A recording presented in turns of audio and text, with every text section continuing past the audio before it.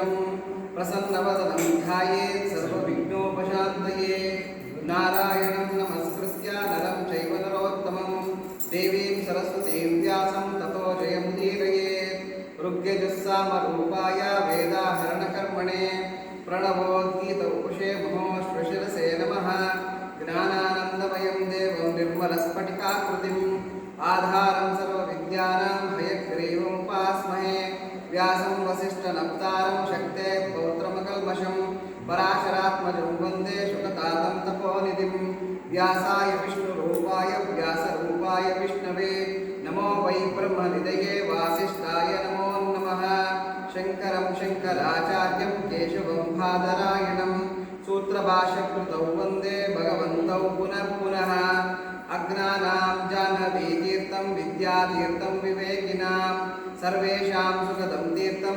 भारतीतीर्थमाश्रये विद्याविनयसम्पन्नं वीतरागं विवेकिनं वन्दे वेदान्ततत्त्वज्ञं विदुशेखरभारतीम् ಬಾಗೇಪಲ್ಲಿ ಭಕ್ತ ಮಹಾಶಯರೇ, ಈ ಸುಂದರ ಸಂಜೆಯಲ್ಲಿ ನಾವೆಲ್ಲ ಸೇರಿದ್ದೀವಿ. ಈಗಾಗಲೇ ಶ್ರೀ ಶ್ರೀ ಭಾರತೀ ತೀರ್ಥ ಮಹಾಸ್ವಾಮಿಗಳ ಮಹಾಸನ್ನಿಧಾನಗಳು ಮತ್ತು ಶೃಂಗೇರಿಯ ಶ್ರೀ ಶ್ರೀ ವಿಧುಶೇಖರ ಭಾರತಿ ಮಹಾಸ್ವಾಮಿಗಳು ಜಗದ್ಗುರುಗಳಾಗಿರ್ತಕ್ಕಂಥ ಇವರುಗಳು ಮಹಾಸಂಕಲ್ಪವನ್ನು ಮಾಡಿರುತ್ತಾರೆ. ಏನಂತ ಅಂತಂದರೆ, ಶ್ರೀ ಶಂಕರ ತತ್ವ ಪ್ರಚಾರ ಅಭಿಯಾನ ಅಂತಕ್ಕಂಥ ಅಭಿಯಾನವನ್ನು ಶುರು ಮಾಡಿದ್ದಾರೆ.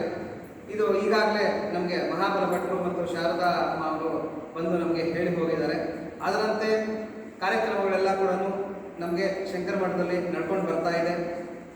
ಭಜನಾ ಕಾರ್ಯಕ್ರಮ, ಗುರುದೇವತಾ ಭಜನಾ ಮಂಜರಿಯನ್ನು ನಮ್ಮ ಮುನ್ನಮಯ್ಯ ಸರ್ ಅವರು ಮತ್ತು ತಂಡದವರು, ಜಲ್ಜಮ್ಮ ಅವರು, ಪತಂಜಲಿ ಯೋಗ ಬಿಟ್ಟವರು ಇವರೆಲ್ಲ ನಡೆಸ್ಕೊಡ್ತಾ ಇದ್ದಾರೆ. ಮತ್ತು ಪಿ ಎಲ್ ನಾಗರಾಜರಾವ್ ಅವರು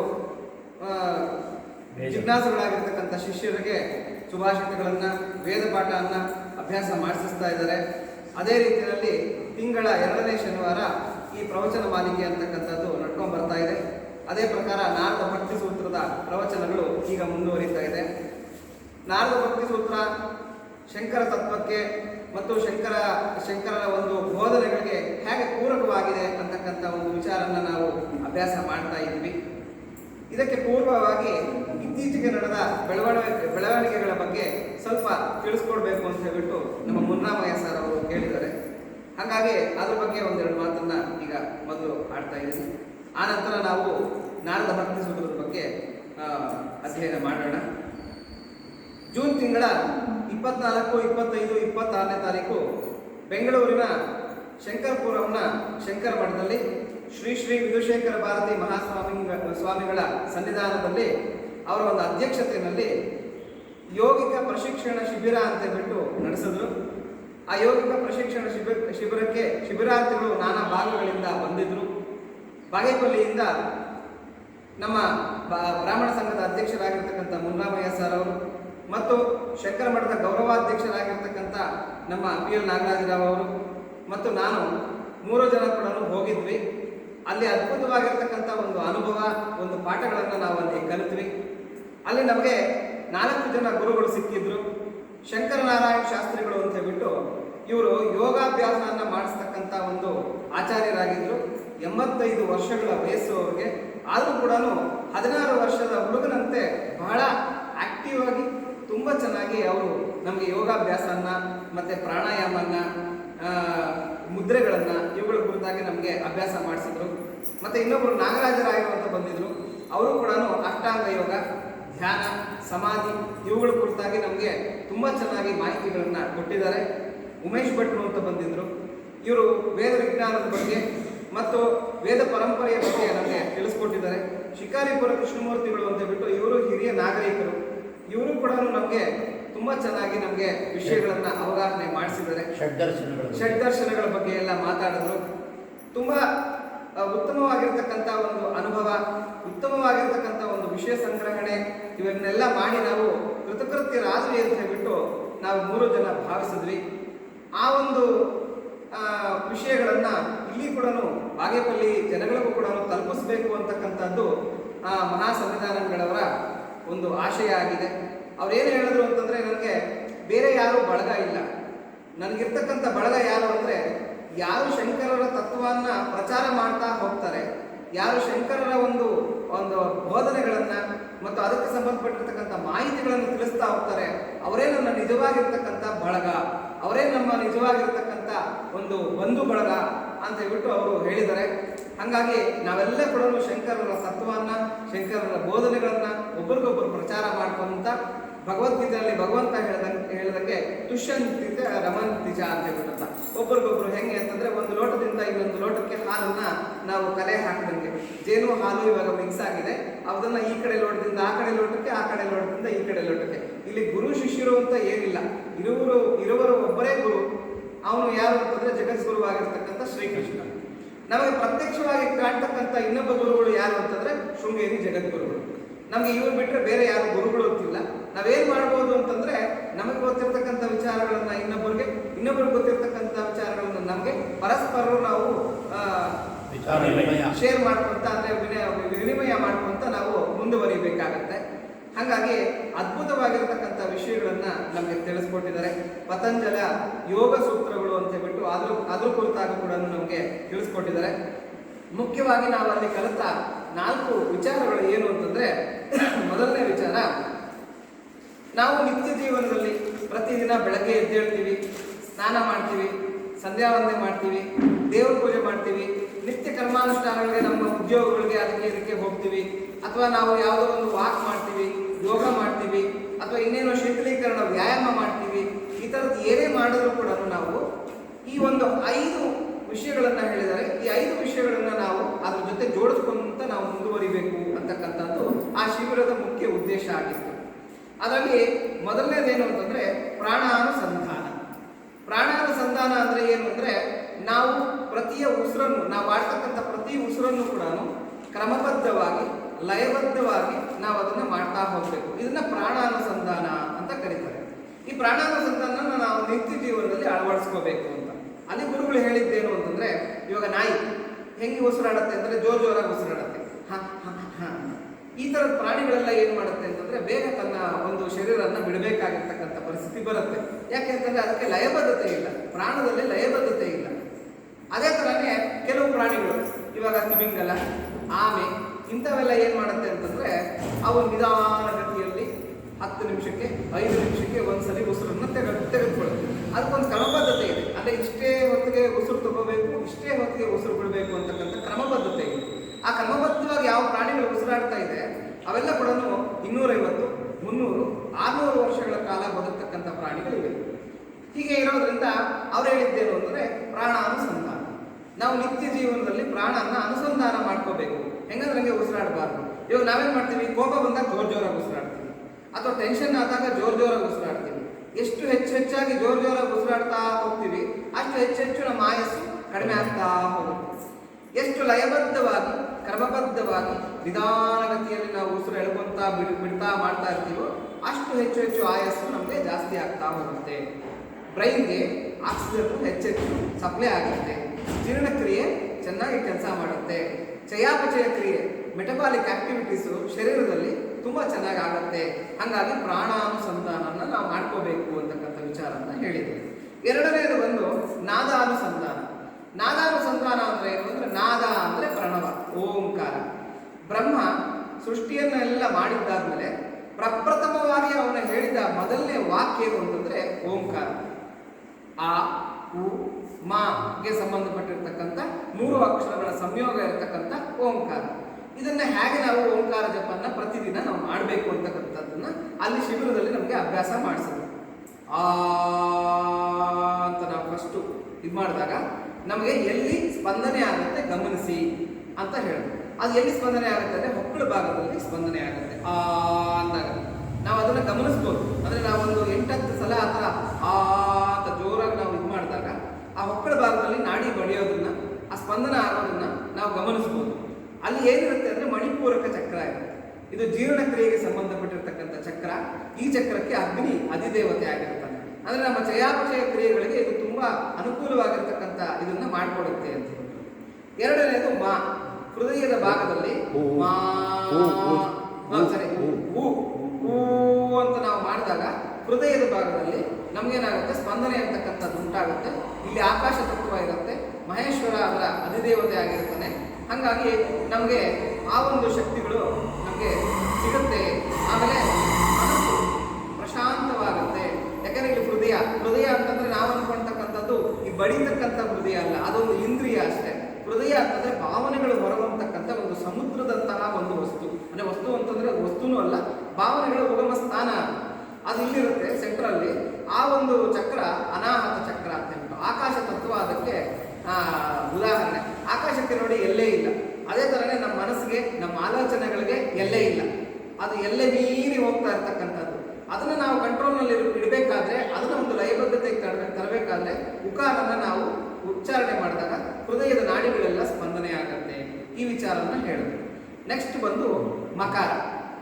ಅದನ್ನು ಹೇಗೆ ಹೇಳಿದ್ರು ಅಂತಂದರೆ, ಈ ಎರಡೂ ಭ್ರೂಮಧ್ಯಗಳ ಮಧ್ಯದಲ್ಲಿ ಇಲ್ಲಿ ಭ್ರುಕುಟಿ ಅಂತ ಕರೀತಾರೆ. ಇದನ್ನ ಇಡ, ಪಿಂಗಳ ಮತ್ತು ಸುಷುಮ್ನ ಅಂತಕ್ಕಂಥ 3 ನಾಡಿಗಳು ಇಲ್ಲಿ ಸಂಗಮ ಆಗುತ್ತೆ. ಹೆಂಗೆ ನಮಗೆ ಗಂಗಾ, ಯಮುನಾ, ಸರಸ್ವತಿ ಸಂಗಮ ಆಗುತ್ತೋ, ತ್ರಿವೇಣಿ ಸಂಗಮ, ಆ ಥರ ಇಲ್ಲಿ 3 ನಾಡಿಗಳ ತ್ರಿವೇಣಿ ಸಂಗಮ ಆಗುತ್ತೆ. ಆ ತ್ರಿವೇಣಿ ಸಂಗಮದಲ್ಲಿ ನಾವು ಅಬ್ಸರ್ವ್ ಮಾಡ್ತಾ, ಗಮನ ಕೊಡ್ತಾ ನಾವು ಹೀಗೆ ನಮಗೆ ಒಂದು 10-12 ಸಲ ನಾವು ಬೆಳಗ್ಗೆ ಎದ್ದ ತಕ್ಷಣ ಉಷ ಕಾಲದಲ್ಲಿ, ಅಂದರೆ ಸೂರ್ಯೋದಯಕ್ಕಿಂತ ಪೂರ್ವವಾಗಿ ನಾವು ಇದನ್ನ ಅಭ್ಯಾಸ ಮಾಡಿದಾಗ ನಾವು ಈ ಭಾಗದಲ್ಲಿ ನಾಡಿ ಸ್ಪಂದನವನ್ನು ನಾವು ಗಮನಿಸಬಹುದು. ಹೆಚ್ಚಾಗಿ ನಾಡಿ ಸ್ಪಂದನ ನಮ್ಗಲ್ಲಾಗುತ್ತೆ. ಹೀಗೆ ನಾವು ಹೆಚ್ಚು ನಾವು ಆ ಒಂದು ನಾದಾನುಸಂಧಾನವನ್ನು ಮಾಡ್ತಾ ಮಾಡ್ತಾ ಈ ಥರದ ನಾಡಿಗಳು ಸ್ಪಂದನ ಆಗುತ್ತೆ. ಇಲ್ಲಿ ಆಜ್ಞಾ ಚಕ್ರ ಅಂತಕ್ಕಂಥದ್ದು ಇರುತ್ತೆ. ಈ ಆಜ್ಞಾ ಚಕ್ರ ನಮ್ಮ ಮೆದುಳಿನ ಮೇಲೆ ಪ್ರಭಾವ ಬೀರುತ್ತೆ, ನಮ್ಮ ಆಲೋಚನೆಗಳ ಮೇಲೆ ಪ್ರಭಾವ ಬೀರುತ್ತೆ, ನಾವು ನಿತ್ಯ ಮಾಡ್ತಕ್ಕಂಥ ಕೆಲಸಗಳ ಮೇಲೆ, ನಮ್ಮ ಜ್ಞಾಪಕ ಶಕ್ತಿಯ ಮೇಲೆ ಅಥವಾ ನಮ್ಮ ಒಂದು ಕ್ರಿಯೇಟಿವಿಟಿ ಮೇಲೆ ಇದು ಪ್ರಭಾವ ಬೀಳುತ್ತೆ. ಮತ್ತೆ ಪಿಟ್ಯೂಟರಿ ಗ್ಲ್ಯಾಂಡ್ ಅಲ್ಲಿರುತ್ತೆ, ಹಾಗಾಗಿ ಅದು ಕೂಡ ಆಕ್ಟಿವೇಟ್ ಆಗುತ್ತೆ. ಹಾಗಾಗಿ ಪ್ರತಿದಿನ ನಾವು ಆ ಉ ಮಾ ಅನ್ನ ಒಂದು 12 ಚಕ್ರಗಳು ನಾವು, ಅಂದರೆ 12 ಸಾರಿ ನಾವು ಅದನ್ನು ಅಭ್ಯಾಸ ಮಾಡಬೇಕು ಅಂತಕ್ಕಂಥದ್ದನ್ನ ಅಲ್ಲಿ ನಮಗೆ ಅಭ್ಯಾಸ ಮಾಡಿ ತೋರಿಸೋದು, ನಾವು ಅದನ್ನು ಸ್ಪಂದನೆ ಆಗತಕ್ಕಂಥದ್ದನ್ನು ಗಮನಿಸೋದು. ನೆಕ್ಸ್ಟ್ ಏನು ಅಂತಂದರೆ ಓಂಕಾರ. ಓಂ ಅಂತಕ್ಕಂಥದ್ದನ್ನು ನಾವು ಒಂದು 10-12 ಸಾರಿ ನಾವು ಅದನ್ನು ಮಾಡಿದಾಗ ನಡುನೆತ್ತಿ ಮೇಲೆ ಇಲ್ಲಿ ಬ್ರಹ್ಮರಂಧ್ರ ಅಂತ ಕರೀತಾರೆ, ಅಲ್ಲಿ ಸ್ಪಂದನೆ ಆಗ್ತಕ್ಕಂಥದ್ದನ್ನು ನಾವು ಗಮನಿಸಬಹುದು. ಅಲ್ಲಿ ಸ್ಪಂದನೆ ಆಗೋದನ್ನು ಗಮನಿಸಿ ನಾವು ಆ ಸಹಸ್ರಾರದಲ್ಲಿ ಹೇಗೆ ಸ್ಪಂದನೆ ಆಗ್ತದೆ, ಅಲ್ಲಿರ್ತಕ್ಕಂಥ ಚಕ್ರಗಳು ಹೇಗೆ ಆಕ್ಟಿವೇಟ್ ಆಗ್ತಾ ಇದೆ ಅಂತಕ್ಕಂಥದ್ದನ್ನೆಲ್ಲ ಗಮನಿಸಬಹುದು. ಸಹಸ್ರಾರ ಅಂತಕ್ಕಂಥದ್ದು ಈ ಕೆಳಗಿರ್ತಕ್ಕಂಥ 6 ಚಕ್ರಗಳ ಮೇಲ್ಗಡೆ ಮಹಾರಾಜರ ಥರ, ಚಕ್ರವರ್ತಿ ಥರ ಬೆಳಗ್ತಾ ಇರ್ತಕ್ಕಂಥ ಚಕ್ರ ಅದು. ಅದನ್ನು ಆಕ್ಟಿವೇಟ್ ಮಾಡಿದ್ರೆ ದಿವ್ಯವಾಗಿರ್ತಕ್ಕಂಥ ದೈವಿ ಶಕ್ತಿಗಳು ನಮ್ಮ ಕೈವಶ ಆಗುತ್ತೆ ಅಂತಕ್ಕಂಥ ವಿಚಾರನ ಕೂಡ ಅವರು ತಿಳಿಸ್ಕೊಟ್ರು ನಮಗೆ. ಹೀಗೆ ನಾವು ನಾದಾನುಸಂಧಾನ, ಈ ನಾದಾನುಸಂಧಾನನ ನಾವೇನು ಮಾಡಬೇಕು, ಪ್ರಾಣಾನುಸಂಧಾನದ ಜೊತೆ ಸೇರಿಸ್ಕೋಬೇಕು. ಸಂಧಾನ ಅಂತಂದರೆ ಏನು ಅಂದರೆ ಸೇರಿಸೋದು. ವಾಯು, ಈ ನಾದ ಎರಡನ್ನೂ ಸೇರಿಸ್ಕೊಂಡು ಪ್ರಾಕ್ಟೀಸ್ ಮಾಡ್ತಾ ಇದನ್ನ ಯಾಕೆ ಪ್ರಾಕ್ಟೀಸ್ ಮಾಡ್ಬೋದು.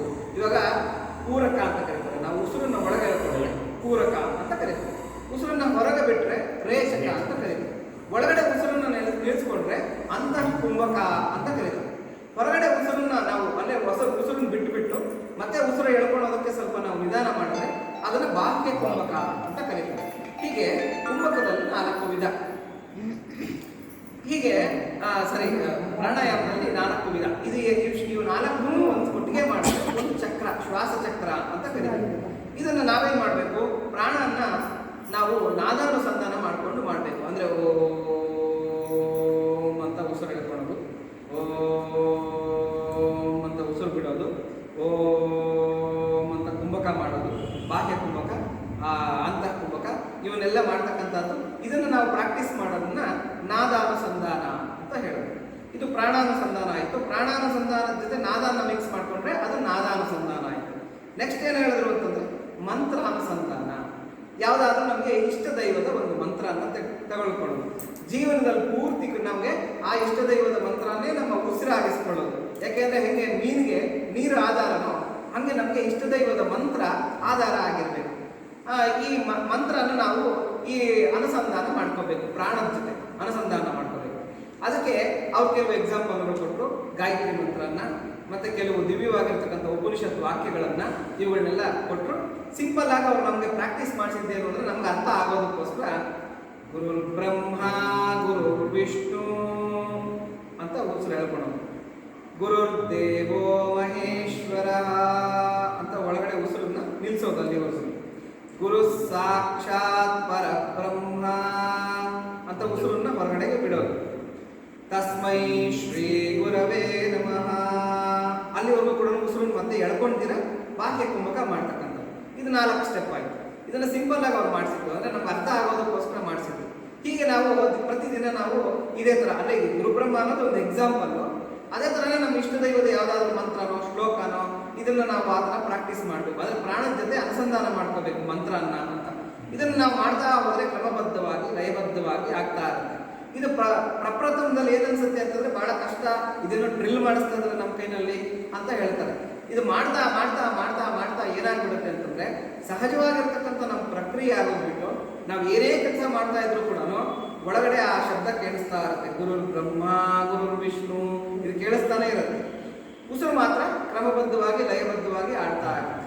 ಹಿಂಗೆ ಆಡೋವಾಗ ಏನಾಗುತ್ತೆ ಅಂತಂದರೆ ಕೆಲವು ಸಮಯದಲ್ಲಿ ನಮಗೆ ಎಡಬಳ್ಳೆನಲ್ಲಿ, ಕೆಲವು ಸಮಯದಲ್ಲಿ ಬಲಬಳ್ಳೆನಲ್ಲಿ ಆ ಉಸಿರು ಅಂತಕ್ಕಂಥದ್ದು ಹೋಗ್ತಾ ಇರುತ್ತೆ. ಇದನ್ನು ಸೂರ್ಯನಾಡಿ ಅಂತ ಕರೀತಾರೆ, ಇದನ್ನು ಚಂದ್ರನಾಡಿ ಅಂತ ಕರೀತಾರೆ. ಈ ಎರಡೂ ನಾಡಿಗಳಲ್ಲಿ ಹೋಗುವಾಗ, ಸೂರ್ಯನಾಡಿನಲ್ಲಿ ಹೋಗುವಾಗ ಏನಾಗುತ್ತೆ ಅಂತಂದರೆ ನಾವು ತುಂಬ ಆಕ್ಟಿವ್ ಆಗಿರ್ತೀವಿ, ಕ್ರಿಯೇಟಿವ್ ಆಗಿರ್ತೀವಿ. ಆಮೇಲೆ ಶರೀರ ಎಲ್ಲ ಕೂಡ ಬಿಸಿಯಾಗಿರ್ತಕ್ಕಂಥ ಒಂದು ವಾತಾವರಣದಲ್ಲಿರ್ತೀವಿ. ಚಂದ್ರನಾಡಿನಲ್ಲಿ ಹೋಗುವಾಗ ಏನಾಗುತ್ತೆ ಅಂದರೆ ಸ್ವಲ್ಪ ನಮಗೆ ಸೋಮಾರ್ತನ, ನಿದ್ದೆ, ಸ್ವಲ್ಪ ತೂಕಡಿಕೆ, ಆಮೇಲೆ ಏನು ಮಾಡೋ ಅಂತ ಇದಿರಲ್ಲ ನಮಗೆ. ಆಮೇಲೆ ಆರಾಮಾಗಿ ಮಲಗಿಬಿಡೋಣ, ವಿಶ್ರಾಂತಿ ತಗೋಣ ಅಂತಕ್ಕಂಥ ಒಂದು ಏನು ಕಲಿಯೋದಕ್ಕೆ ಇಂಟ್ರೆಸ್ಟ್ ಇರೋದಿಲ್ಲ. ಮತ್ತು ಶೀತ ಪ್ರಕೃತಿ ನಮ್ಮ ಶರೀರದಲ್ಲಿ ಇರುತ್ತೆ. ಬೇಸಿಗೆನಲ್ಲಿ ನಾವು ಎಡವಳ್ಳೆನಲ್ಲಿ ಅಂದರೆ ಚಂದ್ರನಾಡಿನಲ್ಲಿ ಉಸಿರಾಡಬೇಕು. ಆಮೇಲೆ ಚಳಿ ಇರ್ತಕ್ಕಂಥ ವಾತಾವರಣದಲ್ಲಿ ನಾವು ಬಲವಳ್ಳೆನಲ್ಲಿ ಸೂರ್ಯನಾಡಿನಲ್ಲಿ ಉಸಿರಾಡಬೇಕು ಅಂತ ಹೇಳ್ತಾರೆ. ಆದರೆ ಧ್ಯಾನಕ್ಕೆ ಕೂತಾಗ ಎರಡೂ ಒಳ್ಳೆನಲ್ಲೂ ಸಮವಾಗಿ ನಾವು ಉಸಿರಾಡ್ತಾ ಇದ್ರೆ ಮನಸ್ಸು ಸ್ಥಿಮಿತಕ್ಕೆ ಬರುತ್ತೆ ಅಂತ ಹೇಳ್ತಾರೆ. ಈ ಸ್ಥಿಮಿತಕ್ಕೆ ಬರೋದು ಹೇಗೆ ಅಂತಂದ್ರೆ ನಾವು ಹೆಚ್ಚೇನು ಕಷ್ಟಪಡಬೇಕಾದಿಲ್ಲ. ಈಗ ಹೇಳಿದ ಪ್ರಕ್ರಿಯೆ ಪ್ರಕಾರ ಮಂತ್ರಾನುಸಂಧಾನ ಮಾಡ್ತಾ ಉಸಿರಾಡ್ತಾ ಇದ್ರೆ ಆಟೋಮೆಟಿಕ್ ಆಗಿ ನಮಗೆ ಆ ಉಸಿರು ಅಂತಕ್ಕಂಥದ್ದು ಸ್ಥಿಮಿತಕ್ಕೆ ಬಂದ್ಬಿಡುತ್ತೆ. ಎರಡೂ ಒಳ್ಳೆಯಲ್ಲೂ ಕೂಡ ಸಮವಾಗಿ ಆ ಗಾಳಿ ಅಂತಕ್ಕಂಥದ್ದು ಶ್ವಾಸ ಸಂಚಾರ ಅಂತಕ್ಕಂಥದ್ದು ಆಗತ್ತೆ. ಇದನ್ನು ಮಂತ್ರಾನುಸಂಧಾನ ಅಂತ ಹೇಳಿದ್ರು. ಮೊದಲನೇದು ಪ್ರಾಣಾನುಸಂಧಾನ, ಎರಡನೇದು ನಾದಾನುಸಂಧಾನ, ಮೂರನೇದು ಮಂತ್ರಾನುಸಂಧಾನ, ಆಮೇಲೆ ಅರ್ಥಾನುಸಂಧಾನ. ಈಗ ಮಂತ್ರ ಆಯಿತು, ನೆಕ್ಸ್ಟ್ ಏನು ಮಾಡಿದ್ರು, ನೆಕ್ಸ್ಟ್ ಸ್ಟೆಪ್ ಏನು ಮಾಡಿದ್ರು ಅಂತಂದ್ರೆ ಅರ್ಥಾನುಸಂಧಾನ. ಗುರುರ್ ಬ್ರಹ್ಮ ಗುರುರ್ ವಿಷ್ಣು ಉಸಿರು ಎಳ್ಕೊಂಡ್ವಿ. ಆ ಉಸಿರು ಎಳ್ಕೊಳ್ಳೋವಾಗ ಏನು ಹೇಳಬೇಕು ಅಂತಂದ್ರೆ ಗುರುರ್ ಬ್ರಹ್ಮ ಗುರುರ್ ವಿಷ್ಣು ಅಂದ್ರೆ ಏನು, ಹೆಂಗೆ ಗುರು ಬ್ರಹ್ಮ, ಹೇಗೆ ಗುರು ವಿಷ್ಣು, ಹೀಗೆ ನಾವು ಯೋಚನೆ ಮಾಡ್ತಾ ಹೋಗ್ತೀವಿ. ಗುರುದೇವೋ ಮಹೇಶ್ವರ ಒಳಗಡೆ ಕುಂಭಕ ಮಾಡಿದ್ವಿ, ಗಾಳಿನ ನಿಲ್ಲಿಸಿದ್ವಿ. ಗುರುದೇವೋ ಮಹೇಶ್ವರ, ಹೇಗೆ ಮಹೇಶ್ವರ ಗುರು ಅಂತ ಹೇಳ್ಬಿಟ್ಟು ಅದನ್ನು ನಾವು ಅನುಸಂಧಾನ ಮಾಡ್ತಾ ಇರ್ತೀವಿ. ಗುರು ಸಾಕ್ಷಾತ್ ಪರಬ್ರಹ್ಮ ಅಂತ ರೇಚಕ ಮಾಡಿದ್ವಿ. ಆವಾಗ ನಾವು ಅದರ ಅರ್ಥನ ಸಂಧಾನ ಮಾಡಬೇಕು. ತಸ್ಮೈ ಶ್ರೀ ಗುರುವೇ ನಮಃ. ಅಂತಹ ಗುರುವಿಗೆ ನನ್ನ ನಮಸ್ಕಾರಗಳು ಅಂತಂದಾಗ ಸಾಕ್ಷಾತ್ ಗುರುಗಳು ನಮ್ಮ ಎದುರುಗ ನಿಂತಿದ್ದಾರೆ, ನನ್ನ ಇಷ್ಟ ದೈವನೋ ಅಥವಾ ನನ್ನ ಗುರುನೋ ಜಗದ್ಗುರುಗಳು ನಿಂತಿದ್ದಾರೆ ಅಂತ ತಿಳ್ಕೊಂಡು ಆ ಗುರುಗಳಿಗೆ ನಾವು ನಮಸ್ಕಾರಗಳನ್ನು ಸಲ್ಲಿಸ್ತಕ್ಕಂಥದ್ದು. ಅಂದರೆ ಈ ಶ್ವಾಸನೇ ನಮ್ಮ ಒಂದು ಏನು ಸಾಷ್ಟಾಂಗ ನಮಸ್ಕಾರ, ಈ ಶ್ವಾಸನೇ ನಮ್ಮ ಪೂಜೆ ಅಂತಕ್ಕಂಥ ಒಂದು ಪರಿಸ್ಥಿತಿನಲ್ಲಿ ನಾವು ಇಷ್ಟ ದೈವಕ್ಕೆ ಮತ್ತು ನಮ್ಮ ಗುರುದೈವಕ್ಕೆ ನಾವು ಈ ಒಂದು ಪ್ರಕ್ರಿಯೆಯನ್ನು ಸಲ್ಲಿಸ್ತಕ್ಕಂಥದ್ದು, ಈ ಸೇವೆಯನ್ನು ಸಲ್ಲಿಸ್ತಕ್ಕಂಥದ್ದನ್ನ ಅರ್ಥಾನುಸಂಧಾನ. ಇದನ್ನು ನೀವು ಮಾಡಿ, ಪ್ರತಿದಿನ ಮಾಡಿ ಅಂತ ಇದನ್ನು ಕೂಡ ನಮಗೆ ಅಭ್ಯಾಸ ಮಾಡಿಸಿದ್ರು. ರೂಪಾನುಸಂಧಾನ. ಇವಾಗ ಮಂತ್ರ ಅಂದಮೇಲೆ ಆ ಮಂತ್ರಕ್ಕೊಂದು ಅಧಿದೈವತೆ. ಇವಾಗ ಗುರು ಅಂತಂದ್ಮೇಲೆ ನಮ್ಮ ಇಷ್ಟ ಗುರುಗಳು ಯಾರೋ ಇರ್ತಾರೆ, ಅಂದರೆ ಇಷ್ಟವಾಗಿರ್ತಕ್ಕಂಥ ಪ್ರತ್ಯಕ್ಷ ಗುರುಗಳು ಯಾರೋ ಇರ್ತಾರೆ, ಅಥವಾ ಜಗದ್ಗುರುವಾಗಿರ್ತಕ್ಕಂಥ ಶ್ರೀಕೃಷ್ಣ ಇರ್ತಾರೆ, ಅಥವಾ ಇಷ್ಟ ದೈವ ಯಾರೋ ಇರ್ತಾರೆ, ಇಷ್ಟ ದೈವದ ಮಂತ್ರ ಹೇಳ್ತಾ ಇರಬೇಕಾಗುತ್ತೆ. ಆ ಒಂದು ದೇವರ ಒಂದು ರೂಪನ್ನ ನಾವೇನು ಮಾಡಬೇಕು, ನೆಕ್ಸ್ಟು ಆ ಶ್ವಾಸದಲ್ಲಿ ಸೇರಿಸ್ಕೊಂಡು ಅದನ್ನು ಅನುಸಂಧಾನ ಮಾಡಬೇಕು. ಅಂದರೆ ಉಸಿರು ಎಳ್ಕೊಂಡಾಗ ನಮ್ಮ ಇಷ್ಟ ದೈವ ಗಾಳಿಯ ರೂಪದಲ್ಲಿ, ವಾಯುವಿನ ರೂಪದಲ್ಲಿ ಒಳಗಡೆ ನಮ್ಮ ಶರೀರನ ಪ್ರವೇಶ ಮಾಡ್ತಾ ಇದ್ದಾನೆ. ಇದನ್ನು ನಾವು ಅನುಸಂಧಾನ ಮಾಡ್ಕೋಬೇಕು. ಒಳಗಡೆ ವಾಯುವಿನ ತಗೊಂಡಿದ್ದಾದ್ಮೇಲೆ ನನ್ನ ಇಷ್ಟ ದೈವ, ನನ್ನ ಗುರುದೈವ ಶರೀರನೆಲ್ಲ ನರನಾಡಿಗಳಲ್ಲೂ, ಮೂಳೆಗಳಲ್ಲೂ, ಅಣು ರೇಣುಗಳಲ್ಲೂ, ನನ್ನ ಪ್ರತಿಯೊಂದು ರೋಮಗಳಲ್ಲೂ ಕೂಡ ತುಂಬ್ಕೊತಾ ಇದ್ದಾನೆ. ತುಂಬಿಕೊಂಡು ಎಲ್ಲದನ್ನು ಕೂಡ ಶುದ್ಧಿ ಮಾಡ್ತಾ ಇದ್ದಾನೆ. ಮೂಲೆನಲ್ಲಿ ಇರ್ತಕ್ಕಂಥ ಪಾಪಗಳನ್ನ, ದೋಷಗಳನ್ನ ಎಲ್ಲದನ್ನು ಕೂಡ ಕಿತ್ತು ಎತ್ಕೊಂಡ್ ಬರ್ತಾ ಇದ್ದಾನೆ.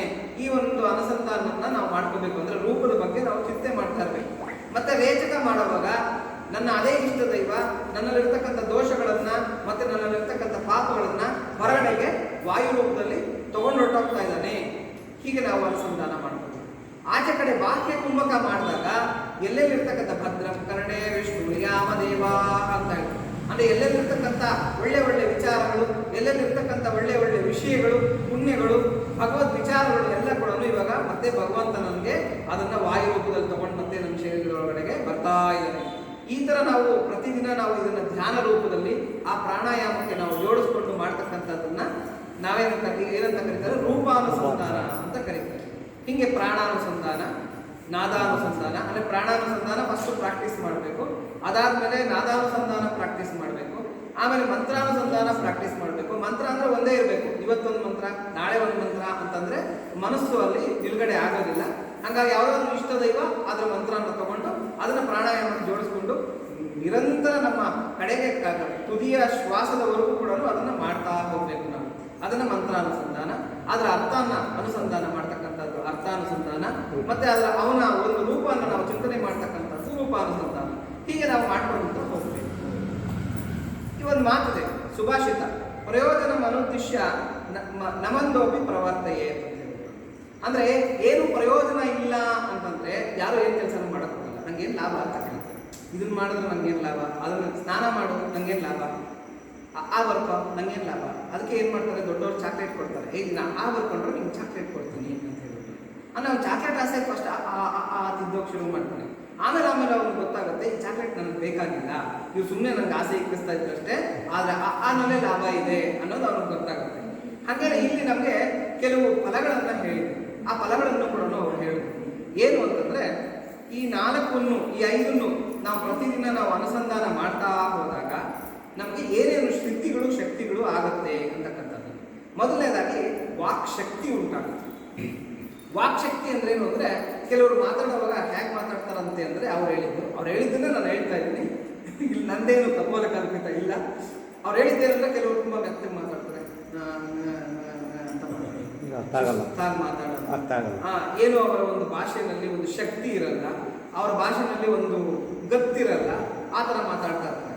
ಈ ಪ್ರಾಣಾಯಾಮ ಮಾಡ್ತಾ ಮಾಡ್ತಾ ಮಾಡ್ತಾ ಏನಾಗುತ್ತೆ ಅಂದ್ರೆ ಅವ್ರ ವಾಕ್ ಒಂದು ಶಕ್ತಿ ಬರುತ್ತೆ, ಅವ್ರ ವಾಕ್ ಒಂದು ಗತ್ತು ಬರುತ್ತೆ.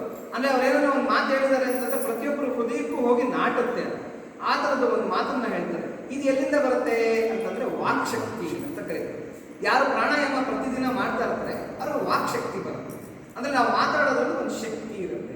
ಶರೀರಕ್ಕೆ ಹೆಂಗೆ ಶಕ್ತಿ ಇರುತ್ತೋ, ಮೆದುಳಿಗೆ ಯಾಕೆ ಶಕ್ತಿ ಇರುತ್ತೋ, ಹಂಗೆ ವಾಕ್ಗೂ ಕೂಡ ಒಂದು ಶಕ್ತಿ ಬರುತ್ತೆ. ಅಂದ್ರೆ ನಮ್ಮ ಮಾತು ಎಲ್ಲ ಕಡೆಗೂ ಒಂದು ಬೋಲ್ಡ್ ಆಗಿ ನಿಲ್ಲುತ್ತೆ. ಹಂಗಾಗಿ ನಾವು ಪ್ರಾಣಾಯಾಮ ಮಾಡೋದ್ರಿಂದ ನಮ್ಗೆ ಆಗ್ತಕ್ಕಂಥ ಮೊದಲನೇ ಲಾಭ ಏನಂದ್ರೆ ವಾಕ್ ಶಕ್ತಿ. ಎರಡನೇ ಶಕ್ತಿ ಏನು ಅಂತಂದ್ರೆ ವಾಕ್ ಶುದ್ಧಿ ಉಂಟಾಗುತ್ತೆ. ಕೆಲವರು ಮಾತಾಡ್ತಾರೆ ಅತ್ತೆ ಹಾರ್ತು ಬಂತು ಅಂತ ಹೇಳ್ಬಿಟ್ಟು, ಹಕ್ಕಿ ಅಂತ ಅನ್ನೋದಕ್ಕೆ ಅಕ್ಕಿ ಅಂತಾರೆ, ಹಾರ್ತಾ ಇದೆ ಅನ್ನೋದಕ್ಕೆ ಆರ್ತಾ ಇದೆ ಅಂತಾರೆ.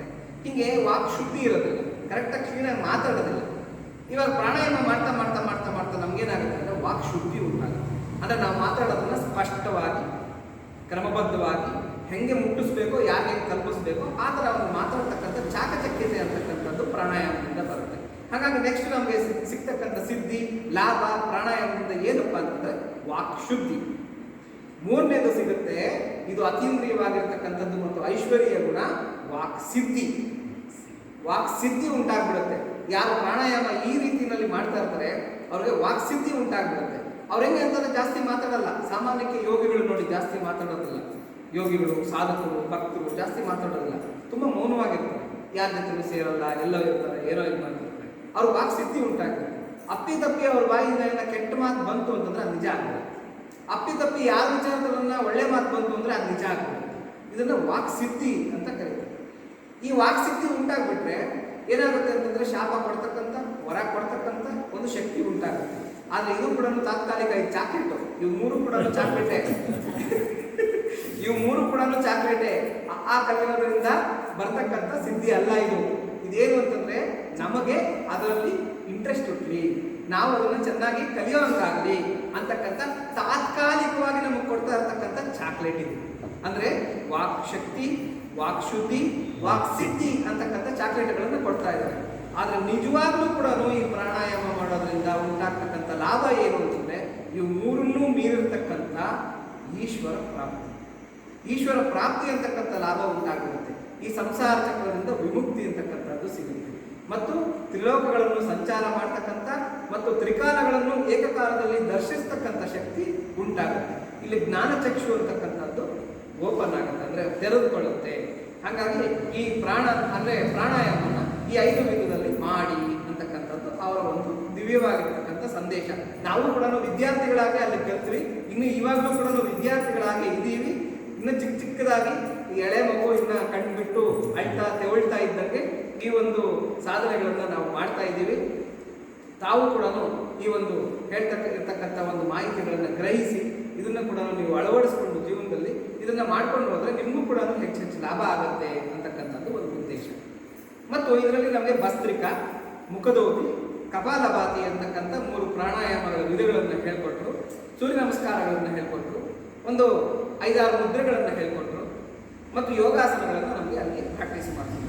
ಇದನ್ನೆಲ್ಲ ಕೂಡ ನಿತ್ಯ ಜೀವನದಲ್ಲಿ ನಮ್ಮ ಇವಾಗ ಸಂಧ್ಯಾ ವಂದನೆ ಮಾಡ್ತಾ ಇರ್ತೀವಿ ಅಥವಾ ಏನೋ ದೇವ್ರ ಪೂಜೆ ಮಾಡ್ತಾ ಇರ್ತೀವಿ. ಪ್ರಾಣಾಯಾಮ ಅಂದರೆ ಪ್ರಣವಸಿ ಖುಷಿ ಪರಮಾತ್ಮ ದೇವತ ದೇವಿ ಗಾಯತ್ರಿ ಚಂದ ಅಂತ ಮೂವ್ ಹಿಡ್ಕೊಂಡು ಸುಮ್ಮನೆ ಏನೋ ಹೇಳ್ಕೊಂಡು ಹೊರಟಾಗ್ತೀವಿ. ಅವ್ರು ಹೇಳಿದ್ದೇನು ಅಂದರೆ ಹಂಗೆ ಹೇಳ್ಬಾರ್ದು. ಪ್ರಣವಸ್ಯ ಪರಬ್ರಹ್ಮ ಋಷಿ ಉಸಿರೆಳ್ಕೋಬೇಕು. ಪರಮಾತ್ಮ ದೇವತಾ ಒಳಗಡೆ ಕುಂಭಕ ಮಾಡಬೇಕು. ದೈವಿ ಗಾಯತ್ರಿ ಚಂದ ರೇಚಕ ಮಾಡಬೇಕು. ಪ್ರಾಣಾಯಾಮೇ ವಿನಿಯೋಗ ಮತ್ತೆ ಒಳಗಡೆ ತಗೋಬೇಕು. ಓಂ ಓಂ ಓಂ ವಾ ಓಂ ಸ್ವ ಓಂ ಮಾ ಓಂ ಜನ ಓಂ ತಪ ಓಂ ಸತ್ಯಂ ಓಂ ತತ್ಸವಿತರ್ವರೆಣ್ಯಂ ಭರ್ಗೋ ದೇವಸ್ಯ ಧೀಮಹಿ ಧಿಯೋ ಯೋ ನಃ ಪ್ರಚೋದಯಾತ್. ಇಷ್ಟು ಕುಂಭಕ ಮಾಡಬೇಕು. 24 ಅಕ್ಷರಗಳು. ಆಮೇಲೆ ಮತ್ತೆ ಓಂ ಆಪೋ ಜ್ಯೋತಿರಸೋ ಅಮೃತಂ ಬ್ರಹ್ಮ ಭೂರ್ಭುವಸ್ವರೋ ಭೂರ್ಭುವಸ್ವರೋ ಭೂರ್ಭುವಸ್ವರೋ ಅಂತ ರೇಚಕ ಮಾಡಬೇಕು. ಈ ತರ ಪ್ರಾಣಾಯಾಮವನ್ನು ನೀವು ಪೂಜೆಗಳಲ್ಲಿ ಸಂಧ್ಯಾವಂದನಗಳಲ್ಲಿ ಪ್ರಾಕ್ಟೀಸ್ ಮಾಡಬೇಕು. ಪ್ರಾಣಾಯಾಮ ಅಂದ್ರೆ ಇವಾಗ ಏನಾಗ್ಬಿಟ್ಟಿದೆ ಅಂತಂದ್ರೆ ಬರೀ ಒಂದು ಆಯಾಮ ಆಗ್ಬಿಟ್ಟಿದೆ. ಸುಮ್ಮನೆ ಮೂಗಿಡ್ಕೊಂಡು ಕೈ ತೆಗೆದು ಕಿವಿ ಮುಟ್ಕೊಂಡ್ಬಿಟ್ರೆ ಅಲ್ಲಿ ಪ್ರಾಣಾಯಾಮ ಮೂಗಿಡ್ಕಪ್ಪ ಅಂತಾರೆ. ಮೂಗಿಡ್ಕೋ ಅಂತ ಹೇಳ್ತಾರೆ. ಅಂತಕ್ಕಂಥದ್ದು ಅವರ ಒಂದು ದಿವ್ಯವಾಗಿರ್ತಕ್ಕಂಥ ಆಶಯ. ಅಮೃತ ಬಿಂದು ಉಪನಿಷತ್ತು ಹೇಳುತ್ತೆ, ಮನಯೇವ ಮನುಷ್ಯಾಣ ಕಾರಣಂ ಬಂಧ ಮೋಕ್ಷಯೋ. ಇಲ್ಲೆಲ್ಲ ಕೇಳ್ತೀವಿ ನಾವು, ಅಲ್ಲೆಲ್ಲ ನಾವು ಕೇಳಿ ಬಂದ್ವಿ. ಎಲ್ಲಿ ಆ ಶಂಕರಪುರಂನಲ್ಲಿ ಇಲ್ಲೂ ತಾವುಗಳೆಲ್ಲ ಕೇಳ್ತೀರಾ. ಆದರೆ ಮನೆಗೆ ಹೋಗಿ ಇದನ್ನ ಅನುಷ್ಠಾನ ಮಾಡೋದು, ಮತ್ತೆ ಅದನ್ನ ಮನನ ಮಾಡೋದು, ಅಧ್ಯಯನ ಮಾಡೋದು ಅಥವಾ ಅದ್ರ ಮೇಲೆ ಪ್ರಯೋಗ ಮಾಡೋದು ತುಂಬಾ ಕಡಿಮೆ. ಇವಾಗ ಏನೋ ಒಂದು ವಿಚಾರ ಹೇಳ್ತೀವಿ, ಏನಂದ್ರೆ ಉಪ್ಪಿಟ್ಟು ಮಾಡೋದು ಹೆಂಗೆ ಅಂತ ಇಲ್ಲೊಂದು ಕ್ಲಾಸ್ ಮಾಡಿದ್ವಿ ಅಂದ್ಕೊಳ್ಳಿ. ಒಳ್ಳೆ ಸುಗಂಧ ಭರಿತವಾಗಿರ್ತಕ್ಕಂಥ ಉಪ್ಪಿಟ್ಟು ಅವ್ನು ನಿಜವಾಗ್ಲೂ ತಿನ್ಬೇಕು ಅಂತ ಅವನು ಮನೆಗೆ ಹೋಗಿ ಪ್ರಯೋಗ ಮಾಡೇ ಬಿಡ್ತಾನೆ. ಒಂದ್ ದಿವಸ ಉಪ್ಪು ಜಾಸ್ತಿ ಆಗುತ್ತೆ, ಒಂದ್ ದಿವಸ ಖಾರ ಜಾಸ್ತಿ ಆಗುತ್ತೆ, ಒಂದ್ ದಿವಸ ಒಗ್ಗರಣೆ ಜಾಸ್ತಿ ಆಗುತ್ತೆ, ಒಂದ್ ದಿವಸ ಸೀದೋಗುತ್ತೆ. 4ನೇ ದಿವಸ ಇವ್ರು ಹೇಳಿರ್ತಕ್ಕಂಥ ಅದೇ ಉಪ್ಪಿಟ್ಟು, ದಿವ್ಯವಾಗಿರ್ತಕ್ಕಂಥ ಅದೇ ಘಮ ಘಮ ಘಮ ಅಂತ ಇರ್ತಕ್ಕಂಥ ಉಪ್ಪಿಟ್ಟು ಅವನ ತಟ್ಟೆಯಲ್ಲಿ ಅವನ ಕೈಗೆ ಬರುತ್ತೆ. ಆದ್ರೆ ಕೆಲವರೇನು ಹೇಳ್ತಾರೆ, ಇಚ್ಛಾಶಕ್ತಿ ಕೊರತೆ ಇರುತ್ತೆ. ಅವ್ರು ಉಪ್ಪಿಟ್ಟು ಬಗ್ಗೆ ಕೇಳ್ಕೊತಾರೆ, ಚೆನ್ನಾಗಿರ್ತಂತೆ ಉಪ್ಪಿಟ್ಟು, ನಾವು ಮಾಡಬೇಕು, ಮಾಡಿ ನೋಡೋಣ ನಿಧಾನಕ್ಕೆ ಅಂತ. ಹೀಗೆ ಕೆಲವರೆಲ್ಲ ತಾತ್ಸಾರ ಮಾಡ್ತಕ್ಕಂಥವ್ರು ಇರ್ತಾರೆ. ಹಾಗಾಗಿ ನಾವೇನ್ ಮಾಡಬೇಕು, ಏನ್ ನಾವು ಕೇಳಿದೀವಿ ಅದನ್ನ ಅಟ್ಲೀಸ್ಟ್ ಇವತ್ತು ಒಂದು 10 ಭಾಗ ನಾವು ಕೇಳಿದ್ರೆ ಅದನ್ನ 1 ಭಾಗನಾದ್ರೂ ಕೂಡ ನಾವು ನಿತ್ಯ ಜೀವನದಲ್ಲಿ ಅಳವಡಿಸ್ಕೊಳ್ಳೋದಕ್ಕೆ ಪ್ರಯತ್ನ ಪಡಬೇಕು. ಆ 1 ಭಾಗ ಅಳವಡಿಸ್ಕೊಂಡಿರ್ತಕ್ಕಂಥದ್ದನ್ನ ಮತ್ತೆ 2 ಭಾಗಕ್ಕೆ, 3 ಭಾಗಕ್ಕೆ, 10 ಭಾಗಕ್ಕೆ ಏರಿಸ್ಕೊಳ್ತಕ್ಕಂಥ ಪ್ರಯತ್ನ, ಆ ಒಂದು ಜಿಜ್ಞಾಸೆ, ಆ ಒಂದು ಹಪಾಹಪಿ ನಮ್ಮಲ್ಲಿ ಇರಬೇಕು. ಹೀಗೆ ನಮಗೆ ಅದನ್ನ ಬೋಧನೆ ಮಾಡಿದ್ವಿ. ಈ ಸಂಬಂಧಪಟ್ಟಿರ್ತಕ್ಕಂಥ ಯೋಗ ಸ್ವಾಸ್ಥ್ಯ ಸಂಪದ ಅಂತಕ್ಕಂಥ ಪುಸ್ತಕನ ಗುರೂಜಿಯವರು ಬರೆದಿದ್ದಾರೆ. ಯಾರು? ನಾರಾಯಣ ಶಾಸ್ತ್ರಿಗಳು, ಶಂಕರ ನಾರಾಯಣ ಬರೆದಿದ್ದಾರೆ. ಅದು 100 ರೂಪಾಯಿ. ಒಂದು ಪುಸ್ತಕದ ಬೆಲೆ 100 ರೂಪಾಯಿ. ಅದು ಇದು ಯಾರಾದ್ರೂ ತರ್ಸ್ಕೊಂಡು ನೋಡಿ, ಇಲ್ಲಿದೆ ನೋಡಿ ಈ ಪುಸ್ತಕ ನೋಡಿ, ಅದು ಆ ಪುಸ್ತಕ. ಅಲ್ಲಿ ಆ ಫೋಟೋದಲ್ಲಿ ಇರ್ತಕ್ಕಂಥವರೇ ಶಂಕರ ನಾರಾಯಣ ಶಾಸ್ತ್ರಿಗಳು ಅವರೇ. ದಿವ್ಯವಾಗಿರ್ತಕ್ಕಂಥ ಒಂದು ಪುಸ್ತಕ, ಅಮೂಲ್ಯವಾಗಿರ್ತಕ್ಕಂಥ ಗ್ರಂಥ. ಅದು ಶೇಖರ ಯೋಗ್ಯವಾಗಿರ್ತಕ್ಕಂಥ ಗ್ರಂಥ, ಪ್ರತಿಯೊಬ್ಬರು ಮನೆಯಲ್ಲೂ ಇರಬೇಕಾಗಿರ್ತಕ್ಕಂಥ ಗ್ರಂಥ. ಸಹಿತವಾಗಿ ಎಲ್ಲ ಚಿತ್ರ ಸಹಿತವಾಗಿ, ಅರ್ಥ ಸಹಿತವಾಗಿ, ತುಂಬಾ ಅದ್ಭುತವಾಗಿ ಅದನ್ನ ವರ್ಣಿಸಿದ್ದಾರೆ. 100 ರೂಪಾಯಿ ಅದರ ಬೆಲೆ. ಅದು ಯಾರಾದ್ರೂ ತರಿಸ್ಕೊಳ್ಳೋಕೆ ಇಚ್ಛೆ ಇದ್ರೆ ನಮ್ಮ ಮುನ್ನಮಯ್ಯ ಸರ್ ಅವ್ರಿಗೆ ಹೆಸರು ಕೊಟ್ರೆ ಇಲ್ಲಿ 2 ಫೋನ್ ನಂಬರ್ ಇದೆ. ಅವರು ಅದರೊಳಗೆ ಇದೆ ಸರ್, ಫಸ್ಟ್ ಆ 2 ಫೋನ್ ನಂಬರ್ಗೆ ಕಾಲ್ ಮಾಡಿದ್ರೆ ಅವ್ರು ಎಷ್ಟು ಪುಸ್ತಕ ಬೇಕಾದ್ರೂ ನಮಗೆ ಕಳಿಸ್ಕೊಡ್ತಾರೆ. ಹಾಗಾಗಿ ಅದೊಂದು ಕೆಲಸನ ನಾವು ಮಾಡ್ತೀವಿ. ಇವಿಷ್ಟು ಕೂಡ 24, 25, 26ನೇ ತಾರೀಕು ಜೂನ್ ತಿಂಗಳಿನಲ್ಲಿ ನಾವು 3 ಜನ ಶಂಕರಪುರಂಗೆ ಹೋದಾಗ ಗುರುಗಳ ಅಧ್ಯಕ್ಷತೆಯಲ್ಲಿ ನಾವು ಅನುಭವಿಸಿದ ಮತ್ತು ಕಲಿತು ಬಂದ ಚಿಕ್ಕ ಚಿಕ್ಕ ಪಾಠಗಳಿವೆ. ಇವೆಲ್ಲ ಹೆಂಗೆ ಅಂತಂದ್ರೆ ಈ ಬಾಲಪಾಠ ಅಂತ ಹೇಳ್ತಾರಲ್ಲ, ಆ ಥರ. ಇನ್ನೂ ನಾವೇನು ದೊಡ್ಡದಾಗಿ ಕಲ್ತಿಲ್ಲ, ಬಾಲಪಾಠಗಳನ್ನ ಕಲಿತು ಬಂದಿದ್ದೀವಿ. ಇನ್ನು ಮುಂದಕ್ಕೆ ಏನನ್ನ ಭಗವಂತ ಅನುಗ್ರಹ ಮಾಡಿದ್ರೆ, ಗುರುಗಳ ಆಶೀರ್ವಾದ ಇದ್ರೆ ನಾವಿನ್ನೂ ಹೆಚ್ಚು ಕಲಿಯೋದಕ್ಕೆ ಅವಕಾಶ ಇದೆ. ನಾವೇನೋ ಸುಮ್ಮನೆ ಏನೋ ಹೋಗ್ಬೇಕು ಅಂತ ಹೋಗಿದ್ದಷ್ಟೇ, ಬಟ್ ಈ ತರ ಅಂತ ಗೊತ್ತಿರಲಿಲ್ಲ. ತುಂಬಾ ಚೆನ್ನಾಗಿತ್ತು, ತುಂಬಾ ದಿವ್ಯವಾಗಿರ್ತಕ್ಕಂಥ ಅನುಭವ. ಹಾಗಾಗಿ ನಮ್ಮ ಮುನ್ರಾಮಯ್ಯ ಸರ್ ಅವರು ಇದು ಒಂದೆರಡು ಮಾತುಗಳನ್ನ ತಿಳಿಸ್ಕೊಡ್ಬೇಕು. ಇಲ್ಲಿರ್ತಕ್ಕಂಥ ಜನಗಳಿಗೆ ಅದರ ಒಂದು ಪರಿಚಯ ಮಾಡಿಸ್ಕೊಡಿ, ಪ್ರವಚನದಲ್ಲಿ ಅದನ್ನು ಕೂಡ ಜೋಡಿಸ್ಕೊಳ್ಳಿ ಅಂತ ಹೇಳಿದ್ರು. ಹಾಗಾಗಿ ಅವರ ಒಂದು ಅನುಜ್ಞೆಯನ್ನ ನಾವು ಶಿರಸಾ ವಹಿಸಿ ಈ ಒಂದು ಎರಡು ಮಾತುಗಳನ್ನ ತಮ್ಮ ಮುಂದಿಟ್ಟಿದ್ದೀವಿ. ಎಲ್ಲರೂ ಕೂಡ ಇದರ ಒಂದು ಭಾಗ್ಯನ, ಅದರ ಒಂದು ಲಾಭನ ಪಡ್ಕೋಬೇಕು ಅಂತ ಹೇಳ್ಬಿಟ್ಟು ಪ್ರಾರ್ಥನೆ ಮಾಡ್ತಾ ಇದ್ದೀವಿ. ಈಗ ಯಥಾ ಪ್ರಕಾರ ಪ್ರತಿ ತಿಂಗಳಂತೆ ಇವಾಗ ನಾವು ನಾರದ ಭಕ್ತಿ ಸೂತ್ರದ ಬಗ್ಗೆ ಈಗ ಅಧ್ಯಯನ ಮಾಡ್ತಾ ಹೋಗೋಣ. ಹಿಂದೆ ನಾವು ನಾರದರ ಬಗ್ಗೆ ಎಲ್ಲ ತಿಳ್ಕೊಂಡಿದ್ದೀವಿ.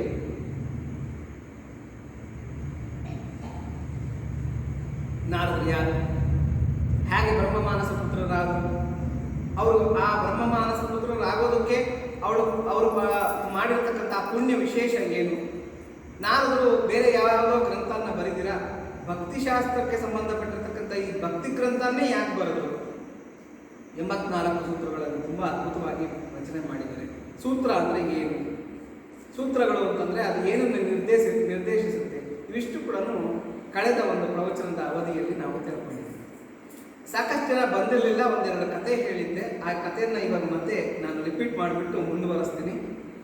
ಭಕ್ತಿನೇ ಯಾಕೆ ನಾರದರು ಹೇಳಿದ್ರು ಅಂತ ನಮಗೆ ಬೇರೆ ಯಾವುದೋ ಇವಾಗ ಯೋಗದ ಬಗ್ಗೆ ಹೇಳ್ಬೋದಾಗಿತ್ತು, ಜ್ಞಾನದ ಬಗ್ಗೆ ಹೇಳ್ಬೋದಾಗಿತ್ತು, ಅಥವಾ ಇನ್ಯಾವುದೋ ಕರ್ಮಾನುಷ್ಠಾನದ ಬಗ್ಗೆ ಹೇಳ್ಬೋದಾಗಿತ್ತು, ಧ್ಯಾನದ ಬಗ್ಗೆ ಹೇಳ್ಬೋದಾಗಿತ್ತು. ಭಕ್ತಿ ಬಗ್ಗೆ ಯಾಕೆ ಹೇಳಿದ್ರು ಅಂತ ಇವಾಗ ನಮ್ಮಲ್ಲಿ ಸಹಜವಾಗಿ ಒಂದು ವಸ್ತು ಇದೆ ಅಂತಂದ್ರೆ ನಮ್ಗೆ ಅದರ ಒಂದು ಉಪಯೋಗ ಮಾಡ್ತಕ್ಕಂಥದ್ದು ತುಂಬಾ ಈಸಿ. ಫಾರ್ ಎಕ್ಸಾಂಪಲ್, ಪೆನ್ ಇದೆ ಶರ್ಟ್ ಜೋಬಿನಲ್ಲಿ, ಒಂದೆರಡು ಪದ ನಂಗೆ ಬರ್ಕೋಪ ಅಂತಂದ್ರೆ ಈಸಿಯಾಗಿ ಕ್ಯಾಪ್ ತೆಗೆದು ನಿಂಗೆ ಬರ್ಕೊಂತೀವಿ ನಾವು. ಪೆನ್ ಆಲ್ರೆಡಿ ನನ್ನ ಜೋಬಿನಲ್ಲಿ ಇದೆ. ಆದರೆ ಇಲ್ಲೇ ಇರ್ತಕ್ಕಂಥದ್ದನ್ನ ಎಲ್ಲಿ ಒಂದು ಖಡ್ಗ ತೆಗೆದು ಇದನ್ನ ಕಾಯಿನ ಕತ್ತರಿಸಪ್ಪ ಅಂತಂದ್ರೆ ಖಡ್ಗನ ನಾನು ಹುಡ್ಕೊಂಡು ಹೋಗ್ಬೇಕಾಗುತ್ತೆ. ಖಡ್ಗನ ಸಂಪಾದನೆ ಮಾಡೋದು ಅಷ್ಟು ಈಸಿ ಅಲ್ಲ, ಬಹಳ ಕಷ್ಟ ಇದೆ. ಹಾಗಾಗಿ ಯಾವುದು ಸಹಜವಾಗಿ ನಮ್ಮಲ್ಲಿ ಇದೆಯೋ ಅದನ್ನು ಉಪಯೋಗಿಸ್ಕೊಂಡು ನಾವು ಸಾಧನೆಯಲ್ಲಿ ತೊಡಗಿದ್ರೆ ನಮ್ಗೆ ತುಂಬ ಈಸಿ ಆಗುತ್ತೆ. ಯಾವುದು ನಮ್ಮ ಹತ್ರ ಇಲ್ಲ ಅದನ್ನು ನೀನು ಮಾಡು ಅಂತಂದ್ರೆ ಬರೀ ನಾವು ಕೇಳ್ತೀವಿ ಅಷ್ಟೇ. ಇವಾಗ ಹೆಂಗೆ ಅಂತಂದ್ರೆ ಆಕಾಶದಲ್ಲಿ ಮಲ್ಗೆ ಹೋಗ್ಬಿಡುತ್ತೆ, ನೀನು ಅದನ್ನು ಕಿತ್ಕೊಂಡ್ಬಂದು ದೇವ್ರ ಪೂಜೆ ಮಾಡಬೇಕು ಅಂತ ಯಾರು ಹೇಳ್ತಾರೆ. ಆಯ್ತು, ಆಕಾಶದಲ್ಲಿ ಈ ಮಲ್ಗೆ ಹೋಗ್ಬಿಡುತ್ತಂತೆ, ಎಲ್ಲಿ ಬಿಡುತ್ತೆ ನಮಗೆ ಇನ್ಫಾರ್ಮೇಶನ್ ಗೊತ್ತಿಲ್ಲ, ಹೇಗೆ ಬಿಡುತ್ತೆ ಗೊತ್ತಿಲ್ಲ, ಯಾವ ಏಣಿ ಹಾಕ್ಕೊಂಡು ಅದನ್ನ ಹತ್ತಿ ಕೀಳ್ಬೇಕು ನಮ್ಗೆ ಗೊತ್ತಿಲ್ಲ, ಆ ಪುಷ್ಪ ಹೇಗಿರುತ್ತೆ ನಾವು ನೋಡಿಲ್ಲ, ಬರೀ ವರ್ಣನೆ ಕೇಳಿರೋದಷ್ಟೇ. ಅದನ್ನ ದೇವರ ಪೂಜೆ ಮಾಡೋದಕ್ಕೆ ಬಹಳ ಕಷ್ಟ ಆಗುತ್ತೆ. ಹಿಂಗೆ ಕತ್ತಿಯ ಅಲಗಿನ ಮೇಲೆ ನಡೆದಂತೆ ಅಂತ ಭಗವಂತ ಹೇಳ್ತಾನೆ ಭಕ್ತಿ ಯೋಗದಲ್ಲಿ. ಅಂದ್ರೆ ಇದು ಕತ್ತಿಯ ಅಲಗಿನ ಮೇಲೆ ನಡೆದಂತೆ ಬೇರೆ ಸಾಧನೆಗಳೆಲ್ಲ ಕೂಡ ಅಷ್ಟು ಈಸಿ ಅಲ್ಲ. ನಮ್ಗೆ ಯಾವ ಮಾಡಿದ್ರೆ ನಾವು ಪತಿತರಾಗೋಗ್ತಕ್ಕಂಥ ಜನ್ಮಾಂತರಗಳ ಹಿಂದಕ್ಕೆ ನಾವು ಬಿದ್ದೋಗ್ತಕ್ಕಂಥ ಚಾನ್ಸಸ್ ಇರುತ್ತೆ, ಯೋಗ ಭ್ರಷ್ಟರು ಅಂತ ಕರೀತಾರೆ ಅವರು. ಆದರೆ ಭಕ್ತಿ ಹಾಗಲ್ಲ, ಸಹಜವಾಗಿ ನಮ್ಮಲ್ಲಿ ಹೃದಯದಲ್ಲಿ ಒಂದು ವಸ್ತು ಇರುತ್ತೆ. ಅದೇನಪ್ಪ ಅಂತಂದ್ರೆ ಪ್ರೀತಿ. ಇವಾಗ ನೋಡಿ, ಗಂಡನಿಗೆ ಹೆಂಡತಿ ಮೇಲೆ ಪ್ರೀತಿ, ಹೆಂಡತಿಗೆ ಗಂಡನ ಮೇಲೆ ಪ್ರೀತಿ, ತಾಯಿಗೆ ಮಕ್ಕಳ ಮೇಲೆ ಪ್ರೀತಿ ಇರುತ್ತೆ, ಮಕ್ಕಳಿಗೆ ಸಹಜವಾಗಿ ತಾಯಿ ಮೇಲೆ ಪ್ರೀತಿ ಇರುತ್ತೆ, ಸ್ನೇಹಿತರಿಗೆ ಇನ್ನೊಬ್ಬ ಸ್ನೇಹಿತರ ಮೇಲೆ ಪ್ರೀತಿ ಇರುತ್ತೆ, ಬಂಧುಗಳಿಗೆ ಅವರವರಲ್ಲೇ ಪ್ರೀತಿ ಇರುತ್ತೆ. ಪ್ರೀತಿ ಅಂತಕ್ಕಂಥದ್ದು ಸಹಜವಾಗಿರುತ್ತೆ ನಮ್ಮಲ್ಲಿ. ಈಗ ನಿನ್ನಲ್ಲಿ ಆಲ್ರೆಡಿ ಇರ್ತಕ್ಕಂಥ ಪ್ರೀತಿಯನ್ನ, ನೀನೆಲ್ಲರಿಗೂ ಹಂಚ್ತಾ ಇರ್ತಕ್ಕಂಥ ಪ್ರೀತಿಯನ್ನ ಭಗವಂತನ ಕಡೆ ತಿರುಗಿಸ್ಬೇಕು. ನಮ್ಮಲ್ಲಿ ಒಂದು ಕೆರೆ ಇದೆ, ಆ ಕೆರೆಗೆ ಒಂದು 10 ತೂಬ್ ಇದೆ, 10 ತೂಬಲ್ಲೂ ಕೆರೆ ನೀರು ಹೋಗ್ತಾ ಇದೆ. ಆ ಹೋಗ್ತಾ ಇರ್ತಕ್ಕಂಥ 10 ತೂಬುಗಳನ್ನು ಒಂದ್ ಕಡೆಯಿಂದ ಮುಚ್ಕೊಳ್ತಾ ಬಂದು ಒಂದೇ ತೂಬಲ್ಲಿ ಅದನ್ನ ಹರಿಸಿದ್ರೆ ಅದು ನಮಗೆ ಲಾಭವನ್ನು ಉಂಟು ಮಾಡುತ್ತೆ. ಸೂರ್ಯಕಿರಣಗಳಲ್ಲಿ ಶಕ್ತಿ ಇದೆ, ದಾಹಕ ಶಕ್ತಿ ಇದೆ. ಆದ್ರೆ ಆ ದಾಹಕ ಶಕ್ತಿ ನಮ್ಗೆ ಗೊತ್ತಾಗ್ತಾ ಇಲ್ಲ. ಯಾಕೆ ಅಂತಂದ್ರೆ ಆ ಸೂರ್ಯ ಕಿರಣಗಳು ಯಾವುದನ್ನು ದಹಿಸ್ತಕ್ಕಂಥ ಶಕ್ತಿ ಯಾಕಿಲ್ಲ ಅಂದ್ರೆ ಅದು ಕೇಂದ್ರೀಕೃತವಾಗಿದೆ. ಅದನ್ನೇ ನಾವು ಪೀರಮಸುರ ಅಂದ್ರೆ ಇದು ಯಾವುದು ಲೆನ್ಸ್ ಮುಖಾಂತರ ನಾವು ಅದನ್ನ ಬಿಟ್ಟಾಗ ಅದು ಒಂದು ಪಾಯಿಂಟ್ ಅಲ್ಲಿ, ಅದೇ ಒಂದು ಬಿಂದುವಿನಲ್ಲಿ ಅದು ಕೇಂದ್ರೀಕೃತವಾಗುತ್ತೆ. ಅದು ಯಾವಾಗ ಬಿಂದುವಿನಲ್ಲಿ ಕೇಂದ್ರೀಕೃತವಾಗುತ್ತೆ ಆ ಸೂರ್ಯನ ರಶ್ಮಿಗಳು, ಅದು ಏನನ್ನು ಕೂಡ ಸುಡತಕ್ಕಂಥ ಸಾಮರ್ಥ್ಯ ಅದಕ್ಕೆ ಬಂದ್ಬಿಡುತ್ತೆ. ಅದು ದಾಹಕ ಶಕ್ತಿ, ಸೂರ್ಯಕಿರಣಗಳಲ್ಲಿ ದಾಹಕ ಶಕ್ತಿ. ಹಾಗೆ ನಮ್ಮ ಮನಸ್ಸಿಗೆ ಅಂತಹ ಒಂದು ದಾಹಕ ಶಕ್ತಿ ಇದೆ. ಈ ಮನಸ್ಸು ದಹಿಸ್ತಕ್ಕಂಥ ಏನನ್ನು ದಹಿಸುತ್ತೆ ಈ ಮನಸ್ಸು ಅಂತಂದ್ರೆ ಮಾಯಾ ಪರದೆಯನ್ನು ದಹಿಸಿಬಿಡುತ್ತೆ. ನಮಗೆ ಭಗವಂತನಿಗೆ ಮಧ್ಯದಲ್ಲಿ ಮಾಯೆಯ ಪರದೆ ಇದೆ. ತ್ರಿಗುಣಮಯಿ ಮಾಯಾ ಅಂತ, ಸತ್ವಗುಣ, ರಜೋಗುಣ, ತಮೋಗುಣ ಅಂತಕ್ಕಂಥ ತ್ರಿಗುಣಮಯಿ ಮಾಯೆ. ಇದು ದೈವಿ ಮಾಯೆ. ದೈವಿ ಹೇಷ ಗುಣಮಯಿ ಮಮ ಮಾಯಾ ದುರತ್ಯಯ ಮಾಮೇವಯೇ ಪ್ರಪಂಚಂತೆ ಮಾಯಾಮೇತ ತಲಂತಿದೆ ಅಂತ ಭಗವಂತನ ವಾಣಿ. ಅಂದ್ರೆ ಈ ನಮ್ಮ ಮನಸ್ಸಿಗೆ ಈ ಸುಡ್ತಕ್ಕಂಥ ಶಕ್ತಿ ಇದೆ. ಸುಡೋ ವಸ್ತು ಎದುರುಗನೆ ಇದೆ, ಮಾಯಾ ಪರದೆ ಇದೆ. ಮಾಯಾ ಪರದೆ ಸುಟ್ರೆ ಸಾಕು, ಹಿಂದ್ಗಡೆನೆ ಭಗವಂತ ಇದ್ದಾನೆ, ಭಗವಂತನ ಸಾಕ್ಷಾತ್ಕಾರ ಆಗುತ್ತೆ.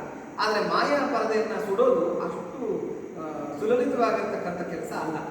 ಅದಕ್ಕೆ ಈ ಮನಸ್ಸಿಗಿರ್ತಕ್ಕಂಥ ದಾಹಕ ಶಕ್ತಿಯಿಂದ ಕೇಂದ್ರೀಕೃತ ಮಾಡಬೇಕು. ಅದಕ್ಕೆ ನಾವೇನು ಮಾಡಬೇಕು, ಎಲ್ಲರ ಮೇಲೆ ಹರಿದ ಹಂಚಿ ಹೋಗಿರ್ತಕ್ಕಂಥ ಪ್ರೀತಿಯನ್ನ ಹಿಂದಕ್ಕೆ ಸೆಳೆಕೊಂಡು, ಅಂದರೆ ಅವ್ನು ಪ್ರೀತಿಸಬೇಡ ಅಂತ ಹೇಳ್ತಾ ಇಲ್ಲ ನಾರದರಲ್ಲಿ, ಪ್ರೀತಿಸಿ, ಆದರೆ ಕರ್ತವ್ಯ ಅಂತ ಪ್ರೀತಿಸಿ. ಮಮಕಾರ ಬೇಡ, ಮೋಹ ಬೇಡ.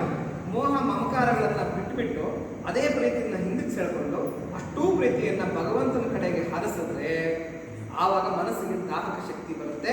ಅದು ಮಾಯಾ ಪರದೆಯನ್ನು ಸುಟ್ಟು ಬಿಡುತ್ತೆ. ಭಗವಂತನ ಸಾಕ್ಷಾತ್ಕಾರಕ್ಕೆ ತುಂಬ ಈಸಿ ಆಗುತ್ತೆ. ಹಾಗಾಗಿ ನಾರದರು ತುಂಬ ಈಸಿ ಮೆಥಡನ್ನು ಹುಡುಕೋದು. ನಮ್ಮಲ್ಲಿ ಆಲ್ರೆಡಿ ಇರ್ತಕ್ಕಂಥ ಪ್ರೀತಿಯನ್ನೇ ಒಂದು ಟೂಲ್ ಆಗಿ ಬಳಸಿ, ಅಂದರೆ ಒಂದು ಆಯುಧವಾಗಿ ಬಳಸಿ ಈ ಒಂದು ಭಗವತ್ ಸಾಕ್ಷಾತ್ಕಾರಕ್ಕೆ ಏನು ಮಾಡ್ಬೋದು ಅಂತಕ್ಕಂಥದ್ದನ್ನು ಹೇಳಿದೆ. ಇದಕ್ಕೆ ಎರಡು ಕಥೆಗಳಿವೆ. ಹೇಗೆ ಅಂತಂದರೆ, ನಾನು ಆಲ್ರೆಡಿ ನಿಮ್ಮ ಪ್ರವಚನದಲ್ಲಿ ಹೇಳಿದ್ದೆ, ಸಾಕಷ್ಟು ಜನ ಕೇಳಿಲ್ಲ ಅಂತ ಅದನ್ನೇ ಮತ್ತೆ ರಿಪೀಟ್ ಮಾಡ್ತಾ ಇದ್ದೀನಿ. ಒಬ್ಬ ಇದ್ದಂತೆ, ಅವನು 100 ವರ್ಷಗಳ ಕಾಲ ಸತತವಾಗಿ ತಪಸ್ಸು ಮಾಡೋದು. 100 ವರ್ಷಗಳ ಕಾಲ ತಪಸ್ಸು ಅಂತಂದರೆ ಸಾಮಾನ್ಯ ಅಲ್ಲ. ಬಹಳ ಕಷ್ಟಪಟ್ಟು 100 ವರ್ಷಗಳ ಕಾಲ ತಪಸ್ಸು ಮಾಡಿದ. ಬ್ರಹ್ಮ ಪ್ರತ್ಯಕ್ಷ ಆಗ್ಬಿಟ್ಟು ಕೇಳಿದಂತೆ, ಸ್ವಾಮಿ ನಿನಗೆ ಏನು ಬೇಕು ಅಂತ ಹೇಳಿದ್ರು. ನಾನು ತಪಸ್ಸು ಮಾಡಿದ ಸಾಲದು, ಇನ್ನು ಸ್ವಲ್ಪ ತಪಸ್ಸು ಮಾಡಬೇಕು, ನಂಗೆ ಇನ್ನೂ 100 ವರ್ಷ ಆಯಿಸ್ಕೊಡು ಅಂತ ಕೇಳಿದ್ರು. ಆಯ್ತು ತಗೋತು ದಾಸ್ತು ಕೊಟ್ಟಿದ್ದೀನಿ. ಇನ್ನೂ 100 ವರ್ಷಗಳ ಕಾಲ ತಪಸ್ಸು ಮಾಡಿ ಮತ್ತೆ ಬ್ರಹ್ಮ ಪ್ರತ್ಯಕ್ಷ ಆಗಿದೆ. ಇನ್ನೂ 100 ವರ್ಷಗಳು ಕೇಳಿದ್ರು. ಹೀಗೆ 300 ವರ್ಷಗಳ ಕಾಲ ಅನವರತವಾಗಿ ತಪಸ್ಸನ್ನು ಆಚರಿಸಿದ. ಯಾವಾಗ 300 ವರ್ಷಗಳ ಕಾಲ ಅನವರತವಾಗಿ ತಪಸ್ಸನ್ನು ಆಚರಿಸಿದ, ಇವನಿಗೆ ಕೆಲವು ಸಿದ್ಧಿಗಳು, ಈಶ್ವರೀಯ ಶಕ್ತಿಗಳು ಎಲ್ಲ ಕೈವಶ ಆಯಿತು. ಕಡೆಗೆ ಅವನ ಕರ್ಮ ವಿಶೇಷ, ಯಾರೂ ತಪ್ಪಿಸ್ಕೊಳಕ್ಕಾಗಲ್ಲ. 1000 ವರ್ಷ ಬದುಕಿದ್ರು ಕೂಡ ಈ ಶರೀರ ಅಂತಕ್ಕಂಥದ್ದು ಬಿಟ್ಟು ಹೋಗಲೇಬೇಕು. ಅವನು 300 ವರ್ಷಗಳು ತಪಸ್ಸು ಮಾಡಿ ಶರೀರವನ್ನು ಬಿಟ್ಟು ಸ್ವರ್ಗಕ್ಕೆ ಹೋದಂತೆ. ತಪಸ್ಸಿನ ಶಕ್ತಿಯಿಂದ ಸ್ವರ್ಗಕ್ಕೆ ಹೋದಂತೆ. ಸ್ವರ್ಗದಲ್ಲಿ ಅವನಿಗೆ ರಾಜೋಪಚಾರ. ಯಾಕೆಂತಂದ್ರೆ ಯಾರು 300 ವರ್ಷ ತಪಸ್ಸು ಮಾಡಿರೋರು, ಬಾ ನೀನು 300 ವರ್ಷ ತಪಸ್ಸು ಮಾಡಿರೋರು ಬಾ ಅಂತ ಹೇಳ್ಬಿಟ್ಟು ಅವನಿಗೆ ರಾಜ ಮರ್ಯಾದೆ VIP ಟ್ರೀಟ್ಮೆಂಟ್ ಕೊಟ್ಟರು. ಅವ್ನಿಗೆ ಅದೇ ದುರಂತ, ನಾನು 300 ವರ್ಷ ತಪಸ್ಸು ಮಾಡಿದ್ದೀನಿ, ಸಾಮಾನ್ಯ ಅಲ್ಲ ನಾನು ಅಂತ ಹೇಳ್ಬಿಟ್ಟು ಎಲ್ಲವನ್ನು ಅಲ್ಲಿರ್ತಕ್ಕಂಥ ಪಾಪ ಸ್ವರ್ಗ ಲೋಕದ ದೇವತೆಗಳನ್ನ, ಅಪ್ಸರೆಯನ್ನೆಲ್ಲ ಟೀಸ್ ಮಾಡ್ತಾ ಇದ್ದರು. ಪ್ರತಿ ಮಾತೆತ್ತಿದ್ರೆ ನಾನು 300 ವರ್ಷ ತಪಸ್ಸು ಮಾಡಿರೋನು ಅಂತಕ್ಕಂಥ ಅಹಂಕಾರ. ಹೀಗೆ ಟೀಸ್ ಮಾಡ್ತಾ ಇದ್ದೀನಿ. ಹೀಗೆ ಮಾಡ್ತಾ ಇರಬೇಕಾಗಿದ್ರೆ ಅವ್ನ ಟೀಸ್ನ ಅವ್ರು ತಡ್ಕೊಳಕ್ಕಾಗ್ತಾ ಇರಲಿಲ್ಲ. ಏನು ವಿಪರೀತ ದುರಹಂಕಾರ, ಈಗೋ, ಇಷ್ಟೊಂದು ಈಗೋ ಇರಬಾರ್ದು. ನಾನು ನಾನು ನಾನು ನಾನು 300 ವರ್ಷ ಮಾಡಿದ್ದೀನಿ, ನಾನು 300 ವರ್ಷ ಮಾಡಿದ್ದೀನಿ ಅಂತ ಹೇಳ್ಕೊತಿರ್ತಾ ಇರ್ತಾನೆ. ನಿಮ್ಗೆ ಎಲ್ಲ ಬುದ್ಧಿ ಕಲಿಸ್ಬೇಕು. ಆದರೆ ಬುದ್ಧಿ ಕಲಿಸೋರು ಯಾರು? ಭಗವಂತನೇ ಕಲಿಸ್ಬೇಕು. Who will bell the cat. ಬೇಕಾದ ಗಂಟೆ ಕಟ್ಟೋರು ಯಾರು? ಎಲ್ಲ ಹೋಗಿ ನಾರಾಯಣನ ಹತ್ರ ಮೊರೆ ಇಟ್ಕೊಂಡಿರುತ್ತೆ. ಸ್ವಾಮಿ ಅವ್ರದ್ದು ತುಂಬ ಉಪ್ಟಾಳ ಆಗಿಬಿಟ್ಟಿದೆ, ಮಾತಾಡ್ತಿದ್ರೆ ನಾನು 300 ವರ್ಷ ತಪಸ್ಸು ಮಾಡಿದ್ದೀನಿ ಅಂತೇಳಿ ಎಲ್ಲರಿಗೂ ಕಾಟ ಕೊಡ್ತಾ ಇದ್ದಾನೆ, ಅವ್ನಿಗೇನೋ ನಾನು ಬುದ್ಧಿ ಕಲಿಸ್ಬೇಕು ನೀವು. ಆಯ್ತು, ಅವ್ನಿಗೆ ಕಲಿಸೋಣ, ಅವ್ನಿಗೆ ನಾನು ಮಾಡ್ತೀನಿ ತಡಿ ಅಂತ ನಾರಾಯಣ ಹೇಳಿದ್ನು. ಒಂದು ದಿವಸ ಅವನಿಗೆ ಅವನ ಕರ್ಮ ವಿಶೇಷದಿಂದ ಅವನ ಮನಸ್ಸಿನಲ್ಲಿ ಒಂದು ಥಾಟ್ ಬಂತು. ಅಪ್ಸರೆಯನ್ನ ಮತ್ತೆ ದೇವತಾ ಗಣಗಳನ್ನ ಕರ್ಬಿಟ್ಟು ಕೇಳಿದಂತೆ, ಸ್ವರ್ಗ ಏನೋ ನೋಡಿದ್ರೆ ಚೆನ್ನಾಗಿದೆ, ಆದರೆ ಇದೆಲ್ಲ ನರಕ ಇದೆ ಅಂತ, ಅಲ್ಲೆಲ್ಲ ಪಾಪಿಗಳೆಲ್ಲ ತುಂಬ ಕಷ್ಟಪಡ್ತಾರಂತಲ್ಲ, ನನ್ನನ್ನು ಒಂದ್ಸಲಿ ಕರ್ಕೊಂಡು ಹೋಗ್ಬಿಟ್ಟು ಆ ನರಕದಲ್ಲೆಲ್ಲ ಓಡಾಡಿಸ್ಕೊಂಬನ್ನಿ, ಹೆಂಗಿದೆ ನರಕ, ಪಾಪಿಗಳೆಲ್ಲ ಹೆಂಗೆ ಕಷ್ಟಪಡ್ತಾರೆ ಅಂತ ನಾನು ನೋಡಬೇಕು ಅಂತ ಹೇಳಿದ್ರು. ಹೌದಾ, ಅದಕ್ಕೇನಂತೆ ಸ್ವಾಮಿ, ಕರ್ಕೊಂಡು ಹೋಗ್ತೀವಿ ಅಂತ. ಇವ್ರಿಗೆ ಅದೇ ಬೇಕಾಗಿತ್ತು, ಕರ್ಕೊಂಡು ಹೋಗ್ತೀವಿ. ಸರಿ, ಕರ್ಕೊಂಡು ಹೋದ್ರು. ಆದರೆ ಅವನು ಪುಣ್ಯ ಮಾಡಿದ್ರು, 300 ವರ್ಷ ತಪಸ್ಸು ಮಾಡಿದ್ರು, ನರಕ ಪ್ರವೇಶ ಅವನಿಗಿಲ್ಲ. ಯಾಕೆ ಅಂತಂದರೆ, ಯಾರು ಭಗವನ್ ನಾಮ ಉಚ್ಚರಿಸ್ತಾ ಇರ್ತಾರೆ, ಯಾರು ಆ ಒಂದು ಸತ್ಕಾರ್ಯಗಳಲ್ಲಿ ಧರ್ಮ ಕಾರ್ಯಗಳಲ್ಲಿ ತೊಡಗಿರ್ತಾರೆ, ಅವ್ರ ಕನಸಿನಲ್ಲೂ ಕೂಡ ಯಮಭಟ್ರು ಕಾಣಿಸ್ಕೊಳ್ಳೋದು. ಕನಸಿನಲ್ಲೂ ಕೂಡ ಅವ್ರು ಕಾಣಿಸ್ತಕ್ಕಂಥ ಚಾನ್ಸೇ ಇಲ್ಲ. ಹಾಗಾಗಿ ಅವನಿಗೆ ನರಕ ಪ್ರವೇಶ ಇಲ್ಲ. 1 ಕಿಲೋಮೀಟರ್ ದೂರದಿಂದ, ಸುಮಾರು ಒಂದು ಕಿಲೋಮೀಟರ್ ಅಷ್ಟು ದೂರದಿಂದ ನರಕ ಅಂತ ಹಿಂಗೆ ಪ್ರದಕ್ಷಿಣೆ ಹಾಕಿಸ್ಕೊಂಡು ಬಂದು, ನೋಡಪ್ಪ ಆಗೋ ದೂರದಲ್ಲಿ ಕಾಣ್ತಾ ಇದೆಯಲ್ಲ ಅದೇ ನರಕ, ನೋಡ ಅಲ್ಲೆಲ್ಲ ಶಬ್ದಗಳು ಕೇಳಿಸ್ತಾ ಇದೆಯಲ್ಲ ಅದೆಲ್ಲ ಪಾಪಿಗಳು ಮಾಡ್ತಾ ಇರೋ ಶಬ್ದ ಆರ್ತನಾದಗಳು ಕೇಳು ಅಂತ ಹೇಳ್ಬಿಟ್ಟು ದೂರದಿಂದ ಅವನನ್ನ ನರಕನ ಸುತ್ತ ಹಾಕಿಸ್ಕೊಂಡು ಎಲ್ಲ ನೋಡಿಸ್ಕೊಂಡು ಬಂದಂತ. ಅವ್ನಿಗೆ ಅಷ್ಟಕ್ಕೇನೆ ಬೆವರು, ಬಾಯಾರಿಕೆ ಸ್ಟಾರ್ಟ್ ಆಗಿಬಿಟ್ಟಂತೆ, ಸಿಕ್ಕಾಪಟ್ಟೆ ಬಾಯಾರಿಕೆ, ಕುಡಿಯೋದು ನೀರು ಬೇಕು. ಈಗ ಒದ್ದಾಡ್ತಾ ಇದ್ರಂತೆ, ತಳಮಳ, ನಾಲ್ಗೆ ಗಂಟು ಎಲ್ಲ ಬೇಡ್ಕೊಂಡು ಹೋಗ್ತದೆ. ಏನು ಮಾಡೋದು ಸ್ವಾಮಿ ಅಂತ ಹೇಳ್ಬಿಟ್ಟು ಪಕ್ಕದಲ್ಲಿರ್ತಕ್ಕಂಥ ದೇವದೂತರನ್ನು ಕೇಳಿದಂತೆ, ಸ್ವಲ್ಪ ನೀರು ತರಿಸಿ, ನನಗೆ ಬಾಯಾರಿಕೆ ಆಗ್ತಾ ಇದೆ ಅಂತ ಆರ್ಡರ್ ಮಾಡಿದಂತೆ. ಸ್ವಾಮಿ ಇದು ನರಕ, ಇದು ಸ್ವರ್ಗ. ಬರಬಾರದ ಜಾಗಕ್ಕೆ ಬಂದು ಕೇಳಬಾರ್ದು ವಸ್ತು ಕೇಳಿದ್ರೆ ಇಲ್ಲಿ ನಾವು ಕೊಡೋದಕ್ಕಾಗೋದಿಲ್ಲ. ಹೆಂಗೆ ಬೇರೆ ಕಡೆ ಹೋದ್ರೆ ನಾವು ಕರೆನ್ಸಿ ಖರ್ಚು ಮಾಡಬೇಕು, ಹಾಗೆ ಸ್ವರ್ಗ ಅಥವಾ ನರಕ ಬೇರೆ ಲೋಕಗಳಿಗೆ ಹೋದರೆ ಲೋಕಾಂತರಗಳಿಗೆ ನಾವು ಪುಣ್ಯ ಅಂತಕ್ಕಂಥ ಕರೆನ್ಸಿನ ಕೇಳ್ತೀವಿ. ಕರೆನ್ಸಿ ಖರ್ಚು ಮಾಡಿದ್ರೆ ಮಾತ್ರ ಸಿಗುತ್ತೆ. ಇಲ್ಲಿ ತುಂಬ ಡಿಮ್ಯಾಂಡ್, ನೀರು ಅಷ್ಟು ಈಸಿಯಾಗಿ ಸಿಗ್ತಕ್ಕಂಥ ವಸ್ತು ಅಲ್ಲ ಇದು. ಇಲ್ಲಿ ಬೇಕು ಅಂತಂದರೆ ಒಂದಷ್ಟು ಸ್ವಲ್ಪ ಕಾಸ್ಟ್ಲಿ ಆಗುತ್ತೆ. ಹಾಗಾಗಿ ನೀವು ಅಷ್ಟು ಪುಣ್ಯನ ಕೊಡೋದಾದ್ರೆ ನಿಮ್ಗೆ ನೀರು ತರಿಸ್ಕೊಡ್ತೀವಿ. 300 ವರ್ಷ ತಪಸ್ಸು ಮಾಡಿದ್ದೀನಿ ನಾನು, ಎಷ್ಟು ಪುಣ್ಯದ ಗಂಟು ನನ್ನ ಹತ್ರ ಇದೆ, ತಗೊಂಬಂದ್ರೆ ನೀರನ್ನ, ಒಂದು ಬಟ್ಲು ನೀರು ಬೇಕು ನನಗೆ ಕುಡಿಯೋದಕ್ಕೆ, ಬಾಯಾರಿಕೆ ತುಂಬ ಬಾಯಾರಿಕೆ ಆಗಿಬಿಟ್ಟಿದೆ ಅಂತ ಹೇಳಿದ್ರು. ಆಯ್ತು ಸ್ವಾಮಿ ತರಿಸ್ತೀನಿ ಅಂತ ಹೇಳ್ಬಿಟ್ಟು ಕಡೆಗೆ ಒಂದು ಬಟ್ಲು ನೀರನ್ನ ತರಿಸಿದ್ರು. ಎಷ್ಟು ನೀರು ಅಂತ ಕೇಳಿದ್ರು. ಸ್ವಾಮಿ 300 ವರ್ಷದ ತಮ್ಮ ತಪಸ್ಸಿನ ಫಲ, ಎಷ್ಟು ಕೊಟ್ರೆ ಒಂದು ಬಟ್ಲು ನೀರು ಸಿಗುತ್ತೆ ನಿಮಗೆ ಕುಡಿಯೋದಕ್ಕೆ, ಬೇಕು ಅಂದ್ರೆ ಹೇಳಿ, ಇಲ್ಲಾಂದ್ರೆ ವಾಪಸ್ ಕೊಟ್ಬಿಟ್ಟು ಬಂದ್ಬಿಡ್ತೀವಿ ಅಂಗಡಿಯವ್ರಿಗೆ, ನಾವೇನು ಮಾಡೋಕ್ಕಾಗಲ್ಲ. ಇವ್ರು ನಾಲ್ಗೆ ಬೇಡ್ಕೊಂಡು ಹೋಗ್ತಾರೆ. ತಳಮಳ ಸ್ಟಾರ್ಟ್ ಆಗಿಬಿಟ್ಟಿದೆ, ಹೊಟ್ಟೆ ಎಲ್ಲ ಬಗಬಗ ಆಗ್ತದೆ. ಬರೀ ಅದು ಅಕ್ಕ ನೋಡಿನೇ, ಅದು ಅಷ್ಟು ದೂರದಿಂದ ನೋಡಿನೇ, ಅಯ್ಯೋ ನಂಗೆ ನೀರು ಬೇಕಪ್ಪ, ಏನನ್ನ ಮಾಡು. ಹೋದ್ರಲ್ಲಿ ಇದೇನು ಮಾಡೋಕ್ಕಾಗುತ್ತೆ, ಇನ್ನೊಂದ್ಸಲಿ ಜನ್ಮ ಐತಿ, ಇನ್ನೊಂದ್ಸಲಿ ತಪಸ್ ಮಾಡ್ಕೊತೀನಿ, ಆ 300 ವರ್ಷದ ತಪಸ್ಸಿನ ಫಲಾನು ಕೊಟ್ಬಿಡ್ತೀನಿ, ಆ ಬಟ್ಲು ನೀರು ಕೊಡ್ರಿ ನಾನು ಕುಡಿಬೇಕು. ಸ್ವಾಮಿ ಇನ್ನೊಂದ್ಸಲಿ ಯೋಚನೆ ಮಾಡ್ಕೊಳ್ಳಿ, ಹೇಳ್ತಾ ಇದ್ದೀನಿ, ಮತ್ತೆ ಪಶ್ಚಾತ್ತಾಪ ಪಡಬೇಡ್ರಿ ಅಂತ. ಇಲ್ಲ ಪರವಾಗಿಲ್ಲ ಕೊಡು ಅಂತ ಕೇಳಿದ್ರು. ಆಯಿತು ಅಂತ ಹೇಳ್ಬಿಟ್ಟು ಆ ಬಟ್ಲು ನೀರನ್ನು ಅವನಿಗೆ ಕೊಟ್ಬಿಟ್ರು. 300 ವರ್ಷದ ತಪಸ್ಸಿನ ಫಲ ಹೊರಟಾಯ್ತು. ಈ ಬಟ್ಲಲ್ಲಿ ಇರ್ತಕ್ಕಂಥ ನೀರನ್ನ ಹಿಂಗೆ ಕುಡಿಯೋಕೆ ಹೋದಂತೆ ತೇನವಿನ ತೃಣವಿನ ಛಲತಿ ಅಂತ ಹೇಳಿ, ಅಂದ್ರೆ ಭಗವಂತನ ಆಜ್ಞೆ ಇಲ್ದಿದ್ದು ಒಂದು ಹುಲ್ಲುಕಡ್ಡಿ ಕೂಡ ಅಲ್ಲಾಡಲ್ಲ. ಇವ್ ನೀರು ಕುಡಿಯೋಕ್ಕಾಗತ್ತಾ? ಭಗವಂತನ ಅನುಜ್ಞೆ ಇಲ್ಲದೆ ಇದ್ದಿದ್ದು, ಅವನ ಇಚ್ಛೆ ಇದ್ದಿದ್ದು, ಅವನೇನ್ ಮಾಡಿದಂತೆ ನೀರು ಕುಡಿಯೋದಕ್ಕೆ ಬಂದಂತೆ ಆ ಬಟ್ಲು ಕೈ ಜಾರ, ಅವನ ಶಕ್ತಿ ಏನೋ ಪಾಪ ಏನೋ ತೊಂದರೆ ಆಗಿ ಕೈಯಲ್ಲಿ ಏನೋ ಇದು ಮಾಡಕ್ ಹೋಗಿ ಇನ್ನೇನು ಬಾಯಿ ಇಟ್ಕೋಬೇಕು, ಜಾರ ಜಾರ ಬಿಟ್ಟು ಬಕ್ಕು ಬಾಲ್ ಬಿದ್ದೋಯ್ತು ನೆಲದ ನೀರೆಲ್ಲ ಮಣ್ಣು ಪಾಲಾಗಲ್ಲ. ನೀರು ಹೋಯ್ತು. ಇವ್ನು 300 ವರ್ಷದ ತಪಸ್ಸಿನ ಫಲ ಸಿಗಲ್ಲ. ಸ್ವಾಮಿ ಏನು ಮಾಡೋದು, ತಪಸ್ಸಿನ ಫಲ ಹೋಯ್ತು, ಇನ್ನು ಇಲ್ಲಿ ಎಷ್ಟೊತ್ತಲ್ಲಿ ಇರೋಕ್ಕಾಗಲ್ಲ, ನಡೀಲಿ ಸ್ವರ್ಗಕ್ಕೆ ಹೋಗೋಣ ಅಂತ ಹೇಳಿದ್ರು. ಇನ್ನೇನು ಸ್ವರ್ಗ ಹೋಯ್ತು, ನಿನ್ನ 300 ವರ್ಷದ ತಪಸ್ಸಿನ ಕರೆನ್ಸಿ ಇಲ್ಲದೆ ಇರ್ತಿದ್ದು, ನೀನು ಅಲ್ಲಿ ಏನು ಮಾಡೋ ಕ್ಷೀಣೆ ಪುಣ್ಯ ಮರ್ತಿಲೋಕ ಮಿಷಂತಿ ಅಂತ ಹೇಳ್ಬಿಟ್ಟು ಅಂತ. ನಿನ್ನ ಪುಣ್ಯದ ಕರೆನ್ಸಿ ಮುಗೀತು ಅಂತಂದ್ರೆ ಮತ್ತೆ ಮರ್ತಿಲೋಕಕ್ಕೆ ತಳ್ಳಿಬಿಡ್ತಾರೆ. ಆಚೆ ಕಡೆಗೆ ಅಂತ ಹೇಳ್ಬಿಟ್ಟು ಕತ್ತಿಡ್ದವನನ್ನ ಭೂಮಿಗೆ ತಳ್ಳಿಬಿಟ್ರಂತೆ. ಹಾಗಾಗಿ ನಾವು ಎಷ್ಟು ಪುಣ್ಯ ಮಾಡೋದಕ್ಕಾಗತ್ತೆ, ಧರ್ಮ ಕಾರ್ಯಗಳು ಎಷ್ಟು ಅಂತ ಮಾಡೋದಕ್ಕಾಗತ್ತೆ. ಪೂಜೆ ಪುನಸ್ಕಾರ ಯಜ್ಞ ಹೋಮ ಹವನ ಏನೇ ಮಾಡಿ ಹೋದ್ರೂ ಕೂಡ ಆ ಬ್ರಹ್ಮ ಸ್ತಂಭ ಆ ಬ್ರಹ್ಮ ಲೋಕ ಪರ್ಯಂತಂ ಪುನರಾವರ್ತಿನ ನೀನು ಮತ್ತೆ ಹುಟ್ಟೋದಂತೂ ತಪ್ಪೋದಿಲ್ಲ ಅರ್ಜುನ. ಕ್ಷೀಣೆ ಪುಣ್ಯ ಮತ್ತೆ ಲೋಕ ಮಿಷಂತಿ. ನಿನ್ನ ಪುಣ್ಯದ ಕರೆನ್ಸಿ ಮುಗೀತು ಅಂತಂದ್ರೆ ನೀನು ಮತ್ತೆ ಈ ಭೂಲೋಕಕ್ಕೆ ಬರೋದಂತೂ ತಪ್ಪಿದ್ದಲ್ಲ ಅಂತ. ಹಾಗಾಗಿ ಧರ್ಮ ಕಾರ್ಯಗಳು ಇವೆಲ್ಲ ಕೂಡ ನಮ್ಮ ಕೈ ಹಿಡಿಯುತ್ತೆ ಅಂತಕ್ಕಂಥ ನಂಬಿಕೆ ನಾವು ಹೆಚ್ಚಾಗಿ ಇಟ್ಕೊಳ್ಳೋದಕ್ಕೆ ಆಗೋದಿಲ್ಲ. ಕೆಲವರು ಟೂ ಇಂಟೆಲಿಜೆಂಟ್ಸ್ ಇರ್ತಾರೆ, ಅವರು ತುಂಬ ಟ್ಯಾಲೆಂಟೆಡ್ ಆಗಿರ್ತಾರೆ. ನಾನು ಕೆಲವರೆಲ್ಲ ಡೀಲ್ ರಾಜಗಳು, ನಾನು ಅದನ್ನು ಡೀಲ್ ಮಾಡ್ಬಿಡ್ತೀನಿ, ನಾನು ಇದನ್ನು ಡೀಲ್ ಮಾಡ್ಬಿಡ್ತೀನಿ, ನಂಗೆ ಅದು ಗೊತ್ತು, ನನಗೆ ಇದು ಗೊತ್ತು, ನಾನು ತುಂಬ ಹೈಲಿ ಟ್ಯಾಲೆಂಟೆಡ್ಡು. ಇದು ಸರ್ ಮಾಡಿಸ್ತಿದೆ ಸರ್, ಇದು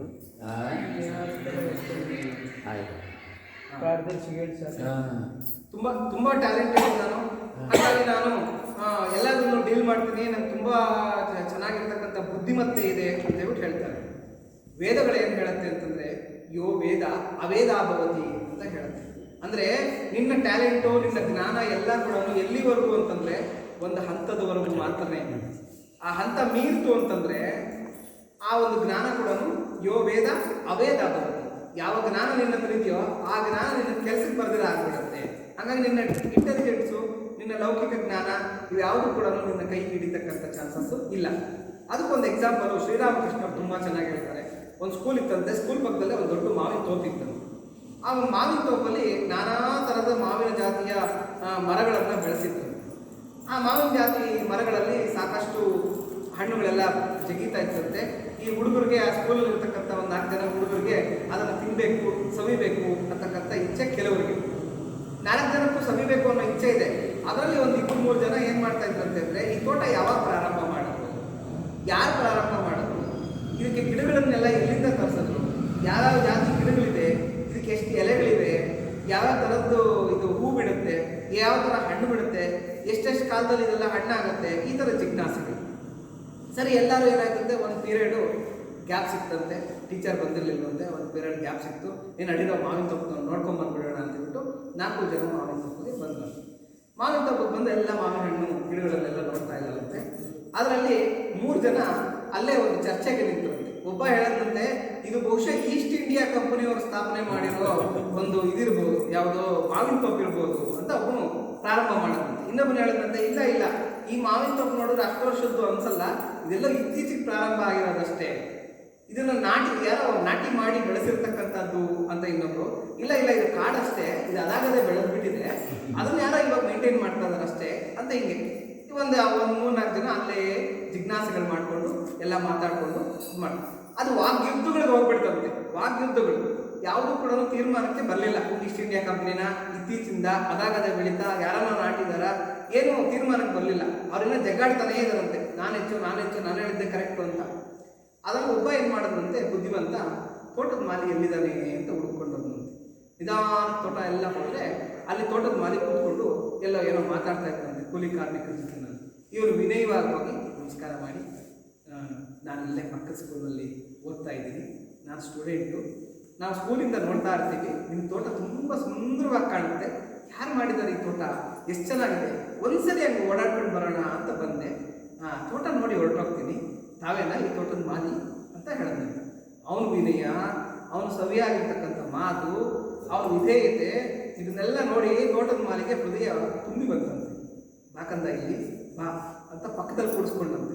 ನಿನ್ನ ಹೆಸರೇನು, ಎಲ್ಲೋಗ್ತಾ ಇದೆಯಾ ಅಂತೆಲ್ಲ ಕೇಳ್ತಾನೆ ಆ ತೋಟದ ಮಾಲಿ ಏನು ಮಾಡುತ್ತಂತೆ, ಅಕ್ಕಪಕ್ಕ ನಿಂತಿರ್ತಕ್ಕಂಥ ಕೂಲಿ ಕಾರ್ಮಿಕರಿಗೆ ಈಗ ಸೈಗೆ ಮಾಡೋದಂತೆ. ಹಿಂಗೆ ಉಬ್ಬಲ್ಲಿ ಸೈಗೆ ಮಾಡೋ ಅಷ್ಟೊತ್ತಿಗೆ ಅವ್ರು ಓಡೋಗ್ಬಿಟ್ಟು ಆ ಮಾವಿನ ತೋಪಿನಲ್ಲಿ ಇರ್ತಕ್ಕಂಥ ಒಳ್ಳೆ ಹಣ್ಣುಗಳು, ಸವಿಯಾಗಿರ್ತಕ್ಕಂಥ ಹಣ್ಣುಗಳನ್ನು ಬುಟ್ಟಿನೆಲ್ಲ ಕಿತ್ಕೊಂಡು ಅವರೇ ತೊಳ್ಕೊಂಡು ಎಲ್ಲ ಮಾಡಿ ತೊಗೊಂಡು ಕೊಟ್ಟರು. ತೋಟದ ಮಾಲಿನೇ ನೋಡು, ಇದು ಮಲಗುಬ್ಬ ಅಂತ, ಇದು ತುಂಬ ಸಕ್ಕರೆ ಇದ್ದಂಗೆ ಇರುತ್ತೆ ನೋಡು, ಇದ್ರ ಪೀಸ್ ಒಂದು ರುಚಿ ನೋಡು ಅಂತ ಹೇಳೋದು. ಇನ್ನೊಂದು ಇದು ಬ್ಯಾನಿಷ, ಇದು ಮಲ್ಲಿಕಾ, ಇದು ದೂದ್ಗೋಲ ಅಂತೆಲ್ಲ ಅವನೇ ಹೇಳ್ತಾ ಕೊಡ್ತಾ ಇದ್ದಾನಂತೆ. ಇವನು ಕೇಳ್ತಾ ಇದ್ರು ಕೂಡ ಆ ತೋಟದ ಮಾಲಿ ಕತೆ ಶುರು ಮಾಡೋದಂತೆ. ನಿಮ್ಗೆ ಗೊತ್ತಾ, ನಮ್ಮ ತಾತ ಈಸ್ಟ್ ಇಂಡಿಯಾ ಕಂಪ್ನಿಯಲ್ಲಿದ್ದ, ಅವನು ಈ ತೋಟನ ಕೊಂಡ್ಕೊಂಡ, ಇಷ್ಟು ರೂಪಾಯಿ ಕೊಂಡ್ಕೊಂಡ, ಇಷ್ಟು ಸಸ್ಯಗಳನ್ನ ಇಂಥ ಕಡೆಯಿಂದ ತರಿಸ್ದ, ಹೀಗೆಲ್ಲ ನಾಟಿ ಮಾಡ್ದ, ನಮ್ಮ ತಂದೆ ಹಿಂಗೆಲ್ಲ ಮೇಂಟೈನ್ ಮಾಡಿದ್ರು, ಈಗ ನನಗೆ ಇದೆಲ್ಲ ಬಂದಿದೆ, ಹೀಗಾಯ್ತು ಹಾಗಾಯ್ತು ಅಂತ ಹೇಳ್ಬಿಟ್ಟು ಆ ತೋಟದ ಚರಿತ್ರೆ ಎಲ್ಲ ಹೇಳ್ಬೇಕು. ಅಷ್ಟೊತ್ತಿಗೆ ಬೆಲ್ಲ ಆಯ್ತಂತೆ, 1 hour ಕಳೆದೋಯ್ತು, ನೀವು ton ton ton ton ton ಅಂತ ಸ್ಕೂಲ್ ಬೆಲ್ಲ ಆಯ್ತಂತೆ. ಸ್ಕೂಲ್ ಬೆಲ್ಲ ಆಗೋದಂತೆ ಆ ಮೇಷ್ಟು ಹೋಗ್ತಾರೆ, ಇನ್ನೊಂದು ಮೇಷ್ಟು ಬರ್ತಾರೆ, ಇವ್ರಿಗೆ ಟೈಮ್ ಆಗೋಯ್ತು, ಇನ್ನು ನೆಕ್ಸ್ಟ್ ಸ್ಕೂಲ್ಗೆ ಹೋಗಲೇಬೇಕು, ಸ್ಕೂಲ್ಗೆ ಹೊರಟೋಗುತ್ತೆ. ಇದರಲ್ಲಿ ನಿಜವಾದ ಲಾಭ ಪಡ್ಕೊಂಡವನು ಯಾರು? ವಿನಯದಿಂದ ತೋಟದ ಮಾಲಿಯನ್ನು ಹುಡುಕೊಂಡು ಹೋದವನು ಲಾಭ ಪಡ್ಕೊಂಡ, ಹಣ್ಣು ತಿಂದ, ವಿಷಯನೂ ತಿಳ್ಕೊಂಡ, ಎಲ್ಲ ವಿಷಯ ಹಿಸ್ಟ್ರಿ ಎಲ್ಲ ತಿಳ್ಕೊಂಡ, ಹಣ್ಣು ತಿಂದ, ಆರಾಮಾಗಿ ಕೃತಕೃತ್ಯನಾಗಿ ಅವನ ಸ್ಕೂಲ್ಗೆ ಹೊರಟದ. ಈ 3 ಜನ ಕಚ್ಚಾಡ್ತಾನೆ ಇದ್ರು ಕಲರ್ಗಳು ಇಟ್ಕೊಂಡು, ಇಲ್ಲ ಇದು ಅವಾಗ ಮಾಡಿದ್ದು, ಇಲ್ಲ ಇದು ಇವಾಗ ಮಾಡಿದ್ದು, ನಾನು ಹೇಳಿದ್ದೆ ಕರೆಕ್ಟು ಅಂತ. ಸ್ಕೂಲ್ ಬೆಲ್ಲ ಆಯ್ತು, ದವಡೆ ಹಾಕೊಂಡು ವಾಪಸ್ಸು ಸ್ಕೂಲ್ಗೆ ಹೊರಟೋದು. ಹಾಗಾಗಿ ನಾರದರು ಹೇಳೋದೇನು ಅಂದರೆ, ಇದು ರಾಮಕೃಷ್ಣರು ಹೇಳೋವಂಥ ಕಥೆ ಇದು. ಇದನ್ನು ಹೇಳಿಬಿಟ್ಟು ನಾರದರು ಹೇಳೋವಂಥದ್ದು ವಿಚಾರ ಏನು ಅಂತಂದರೆ, ನಮ್ಮ ಜ್ಞಾನಗಳು, ನಮ್ಮ ಟ್ಯಾಲೆಂಟು ಭಗವಂತನ ಮುಂದೆ ಕೆಲಸಕ್ಕೆ ಬರೋದಿಲ್ಲ. ಭಗವಂತ ಕೇಳೋದು ವಿನಯ ವಿಧೇಯತೆ ಅಷ್ಟೇ. ನನಗೆ ಹೈಲಿ ಟ್ಯಾಲೆಂಟ್ ಇದೆ, ನನಗೆ ಜನಬಲ ಇದೆ, ನನಗೆ ಧನಬಲ ಇದೆ, ನನಗೆ ಅಧಿಕಾರ ಬಲ ಇದೆ, ನಾನು ಅದು ಮಾಡ್ತೀನಿ, ನಾನು ಇದು ಮಾಡ್ತೀನಿ ಅಂತಂದರೆ ಅವೆಲ್ಲ ಭಗವಂತನ ಮುಂದೆ ಜಾತನಾಯಿ, ಅವನ ಕೆಲಸಕ್ಕೆ ಬರೋದಿಲ್ಲ. ಅದಕ್ಕೆ ಹಾಕಿದರೂ 3 ಅಕ್ಕಿ ಕಾಳ, 2 ಬೇಯೋದು, 1 ಬೇಯಲೇ ಇಲ್ಲ ಅಂತ ಹೇಳ್ತಾರೆ ಪುರಂದರದಾಸ. ಯಾವುದರಲ್ಲಿ ಮುಳ್ಳು ಕೊನೆಯ ಮೇಲೆ 3 ಕೆರೆಯ ಕಟ್ಟಿ, ಆ ಹಾಡಲ್ಲಿ ಹೇಳ್ತಾರೆ. ಹಾಕಿದರೂ 3 ಅಕ್ಕಿ ಕಾಳ, 3 ಅಕ್ಕಿ ಕಾಳು ಯಾವುದು ಅಂತಂದರೆ ನಮ್ಮ ಟ್ಯಾಲೆಂಟ್ ಇದೆಲ್ಲ ಕೂಡ. 2 ಬೇಯೋದು, ಭಗವಂತನ ಮುಂದೆ 2 ಬೇಯೋದಿಲ್ಲ. ಯಾವುದೋ ಬುದ್ಧಿವಂತಿಕೆ ಅಂತಕ್ಕಂಥದ್ದು, ದುಡ್ಡು ಅಂತಕ್ಕಂಥದ್ದು ಬೇಯೋದಿಲ್ಲ. ಇನ್ನೊಂದು ಬೇಯುತ್ತೆ, ಆದರೆ ಬೇಯಿಸೋದಕ್ಕಾಗಲಿಲ್ಲ, ಬೇಯಲೇ ಇಲ್ಲ. ಅದು ಯಾವುದಂದ್ರೆ ಶ್ರದ್ಧೆನ ಚೆನ್ನಾಗಿ ಬೇಯಿಸಬೇಕು ಅಂತಕ್ಕಂಥದ್ದು. ಹೀಗೆ ನಾರದರು ಹೇಳ್ತಕ್ಕಂಥದ್ದು ಏನು ಅಂದರೆ, ನಮ್ಮ ಟ್ಯಾಲೆಂಟು ಕೆಲಸಕ್ಕೆ ಬರೋದಿಲ್ಲ, ನಮ್ಮ ದುಡ್ಡು ಕೆಲಸಕ್ಕೆ ಬರೋದಿಲ್ಲ, ಅಥವಾ ನಮ್ಮ ಒಂದು ಶಕ್ತಿ ಸಾಮರ್ಥ್ಯ ನಾನು ಸಂಪಾದನೆ ಮಾಡಿದ್ದೀನಿ ಅದು ಯಾವುದೂ ಕೆಲಸಕ್ಕೆ ಬರೋದಿಲ್ಲ. ಕೆಲಸಕ್ಕೆ ಬರೋದೇನು ಅಂತಂದರೆ ಭಗವಂತನ ಮುಂದೆ ಕೃಪೆ ಒಂದೇ. ಅವನ ಮುಂದೆ ನಾವು ಜೋಳಿಗೆ ಹಿಡಿದು ನಿಂತ್ಕೋಬೇಕು. ಅಪ್ಪ ನಿನ್ನ ಕೃಪೆ ಇದ್ದರೆ ಮಾತ್ರ ನಾನು ಗೆಲ್ತೀನಿ ಅಷ್ಟೇ, ಇಲ್ಲೇ ಇದ್ರೆ ನಾನು ಗೆಲ್ಲೋದಿಲ್ಲ. ಕೇಶವನ ಒಲುಮೆಯು ಆಗುವ ತನಕ ಹರಿದಾಸರೊಳು ಇರೋ ಮನವೇ ಅಂತ ಹೇಳ್ಬಿಟ್ಟು ಅಂತ. ಕೇಶವನ ಒಲುಮೆ ಆಗಬೇಕು, ಆವಾಗ ಮಾತ್ರ ನಮಗೆ ಸಾಧ್ಯ. ಇದನ್ನೆಲ್ಲನ ಹೇಳಿದಾರ, ಈ ಥರದ ಒಂದು ಉಲ್ಲೇಖಗಳೆಲ್ಲನ ಇದೆಯಾ ಅಂದರೆ ಉಪನಿಷತ್ತುಗಳಲ್ಲಿ ಒಂದು ಮಾತು ಬರುತ್ತೆ. ನಾಯಮಾತ್ಮ ಪ್ರವಚನೇನ ಲಭ್ಯ ನ ಮೇಧಯ ನ ಬಹುಧಾ ಶ್ರುತೇನ ಇಮೇ ವೈಶ್ವೃಣತೆ ತೇನ ಲಭ್ಯ ತಸ್ಯಾಹಂ ಆತ್ಮ ವಿವೃಣತೆ ತನೂ ಸ್ವಾಮ್ ಅಂತ ಹೇಳ್ಬಿಟ್ಟು. ಆದರೆ ಏನು ಅಂತಂದರೆ ನಾಯಮಾತ್ಮ ಪ್ರವಚನೇನ ಲಭ್ಯ, ಕೂತ್ಕೊಂಡು ನಾನು ವರ್ಷ ಪೂರ್ತಿ ಪ್ರವಚನ ಮಾಡ್ತೀನಿ, ಭಗವಂತನ ಬಗ್ಗೆ ಮಾಡ್ತೀನಿ, ತತ್ವದ ಬಗ್ಗೆ ಮಾಡ್ತೀನಿ, ಮಾಯೆ ಬಗ್ಗೆ ಮಾಡ್ತೀನಿ, ಅದ್ರ ಬಗ್ಗೆ ಮಾಡ್ತೀನಿ, ಇದ್ರ ಬಗ್ಗೆ ಮಾಡ್ತೀನಿ ಅಂದರೆ ಇದು ಅನುಭವ ಶೂನ್ಯವಾಗಿರ್ತಕ್ಕಂಥ ಚರ್ಚೆಗಳಿಗೆ, ಅನುಭವ ಶೂನ್ಯವಾಗಿರ್ತಕ್ಕಂಥ ಮಾತುಗಳಿಗೆ ಭಗವಂತ ಒಲಿತಕ್ಕಂಥವನಲ್ಲ. ಡ್ರೈವಿಂಗ್ ಬಗ್ಗೆ ನಾವೆಷ್ಟೇ ಕ್ಲಾಸನ್ನು ಕೇಳಿದ್ರು ಕೂಡ, ಎಷ್ಟೇ ಕ್ಲಾಸನ್ನು ಹೇಳಿದ್ರು ಕೂಡ, ಅಲ್ಲಿ ಕೂತು ಯಾವನನ್ನ ಡ್ರೈವ್ ಮಾಡಿರೋನಿಗೆ ಡ್ರೈವ್ ಬರೋದು. ಸುಮ್ಮನೆ ಕೂತ್ಕೊಂಡು ಕೇಳ್ಬಿಟ್ಟು ನಾನು ಡ್ರೈವ್ ಮಾಡ್ತೀನಿ ಅಂತಂದರೆ ಎಲ್ಲ ತೊಗೊಂಡೋಗಿ ಇಟ್ಬಿಡ್ತಾನೆ, ಆಕ್ಸಿಡೆಂಟೋ ಕೈಯೋ ಕಾಲ ಮುರ್ಕೊಂತಾನೆ. ಹಾಗಾಗಿ ನಾವು ಪ್ರಾಕ್ಟೀಸ್ ಅಂತಕ್ಕಂಥದ್ದು ಸ್ವಲ್ಪ ಇಟ್ಕೋಬೇಕು ಜೀವನದಲ್ಲಿ. ಹಾಗಾಗಿ ನಾವು ತೇನ ನ್ಯಾಯಮಾತ್ಮ ಪ್ರವಚನ ಏನು ಲಭ್ಯ ನ ಮೇಧಯ, ನನಗೆ ತುಂಬ ಟ್ಯಾಲೆಂಟ್ ಇದೆ ಅಂತಂದರೆ ಭಗವಂತ ಸಿಗ್ತಕ್ಕಂಥವನಲ್ಲ. ನಾ ಬಹುದಾಶ್ರುತೇನ, ಸಾಕಷ್ಟು ಗ್ರಂಥಗಳು ಓದ್ಬಿಟ್ಟಿದ್ದೀನಿ, ಸಾಕಷ್ಟು ಅವನ ಬಗ್ಗೆ ಕೇಳ್ಬಿಟ್ಟಿದ್ದೀನಿ, ನನಗೆ ನನ್ನ ಭಗವಂತ ಸಿಗ್ತಾನ ಅಂತಂದ್ರೆ ಸಿಗ್ತಕ್ಕಂಥವನಲ್ಲ. ಯಮೇ ವೈಶ ವೃಣತೆ ತೇನ ಲಭ್ಯ, ಯಾವನನ್ನ ಅವನು ಆರಿಸ್ಕೊಳ್ತಾನೆ, ಅಂದರೆ ಇವನಿಗೆ ನಾನು ಕಾಣಿಸ್ಕೋಬೇಕು, ಇವನಿಗೆ ನನ್ನ ಅನುಭವವನ್ನು ಕೊಡಬೇಕು, ಇವನು ನನಗೆ ಅಚ್ಚುಮೆಚ್ಚ ಆಗಿದ್ದಾನೆ ಅಂತ ಭಗವಂತ ಯಾರನ್ನ ಆರಿಸ್ಕೊಳ್ತಾನೆ ಅವನಿಗೆ ಮಾತ್ರ ಇವನು ಅನುಭವ ಕೊಡ್ತಾನೆ. ತಸ್ಯಾಹಂ ಆತ್ಮ ವಿವೃಣತೆ, ವಿವೃಣತೆ ಅಂತಂದರೆ ಅವನು ತೆರೆದುಕೊಳ್ತಾನೆ, ಅವನ ಮುಂದೆ ತೆರೆದುಕೊಳ್ತಾನೆ. ತನು ಸ್ವಾಮ, ಅವನ ಒಂದು ಸ್ವರೂಪನ ಅವನಿಗೆ ಅನುಭವ ಮಾಡಿಸ್ತಾನೆ ಅಂತ ಹೇಳ್ತಾರೆ. ಹಾಗಾಗಿ ಇವು ಯಾವುದು ಕೂಡ ನಮ್ಮ ಕೆಲಸಕ್ಕೆ ಬರೋದಿಲ್ಲ. ನಾರದ ಅದಕ್ಕೆ ಏನು ಹೇಳ್ತಾರೆ ಅಂದರೆ, ನಿನ್ನಲ್ಲಿರ್ತಕ್ಕಂಥ ಪ್ರೀತಿ ಅಂತಕ್ಕಂಥ ವಸ್ತುನ ಭಗವಂತನ ಕೊಟ್ಬಿಡು. ಆ ಪ್ರೀತಿ ಅಂತಕ್ಕಂಥ ಭಗವಂತನ ವಸ್ತುನ ಕೊಟ್ಟು ಭಗವಂತನ ನೀನು ಈಸಿಯಾಗಿ ಪಡ್ಕೋಬಹುದು. ಈ ಪ್ರೀತಿ ಅಂತಕ್ಕಂಥದ್ದು ಹಗ್ಗ ಇದ್ದಕ್ಕಂಥ ಹೆಂಗೆ ಅಂತಂದರೆ, ಈ ಹಗ್ಗದಲ್ಲಿ ಭಗವಂತನ ಕಟ್ಟಾಕ್ಬಿಡ್ಬೋದು. ಅಖಿಲಾಂಡ ಕೋಟಿ ಬ್ರಹ್ಮಾಂಡ ನಾಯಕ, ಯಾರ ಕೈಗೂ ಸಿಗ್ತಕ್ಕಂಥವನಲ್ಲ, ಯಾರ ಮನಸ್ಸಿನಲ್ಲೂ ಕ್ಷಣಕಾಲ ಕೂಡ ನಿಲ್ತಕ್ಕಂಥವನಲ್ಲ. ಯಶೋದಮ್ಮ ಕರ್ಕೊಂಡು ಹೋಗಿ ಹೊರಗೆ ಕಟ್ಟಾಕ್ತಾರೆ, ಪಾಪ ಕಟ್ಟಾಕಿಸ್ಕೊಂಡ. ಏನಕ್ಕೆ ಕಟ್ಟಾಕಿಸ್ಕೊಂಡ ಅಂತಂದ್ರೆ ಅಲ್ಲಿ ಯಶೋದೆಯ ಪ್ರೀತಿಗೆ ಕಟ್ಟು ಬಿದ್ದ. ಹಾಗೆ ಭಗವಂತ ಭಕ್ತಪರಾಧೀನ. ನಾವು ಈಸಿಯಾಗಿ ಭಗವಂತನ ಕಟ್ಟಾಕ್ಬೇಕು ಅಂತಂದ್ರೆ ಪ್ರೀತಿ ಅಂತಕ್ಕಂಥ ಹಗ್ಗ ತಗೊಂಡು ಕಟ್ಟಾಕ್ಬಿಟ್ರೆ, ನೋಡಪ್ಪ ನೀನು ಇಲ್ಲಿ ಕೂತಿರೋ ಅಂದ್ರೆ ಅಲ್ಲೇ ಕೂತಿರ್ತಾನೆ, ಭಕ್ತ ವಿಧೇಯ ಅವನು. ಹಾಗಾಗಿ ಪ್ರೀತಿಗಿಂತ ದೊಡ್ಡದಾಗಿರ್ತಕ್ಕಂಥ ವಸ್ತು ನಮ್ಮಲ್ಲಿ ಬೇರೆ ಯಾವುದು ಇಲ್ಲ. ಹಾಗಾಗಿ ನಾವು ಏನು ಹೇಳ್ತಾ ಇದ್ರೆ, ಪ್ರೀತಿಯನ್ನ ನೀನು ಭಗವಂತನಿಗೆ ಕೊಡು. ನಮ್ಮಲ್ಲಿ ಏನು ಮಾಡ್ತೀವಿ ಅಂತಂದ್ರೆ, ಎರಡು ನಾಯಿ ತಂದು ಇಟ್ಕೊಂಡ್ಬಿಡ್ತೀವಿ, ತುಂಬಾ ಪ್ರೀತಿ, ಅಚ್ಚು ಚುಮು ಚೂರು ಕೂರು ಅನ್ಕೊಂಡು ಅದನ್ನೆಲ್ಲ ಮೂತಿ ಎಲ್ಲ ನಾಕಿಸ್ಕೊಂಡು ಅದನ್ನ ಮೈ ಮೇಲೆಲ್ಲ ಹತ್ತಿಸ್ಕೊಂಡು ನಾವು ಅದನ್ನ ಮುದ್ದು ಮಾಡ್ತಾ ಇರ್ತೀವಿ. ನಮ್ಮ ಪ್ರೀತಿನೆಲ್ಲ ನಾಯಿಗಳಿಗೆ ಕೊಡ್ತಾ ಇರ್ತೀವಿ. ನಾಯಿನ ಪ್ರೀತಿಸ್ಬೇಕು, ಬೇಡ ಅಂತಿಲ್ಲ, ಅದನ್ನು ನಾವು ಪ್ರಾಣಿ ಥರನೇ ಪ್ರೀತಿಸ್ಬೇಕು. ಅತಿಯಾಗಿ ನಾವು ಹಚ್ಕೊಂಡ್ರೆ ಕಾಯಿಲೆಗಳು ಬರ್ತಕ್ಕಂಥ ಚಾನ್ಸಸ್ ಇರುತ್ತೆ. ಕೆಲವರು ಗಿಡ ಮರ ಬಳ್ಳಿಗಳನ್ನ ಪ್ರೀತಿಸೋರಿರ್ತಾರೆ, ಕೆಲವರು ಇನ್ನೇನೋ ಮನೆಯನ್ನ ಪ್ರೀತಿಸೋರಿರ್ತಾರೆ, ಕೆಲವರು ದುಡ್ಡನ್ನು ಪ್ರೀತಿಸೋರಿರ್ತಾರೆ. ಹೀಗೆ ಒಂದೊಂದು ವಸ್ತು ಮೇಲೆ ನಮ್ಮ ಪ್ರೀತಿ ಹರಿತಾ ಇದೆ. ಆ ಹರಿತಾ ಇರ್ತಕ್ಕಂಥ ಎಲ್ಲಾ ಪ್ರೀತಿಯನ್ನು ಕೂಡ ಭಗವಂತನ ಕಡೆಗೆ ಆರಿಸಬೇಕು ಅನ್ನೋದು ನಾರದ ಆಶಯ. ಇವಿಷ್ಟು ಕೂಡ ನಾರದ ಭಕ್ತಿ ಸೂತ್ರಕ್ಕೆ ಪೀಠಿಕೆ ಆಗಿದೆ.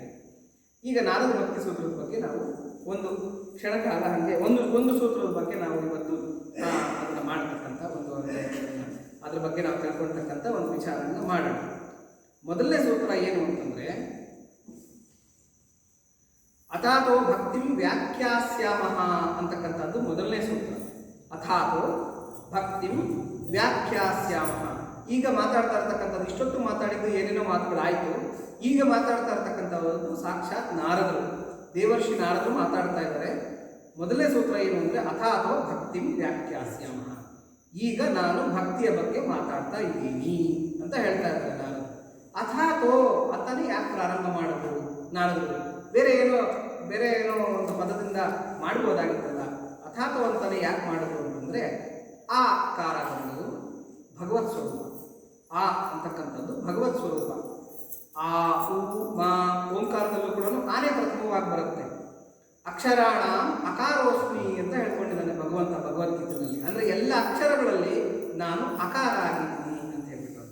ಹಾಗಾಗಿ ಅಕಾರ ಅಂತಕ್ಕಂಥದ್ದು ಪರಬ್ರಹ್ಮ ವಾಚಕವಾಗಿರ್ತಕ್ಕಂಥದ್ದು, ಮಂಗಳಮಯವಾಗಿರ್ತಕ್ಕಂಥ ವಸ್ತು ಅಂತ ಯಾವುದೋ ನಮ್ಮ ಅಮರಕೋಶ ಹೇಳುತ್ತೆ. ಅಥ ಅಂತಕ್ಕಂಥದ್ದು ಮಂಗಳಮಯವಾಗಿರ್ತಕ್ಕಂಥ ಒಂದು ಪದ ಅಂತ ಹೇಳ್ಬಿಟ್ಟು. ಅಂದರೆ ಒಂದು ಶುಭಪ್ರದವಾಗಿ ನಾನು ಭಕ್ತಿಯ ಬಗ್ಗೆ ಮಾತಾಡ್ತಾ ಇದ್ದೀನಿ ಅಂತ ಇರೋದು. ಮತ್ತು ಭಗವಂತ ಆಕಾರ ಭಗವತ್ ಸ್ವರೂಪ ಆಗಿರೋದ್ರಿಂದ ಭಗವಂತನನ್ನು ಸ್ಮರಣೆ ಮಾಡ್ತಾ ನಾನು ಈ ಒಂದು ಭಕ್ತಿಯ ಬಗ್ಗೆ ಮಾತಾಡ್ತಾ ಇದ್ದೀನಿ ಅಂತಕ್ಕಂಥದ್ದು ನಾರದರ ಒಂದು ಪ್ರಾರಂಭದ ಮಾತು. ಅಥಾತೋ ಭಕ್ತಿಂ ಅಂತ ಹೇಳ್ತಾರೆ. ಇಲ್ಲಿ ಭಕ್ತಿ ಅಂತಂದರೆ ಸಾಕಷ್ಟು ಜನಕ್ಕೆ ಕನ್ಫ್ಯೂಷನ್ ಇದೆ. ಭಕ್ತಿ ಅಂದರೆ ಏನು? ಕೆಲವರು ಏನು ಅಂದರೆ, ತೆಂಗಿನಕಾಯಿ ಹೊಡೆದ್ಬಿಟ್ಟು ಸಾಮಾನು ಕಡ್ಡಿ ಎತ್ಬಿಟ್ಟು ಒಂದೆರಡು ಈ ಥರ ಹಿಂಗೆ ಬಸ್ಕಿ ಹೊಡೆದ್ಬಿಟ್ರೆ ಅದು ಭಕ್ತಿ ಅಂತ ಹೇಳ್ಬಿಟ್ಟು. ಹಾಗೆ ಒಬ್ಬೊಬ್ಬರಿಗೆ ಒಂದೊಂದು ಆಗಿರ್ತಕ್ಕಂಥ ಒಂದು ಅಭಿಪ್ರಾಯ ಇದೆ. ಭಕ್ತಿ ಅಂತಂದರೆ ಕೆಲವರು ಏನು ಹೇಳ್ತಾರೆ ಅಂದರೆ, ಭಜ ಸೇವಾಯ ಅಂತ ಹೇಳಿ, ಭಜನಂ ಭಕ್ತಿ ಭಾಗೋ ಭಕ್ತಿ ಅಂತ ಹೇಳ್ತಾರೆ. ಅಂದರೆ ಭಕ್ತಿ ಅಂತಂದರೆ ಏನಿಲ್ಲ ಅಂತಂದರೆ, ಪ್ರೀತಿಪೂರ್ವಕವಾಗಿರ್ತಕ್ಕಂಥ ಸೇವೆ. ಭಗವಂತನಿಗೆ ನಾವು ಪ್ರೀತಿಪೂರ್ವಕವಾಗಿರ್ತಕ್ಕಂಥ ಸೇವೆ ಮಾಡಬೇಕು. ಇವಾಗ ಫಾರ್ ಎಕ್ಸಾಂಪಲ್ ನಮ್ಮ ಬಾಸ್ ಇರ್ತಾರೆ, ಯಾರೋ ನಮ್ಮ ಆಫೀಸರ್ ಇರ್ತಾರೆ ಅಂತ ಇಟ್ಕೊಳ್ಳಿ. ಅವ್ರಿಗೆ ನಾವು ಪ್ರೀತಿಪೂರ್ವಕವಾಗಿ ಸೇವೆ ಮಾಡ್ತಾ ಇದ್ರೆ ಅವ್ರ ಬಗ್ಗೆ ನಮಗೆ ತಾತ್ಸಾರ ಮನೋಭಾವ ಬರಲ್ಲ, ಅದು ಪ್ರೀತಿ ಇನ್ನೂ ಹೆಚ್ಚಾಗ್ತಾ ಹೋಗುತ್ತೆ. ಕೆಲವರು ಭಯಾಯಿಸಿ ಮಾಡೋದಕ್ಕೆ ಹೋಗ್ತಾರೆ. ನಾನು ಹಿಂಗೆ ನಿಂಗೆ ಮಾಡಬೇಕು ಅಂತ ಹೇಳ್ಬಿಟ್ಟು ಅಂತ ಅದು 2 ದಿನ ಇರುತ್ತೆ ಗೌರವ, 3 ದಿವಸ ಹೋಗಲೇ ಅಂತ. ಅಂದರೆ ಗೌರವಕ್ಕೂ ಪ್ರೀತಿಪೂರ್ವಕವಾಗಿರತಕ್ಕಂಥ ಗೌರವಕ್ಕೂ ಭಯಕ್ಕೂ ತುಂಬ ವ್ಯತ್ಯಾಸ ಇದೆ. ನಾವು ಬೀದಿನಲ್ಲಿ ಹೋಗ್ತಾ ಇದ್ರೆ ನಾಯಿ 1-2 ದಿನ ಬೊಗಳುತ್ತೆ, ಬೌ ಬೌ ಬೌ ಅಂತ ಹೇಳ್ಬಿಟ್ಟು ನಾವೇನು ಮಾಡ್ತೀವಿ, 2 ದಿನ ಮುದುರ್ಕೊಂಡು ಹೋಗ್ತೀವಿ, ಅಯ್ಯೋ ನಾಯಿ ಎಲ್ಲ ಕಚ್ಚಿಬಿಟ್ಟಾತು ಅಂತ. ಆ ನಾಯಿ ಕೇಳ್ಕೊಂತಂತೆ ಏನಂದ್ರೆ ನನ್ನ ನೋಡೋದು ತುಂಬ ಗೌರವ, ಅವನಿಗೆ ಮುದುರ್ಕೊಂಡು ಹೋಗ್ತಾ ಇದ್ದಾನೆ ಅಂತ. 3ನೇ ದಿವಸ ಮನೆಯಿಂದ ಬರುವಾಗಲೇ ಒಂದು ದೊಣ್ಣೆ ಹಿಂದ್ಗಡೆ ಹಿಡ್ಕೊಂಬರ್ತಾನೆ. ಅವನೇನು ಮಾಡ್ತಾನೆ, ಬೌ ಅಂದ ತಕ್ಷಣ ಅವ್ನು ತೊಗೊಂಡು ಇಕ್ತಾನೆ ತಲೆ ಮೇಲೆ. ಅಂದರೆ ಇದು ಬರೀ ಭಯ ಅಷ್ಟೇ. ಆದರೆ ಗೌರವ ಅನ್ನೋದು ಹಾಗಲ್ಲ. ಗೌರವ ಅನ್ನೋದು ಶಾಶ್ವತ, ಅದು ಕಡೆಯವರೆಗೂ ಇರತಕ್ಕಂಥದ್ದು. ಯಾರಿಗೆ ಶಾಶ್ವತವಾಗಿರ್ತಕ್ಕಂಥ ಗೌರವ ಭಗವಂತನ ಕಡೆ ಇದೆ, ಯಾರಿಗೆ ಶಾಶ್ವತವಾಗಿರ್ತಕ್ಕಂಥ ಪ್ರೀತಿ ಭಗವಂತನ ಕಡೆ ಇದೆ, ಇದನ್ನು ಭಕ್ತಿ ಅಂತ ಕರೀತಾರೆ. ಭಜನಂ ಭಕ್ತಿ. ಭಜನಂ ಅಂತಂದರೆ ಏನಪ್ಪ ಅಂತಂದರೆ ಸೇರಿಸೋದು. ಇವಾಗ ನೋಡಿ, ವಿಭಜನೆ ಕೇಳಿದ್ದೀರ ನೀವೆಲ್ಲ. ವಿಭಜನೆ ಅಂತಂದರೆ ಬಿಡಿಸೋದು, ಭಜನೆ ಅಂದರೆ ಸೇರಿಸೋದು. ಯಾವುದನ್ನು ಸೇರಿಸೋದು ಅಂತಂದರೆ ನಮ್ಮ ಮನಸ್ಸನ್ನು, ನಮ್ಮ ಶ್ರದ್ಧೆಯನ್ನು ಭಗವಂತನ ಜೊತೆ ಸೇರಿಸ್ಬಿಟ್ರೆ ಅದನ್ನು ಭಕ್ತಿ ಅಂತ ಕರೀತಾರೆ. ಹಾಗಾಗಿ ಭಜನಂ ಭಕ್ತಿ.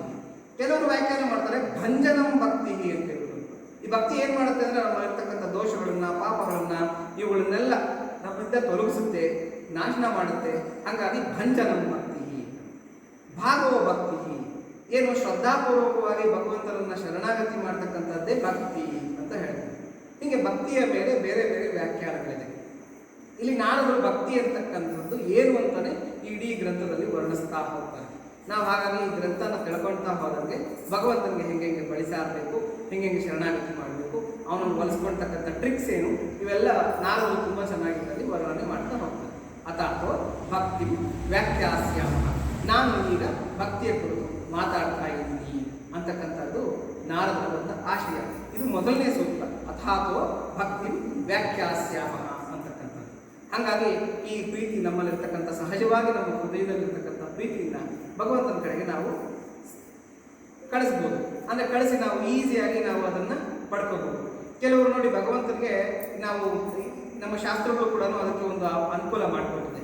ಕೆಲವರು ಭಗವಂತನನ್ನು ತಂದೆ ಅಂತಾರೆ, ತಾಯಿ ಅಂತಾರೆ. ಭಗವದ್ಗೀತೆಯಲ್ಲೂ ಹೇಳ್ತಾರೆ, ನಾನೇ ಮಾತಾ ತಾತ ಪಿತಾಮಹ ಅಂತ ಹೇಳ್ತಾರೆ. ನಾನೇ ತಾಯಿ, ನಾನೇ ತಂದೆ, ನಾನೇ ತಾತ ಅಂತ ಕೂಡ ಹೇಳ್ಬಿಡ್ತಾನೆ. ಅಂದರೆ ಭಗವಂತನನ್ನು ನಾವು ಅತ್ಯಂತ ಗೌರವಯುತವಾಗಿ ಕಾಣ್ತೀವಿ. ಕೆಲವರು ಭಗವಂತನನ್ನು ಒಡೆಯ ಅಂತ ಹೇಳ್ತಾರೆ, ದಾಸ ಅಂತ ಕೆಲವರು ಸೇವೆ ಮಾಡ್ತಾರೆ. ಇದರಲ್ಲೂ ಕೂಡ ಪ್ರೀತಿ ಇರುತ್ತೆ. ಕೆಲವರು ಭಗವಂತನನ್ನು ಮಗು ಅಂತ ತಿಳ್ಕೊತಾರೆ. ಬೆಳಗ್ಗೆ ಎದ್ದು ಸ್ನಾನ ಮಾಡಿಸೋದು, ಅವನ ಬಟ್ಟೆ ಹಾಕೋದು, ಅವನ ಬಗ್ಗೆ ಎಲ್ಲ ಕೇರ್ ತಗೊಳ್ಳೋದು. ಕೆಲವರು ಹೆಂಗೆ ಅಂತಂದರೆ, ಕೆಲವರು ಠಾಕೂರ್ಜಿ ಮಂದಿರ್ ಅಂತ ಇದೆ ರಾಜಸ್ಥಾನದಲ್ಲಿ. ಅಲ್ಲಿ ಹೆಂಗೆ ಅಂತಂದರೆ, ಕೃಷ್ಣನಿಗೆ ಚಳಿಗಾಲ ಬಂತು ಅಂದರೆ ಸ್ವೆಟ್ರು, ಟೋಪಿ, ಗ್ಲೌಸ್ಗಳು ಎಲ್ಲ ಉಲ್ಲಂದು ಹಾಕ್ತಾರೆ. ಯಾಕೆಂದರೆ ಕೃಷ್ಣನಿಗೆ ಚಳಿ ಜಾಸ್ತಿ ಆಗುತ್ತೆ ಅಂತ ಹೇಳ್ಬಿಟ್ಟು ಅಂತ. ಹಾಗೆ ಒಬ್ಬೊಬ್ಬರದ್ದು ಒಂದೊಂದು ಭಕ್ತಿ ಇರುತ್ತೆ. ಕೆಲವರು ಮಗು ಥರ ಪ್ರೀತಿ ಮಾಡ್ತಾರೆ. ಅಯ್ಯೋ ಮಗುಗೆ ಹೆಂಗೆ ನಾವು ಇದು ಮಾಡದೇ ಇದ್ರೆ, ನಾವು ಊಟ ಮಾಡಿಸದೇ ಇದ್ರೆ ಹೇಗೆ ಅಂತ ಮಗು ಥರ ಯಾರು ಪ್ರೀತಿ ಮಾಡ್ತಾರೋ ಇದು ವಾತ್ಸಲ್ಯ ಭಕ್ತಿ ಅಂತ ಹೇಳ್ತಾರೆ. ಹೀಗೆ ಒಬ್ಬೊಬ್ಬರು ಒಂದೊಂದು ಏನೋ ಒಂದು ಸಂಬಂಧನ ಭಗವಂತನ ಜೊತೆ, ಕಾಂತಾ ಭಕ್ತಿ, ಪ್ರೇಮ ಭಕ್ತಿ, ಹೀಗೆ ಭಕ್ತಿಗಳಲ್ಲಿ ಇದೆಲ್ಲ ನಾರದರು ಮತ್ತೆ ವರ್ಣಿಸ್ತಾರೆ. ಅವರೆಲ್ಲ ಈ ಥರ ಭಕ್ತಿಗಳಲ್ಲಿ ಸಾಕಷ್ಟು ವಿಧಗಳಿದೆ. ಅದರಲ್ಲಿ ಯಾವುದಾದ್ರೂ ಒಂದು ಭಕ್ತಿನ ನಾವು ನಮ್ಗೆ ಅನುಕೂಲವಾಗಿರತಕ್ಕಂಥ ಭಕ್ತಿನ ಅಳವಡಿಸ್ಕೋಬೇಕು, ನಮ್ಮ ಜೀವನದಲ್ಲಿ ಅಳವಡಿಸ್ಕೋಬೇಕು. ಭಗವಂತನನ್ನ ತಂದೆಯಾಗೋ, ತಾಯಿಯಾಗೋ, ಗುರುವಾಗೋ, ದೈವವಾಗೋ, ಒಡೆಯನಾಗೋ, ಇಲ್ಲ ಸ್ನೇಹಿತನಾಗೋ, ಇಲ್ಲ ಪ್ರಿಯತಮನಾಗೋ, ಇಲ್ಲ ಮಗುವಾಗೋ, ನಾವು ಏನೋ ಒಂದು ಆಧಾರದಲ್ಲಿ ತಗೊಂಡು ಅವನನ್ನು ಪ್ರೀತಿ ಮಾಡ್ತಾ, ನಾವು ಅವನಿಗೆ ಸೇವೆ ಮಾಡ್ತಾ, ಅವನಿಗೆ ಯಾವಾಗ ನಮಗೆ ನೋಡಿ, ಯಾವುದಾದ್ರೂ ಒಂದು ವಸ್ತುವನ್ನ ಹೆಚ್ಚು ಪ್ರೀತಿ ಮಾಡಿದ್ರೆ ನಮ್ಗೆ 24 ಗಂಟೆ ಅದೇ ನೆನಪು ಬರ್ತಾರೆ. ನಾವು ಯಾವ ವಸ್ತು ಮೇಲೆ ನಾವು ಹೆಚ್ಚು ಪ್ರೀತಿ ಇಟ್ಕೊಂಡಿರ್ತೀವಿ, ನಮಗೆ ಕಣ್ಮುಚ್ಚಿ ಹಿಂಗೆ ಕೂತಿದ ತಕ್ಷಣ ಯಾವ ವಸ್ತು ನೆನಪಿಗೆ ಬಂದರೆ ಅದೇ ನಮ್ಮ ಪ್ರೀತಿ ಪಾತ್ರವಾಗಿರ್ತಕ್ಕಂಥ ವಸ್ತು. ಹೆಂಗೆ ಅಂತಂದರೆ, ಸಕ್ಕುಬಾಯಿ ಪಂಡ್ರಾಪುರಕ್ಕೆ ಬಂದಂತೆ. ಪಂಡ್ರಾಪುರಕ್ಕೆ ಹೋಗ್ಬಿಟ್ಟು ಪಾಂಡುರಂಗನ ದರ್ಶನ ಮಾಡಿ ಆ ಒಂದು ಅತಿಶಯವಾಗಿರ್ತಕ್ಕಂಥ ಆನಂದವನ್ನು ತಡೆಯಲಾರ್ದ್ರೆ ಆ ಶರೀರ ಬಿಟ್ಬಿಟ್ಟು ಕಡೆಗೆ ತೊಗೊಂಡೋಗ್ಬಿಟ್ಟು ಸಕ್ಕುಬಾಯಿ ದೇಹನ ಪಂಡ್ರಾಪುರದಲ್ಲಿ ಚಂದ್ರಭಾಗ ನದಿ ತೀರದಲ್ಲಿ ಚಿತೆಗೆ ಏರಿಸಿ ಸುಟ್ಬಿಟ್ರಂತೆ. ಬೂದಿ ಆಗೋದು, ಸಕ್ಕುಬಾಯಿ ದೇಹ ಬೂದಿ ಆಗೋದು. ಕಡೆಗೆ ಕೃಷ್ಣ ಏನು ಮಾಡಿದಂತೆ, ಸಕ್ಕುಬಾಯಿ ವೇಷದಲ್ಲಿ ಸಕ್ಕುಬಾಯಿ ಮನೆಯಲ್ಲಿ ಪಾತ್ರೆ ತೊಳ್ಕೊಂಡು ಅತ್ತೆಗೆ ಗಂಡನಿಗೆ ಸೇವೆ ಮಾಡಿಕೊಂಡು ಇದ್ಬಿಟ್ಟಂತೆ. ರುಕ್ಮಿಣಿಗೆ ದೊಡ್ಡ ತಲೆನೋವು ಆಗೋಯ್ತಂತೆ. ಕೃಷ್ಣ ನೋಡಿದ್ರೆ ಅಲ್ಲಿ ಸೇವೆ ಮಾಡ್ಕೊಂಡು ಇದ್ಬಿಟ್ಟಿದ್ದಾನೆ, ಸಕ್ಕುಬಾಯಿ ನೋಡಿದ್ರೆ ಹಿಂಗೆ ಬೂದಿ ಆಗೋಗ್ಬಿಟ್ಟಿದ್ದಾಳೆ, ನನ್ನ ಗಂಡ ವೈಕುಂಠ ಬರೋದು ಹೇಗೆ. ಆವಾಗ ಗರುಡನ ಕರೆದು ಹೇಳಿದಂತೆ, ಹೋಗಪ್ಪ ಗರುಡ, ಹೋಗ್ಬಿಟ್ಟು ಸ್ಮಶಾನದಲ್ಲಿ ಆ ಸಕ್ಕುಬಾಯಿ ಅಸ್ಥಿಕೆಗಳನ್ನು ತಗೊಂಡು ಬಾ, ಶಂಕರನಿಗೆ ಹೇಳಿ ಆ ಒಂದು ದಿವ್ಯವಾಗಿರ್ತಕ್ಕಂಥ ಗಂಗೆಯನ್ನು ಅದ್ರ ಮೇಲೆ ಪ್ರೋಕ್ಷಣೆ ಮಾಡಿ ಆಕೆಗೆ ಶರೀರ ಬರೋ ಥರ ಮಾಡಿ ಆಕೆ ನಾವು ಮನೆಗೆ ಬಿಟ್ಟು ನನ್ನ ಗಂಡನ ನಮ್ಮ ಮನೆಗೆ ಕರ್ಕೋಬೇಕಾಗಿದೆ, ಹೋಗ್ಬಿಟ್ಟು ಆ ಸಕ್ಕುಬಾಯಿನ ಕರ್ಕೊಂಬ ಅಂತ ಹೇಳಿದ್ರು. ಗರುಡ ಬಂದಂತೆ. ಗರುಡ ಬಂದು ಸ್ಮಶಾನ ಸ್ಮಶಾನದಲ್ಲಿ ನೋಡೋದಂತೆ ಸ್ಮಶಾನದಲ್ಲಿ ರಾಶಿ ರಾಶಿ ಬೂದಿಗಳು ಬಿದ್ದಿದೆ ಊದು ಯಾವುದು ಯಾವುದು ಯಾರ್ದೋ ಇನ್ನ ಸಕ್ಕುಬಾಯಿ ಅನ್ಕೊಂಡು ಇನ್ಯಾರನ್ನ ಕರ್ಕೊಂಡು ಹೋಗ್ಬಿಟ್ಟು ಅಂದೇಬಿಟ್ಟು ಅವನಿಗೆ ಡೌಟ್ ಬಂತು. ಅವಾಗ ಹೋಗ್ಬಿಟ್ಟು ಹೇಳಿದ, ಅಮ್ಮ ನನಗೆ ಆ ಬೂದಿನಲ್ಲಿ ಸಕ್ಕುಬಾಯಿ ಬೂದಿ ಯಾವುದು ಅಂತ ಗೊತ್ತಾಗ್ತಾ ಇಲ್ಲ. ನೋಡಪ್ಪ, ಕಿವಿ ಇಡು, ಪ್ರತಿ ಒಂದು ಚಿತಾಭಸ್ಮದ ಹತ್ರನೂ ಕಿವಿ ಇಡು. ಯಾವ ಚಿತಾಭಸ್ಮ ವಿಠಲ ವಿಠಲ ವಿಠಲ ಅಂತ ಇದ್ರೆ ಅದೇ ಸಕ್ಕುಬಾಯಿ ಚಿತಾಭಸ್ಮ, ತಗೊಂಡು ಬಾ ಅದನ್ನ ಅಂತ ಹೇಳಿದ್ರು. ಗರುಡನಿಗೆ ದೊಡ್ಡ ಪರೀಕ್ಷೆ ಇತ್ತು. ಹೋಗ್ಬಿಟ್ಟು ಫಸ್ಟ್ ಒಂದು ಚಿತಾಭಸ್ಮದ ಹತ್ರ ಕಿವಿ ಇಟ್ಟನಂತೆ. ಅವನು ಕುಂಬಳಕಾಯಿ ಕುಂಬಳಕಾಯಿ ಕುಂಬಳಕಾಯಿ ಆ ಚಿತಾಭಸ್ಮ ಅಂದ್ರೆ ಅವನು ಸಾಯೋವಾಗಲೂ ಕೂಡ ಅವನ ಜೀವನ ಪರ್ಯಂತ ಕುಂಬಳಕಾಯಿ ಪ್ರಿಯ. ಅವನು ಕುಂಬಳಕಾಯಿ ಕುಂಬಳಕಾಯಿ ಕುಂಬಳಕಾಯಿ ಸಾಯೋ ಟೈಮ್ನಲ್ಲಿ ಕೂಡ ಕುಂಬಳಕಾಯಿ ಅಂತ ಸತ್ತೋಗ್ಬಿಟ್ಟಿದ್ದಾನೆ. ಹಾಗಾಗಿ ಅವನು ಚಿತಾಭಸ್ಮ ಕುಂಬಳಕಾಯಿ ಕುಂಬಳಕಾಯಿ ಅಂತ ಇದ್ದಾನೆ. ಇನ್ನೊಂದು ಚಿತಾಭಸ್ಮದ ಹತ್ರ ಹೋಗ್ಬಿಟ್ಟು ಕಿವಿ ಇಟ್ಟನಂತೆ. ಅದು ಬೀಗದ ಕೈ ಬೀಗದ ಕೈ ಬೀಗದ ಕೈ ಅಂತ ಇದ್ದಾನೆ. ಅವನ ಜೀವನ ಪರ್ಯಂತ ಅವನ ಪ್ರಿಯ ವಸ್ತು ಬೀಗದ ಕೈ, ಸತ್ತಾಗಲೂ ಕೂಡ ಅವನು ಬೀಗದ ಕೈಯೇ. ಹಾಗಾಗಿ ಅದು ಕೂಡ ಸಕ್ಕುಬಾಯಿ ಬೂದಿ ಅಲ್ಲ. ಹೀಗೆ ಒಂದೊಂದೇ ನೋಡ್ತಾ ಬಂದಂತೆ. ಒಬ್ರು ಏನೋ ಮಗ ಅಂತ ಇದ್ದಂತೆ, ಒಬ್ಬನ ಹೆಂಡತಿ, ಒಬ್ಬನ ಮನೆ ಅಂತ ಇದ್ದಂತೆ, ಒಬ್ಬರು ವಾಹನ ಅಂತ ಇದ್ದಂತೆ. ಹೀಗೆಲ್ಲ ನೋಡ್ಕೊಂಡು ಬಂದ ಕಡೆಗೆ ಸಕ್ಕುಬಾಯಿ ಚಿತಾಭಸ್ಮದ ಹತ್ರ ಒಂದು ಕಿವಿ ಇಡೋಷ್ಟೊಂದಿಗೆ ಅದು ವಿಠಲ ವಿಠಲ ಹೇ ಪಾಂಡುರಂಗ ವಿಠಲ ಅಂತ ಹೇಳ್ತಾ ಇತ್ತು. ಆವಾಗ ಇದೇ ಸಕ್ಕುಬಾಯಿ ಚಿತಾಭಸ್ಮ ಅಂತ ತಗೊಂಡ್ಬಂದು ಅದನ್ನು ಬದುಕಿಸಿ ಸಕ್ಕುಬಾಯಿನ ಅವ್ರ ಮನೆಗೆ ಬಿಟ್ಟು ಕೃಷ್ಣನ್ ಕರ್ಕೊಂಡ್ಬಂತಕ್ಕಂಥದ್ದು ಅದೊಂದು ಕತೆ. ನಾವು ಸಕ್ಕುಬಾಯಿ ಒಂದು ಚರಿತ್ರೆಯಲ್ಲಿ ಕೇಳ್ತಕ್ಕಂಥ ಕತೆ. ಹಾಗಾಗಿ ನಮಗೆ ಭಗವನ್ ನಾಮ ಬಾಯಲ್ಲಿ ಬರಬೇಕು, ಭಗವಂತನ ಚಿಂತನೆ ನಮ್ಮ ಮನಸ್ಸಿನಲ್ಲಿ ಬರಬೇಕು ಅಂದ್ರೂ ಭಗವಂತನ ಆಶೀರ್ವಾದ ಇರಬೇಕು, ಅಪಾರವಾಗಿರ್ತಕ್ಕಂಥ ಅವನು ಒಲಮೆ ಇರಬೇಕು. ಒಬ್ಬನು ಯಾರೋ ಆಂಧ್ರದಲ್ಲಿದ್ದಂತೆ, ಅವನು ಏನು ಮಾಡ್ತಾ ಇದ್ದಂತೆ ಅಂದರೆ ಯಾವಾಗಲೂ ಕೂಡ ಅವನಿಗೆ ದುಡ್ಡು ಮನೆ ವ್ಯಾಪಾರ ಹೀಗೇ ಇದ್ದಂತೆ. ಏನು ಮಾಡಿದ್ರು ಅವನಿಗೆ ಭಗವಂತನ ಸ್ಮರಣೆ ಬರ್ತಾ ಇರಲಿಲ್ಲ. ಅವನು ಅಂತ್ಯಕಾಲ ಸಮೀಪಿಸ್ಬಿಡ್ತಾನೆ. ಮಕ್ಕಳೆಲ್ಲ ಪಾಪ ಅಂದ್ಕೊಂಡ್ರಂತೆ, ಅಯ್ಯೋ ನಮ್ಮ ತಂದೆ ಎಷ್ಟು ಕಷ್ಟಪಟ್ಟಿದ್ದಾನೆ, ಎಂಥ ಒಂದು ಜೀವನ ನಡೆಸಿದ್ದಾನೆ. ಹಾಗಾಗಿ ಅವನು ಸಾಯೋ ಟೈಮಲ್ಲಿ ನಾರಾಯಣ ಅಂತ ಅವನ ಬಾಯಿನಲ್ಲಿ ಅನ್ನಿಸ್ಬಿಟ್ರೆ ಅವನಿಗೇನೋ ಒಂದು ಸದ್ಗತಿ ಸಿಗುತ್ತೆ ಅಂತ ಹೇಳ್ಬಿಟ್ಟು, ಅಯ್ಯ ನಾರಾಯಣ ಅನಯ್ಯ, ಅಯ್ಯ ಅಯ್ಯ ನಾರಾಯಣ ಅನಯ್ಯ ಅಂತ ಹೇಳ್ಕೊಡ್ತಾ ಇದ್ದಾರಂತೆ ಯಾರು ಮಕ್ಕಳೆಲ್ಲ ಸೇರ್ಕೊಂಡು. ಅವನು ಮಾತ್ರ ಅಂಗಡಿ ವಾಕ್ಲೇಶಿದಾರ ಅಂತ ಕೇಳ್ತಾನೆ. ಆಮೇಲಿಂದ ಇನ್ನೇನೋ ಮನೆ ಮುಂದೆ ನಾಯಿ ಬಂದಿದೆ ನೋಡ್ರಿ ಅಂತಂತೆ, ಗೇಟ್ ಹಾಕಿದ್ದೀರಾ ಅಂತಾರಂತೆ. ಬರೀ ಇದನ್ನೇ ಮಾತಾಡ್ತಾ ಇದ್ದಾರಂತೆ. ಏನು ಮಾಡೋದು ಅಂತ ಅವನು ದುಡ್ಡು ಅಂದರೆ ಪರಮ ಪ್ರೀತಿನಂತೆ. ಯಾವ ವಸ್ತುನೂ ಕೂಡ ನಾವು ವೇಸ್ಟ್ ಮಾಡ್ತಾ ಇರಲಿಲ್ಲ. ಹಾಗಾಗಿ ತೆಂಗಿನಕಾಯಿ ನಾರು ತೊಗೊಂಡ್ಬಂದ್ಬಿಟ್ಟು ಅವಾಗೆಲ್ಲ ಆಣೆಗಳಿತ್ತು. ಒಂದು ಆಣೆ ತೊಗೊಂಡ್ಬಂದ್ಬಿಟ್ಟು ಆಣೆಯನ್ನು ನಾರನ್ನು ತೋರಿಸ್ಬಿಟ್ಟು ಅಯ್ಯ ಇದೇವಿ ಅಂತ ಕೇಳಿದ್ರು. ಅಂದರೆ ಪದ ವಿಂಗಡಣೆ ಮಾಡಿ ಹೇಳ್ತಾನೆ. ಏನಂತ? ನಾರು ಹಣ ಅಂತ ಹೇಳ್ತಾನೆ. ಅಲ್ಲಿ ನಾರಾಯಣ ಅಂತ ಹೇಳಕ್ಕಾಗದೇ ಇದ್ರು ನಾರು ಹಣ ಅಂತ ಹೇಳ್ತಾನೆ ಅಂತ ಹೇಳ್ತಾನೆ. ಅವನ ಅಂತ್ಯಕಾಲ ತೀರಾ ಸಮೀಪಿಸ್ಬಿಟ್ಟಿತ್ತಂತೆ. ನಮ್ಮ ಜೀವನ ಪರ್ಯಂತ ಅದನ್ನ ಅನುಸರಿಸ್ಕೊಂಡ್ ಬಂದಿದ್ರೇನೆ ಅಂತ್ಯಕಾಲದಲ್ಲಿ ಅದು ನೆನಪು ಬರಬೇಕಾಗಿದ್ರೆ ಅವನು ಪೀಚು ಅಂದ್ಬಿಟ್ಟು ಸತ್ತೋಗ್ತಾನೆ. ಅದು ಪೀಚು ಅಂತ ಅಂದ್ಬಿಟ್ಟು ಸತ್ತೋಗ್ತಾನೆ. ಅಂದ್ರೆ ನಮ್ಮ ಸ್ಮರಣೆ ಯಾವುದು? ಇವಾಗ ನಾವು ಒಂದು 10 ನಿಮಿಷ ನಮ್ಮನ್ನು ನಾವು ಪರೀಕ್ಷೆ ಮಾಡ್ಕೋಬಹುದು. ಒಂದು 10 ನಿಮಿಷ ಕೂತ್ಕೊಂಡು ಕಣ್ಣು ಮುಚ್ಕೊಂಡು ಪ್ರಶಾಂತವಾಗಿ ಒಂದು ಏನನ್ನ ಕೂತ್ಕೊಂಡ್ರೆ ನಮ್ಗೆ ಹೆಚ್ಚು ನೆನಪು ಯಾವುದು ಬರುತ್ತೋ ನಾವು ಅತ್ಯಂತವಾಗಿ ಪ್ರೀತಿಸ್ತಕ್ಕಂಥ ವಸ್ತು ಅದೇ.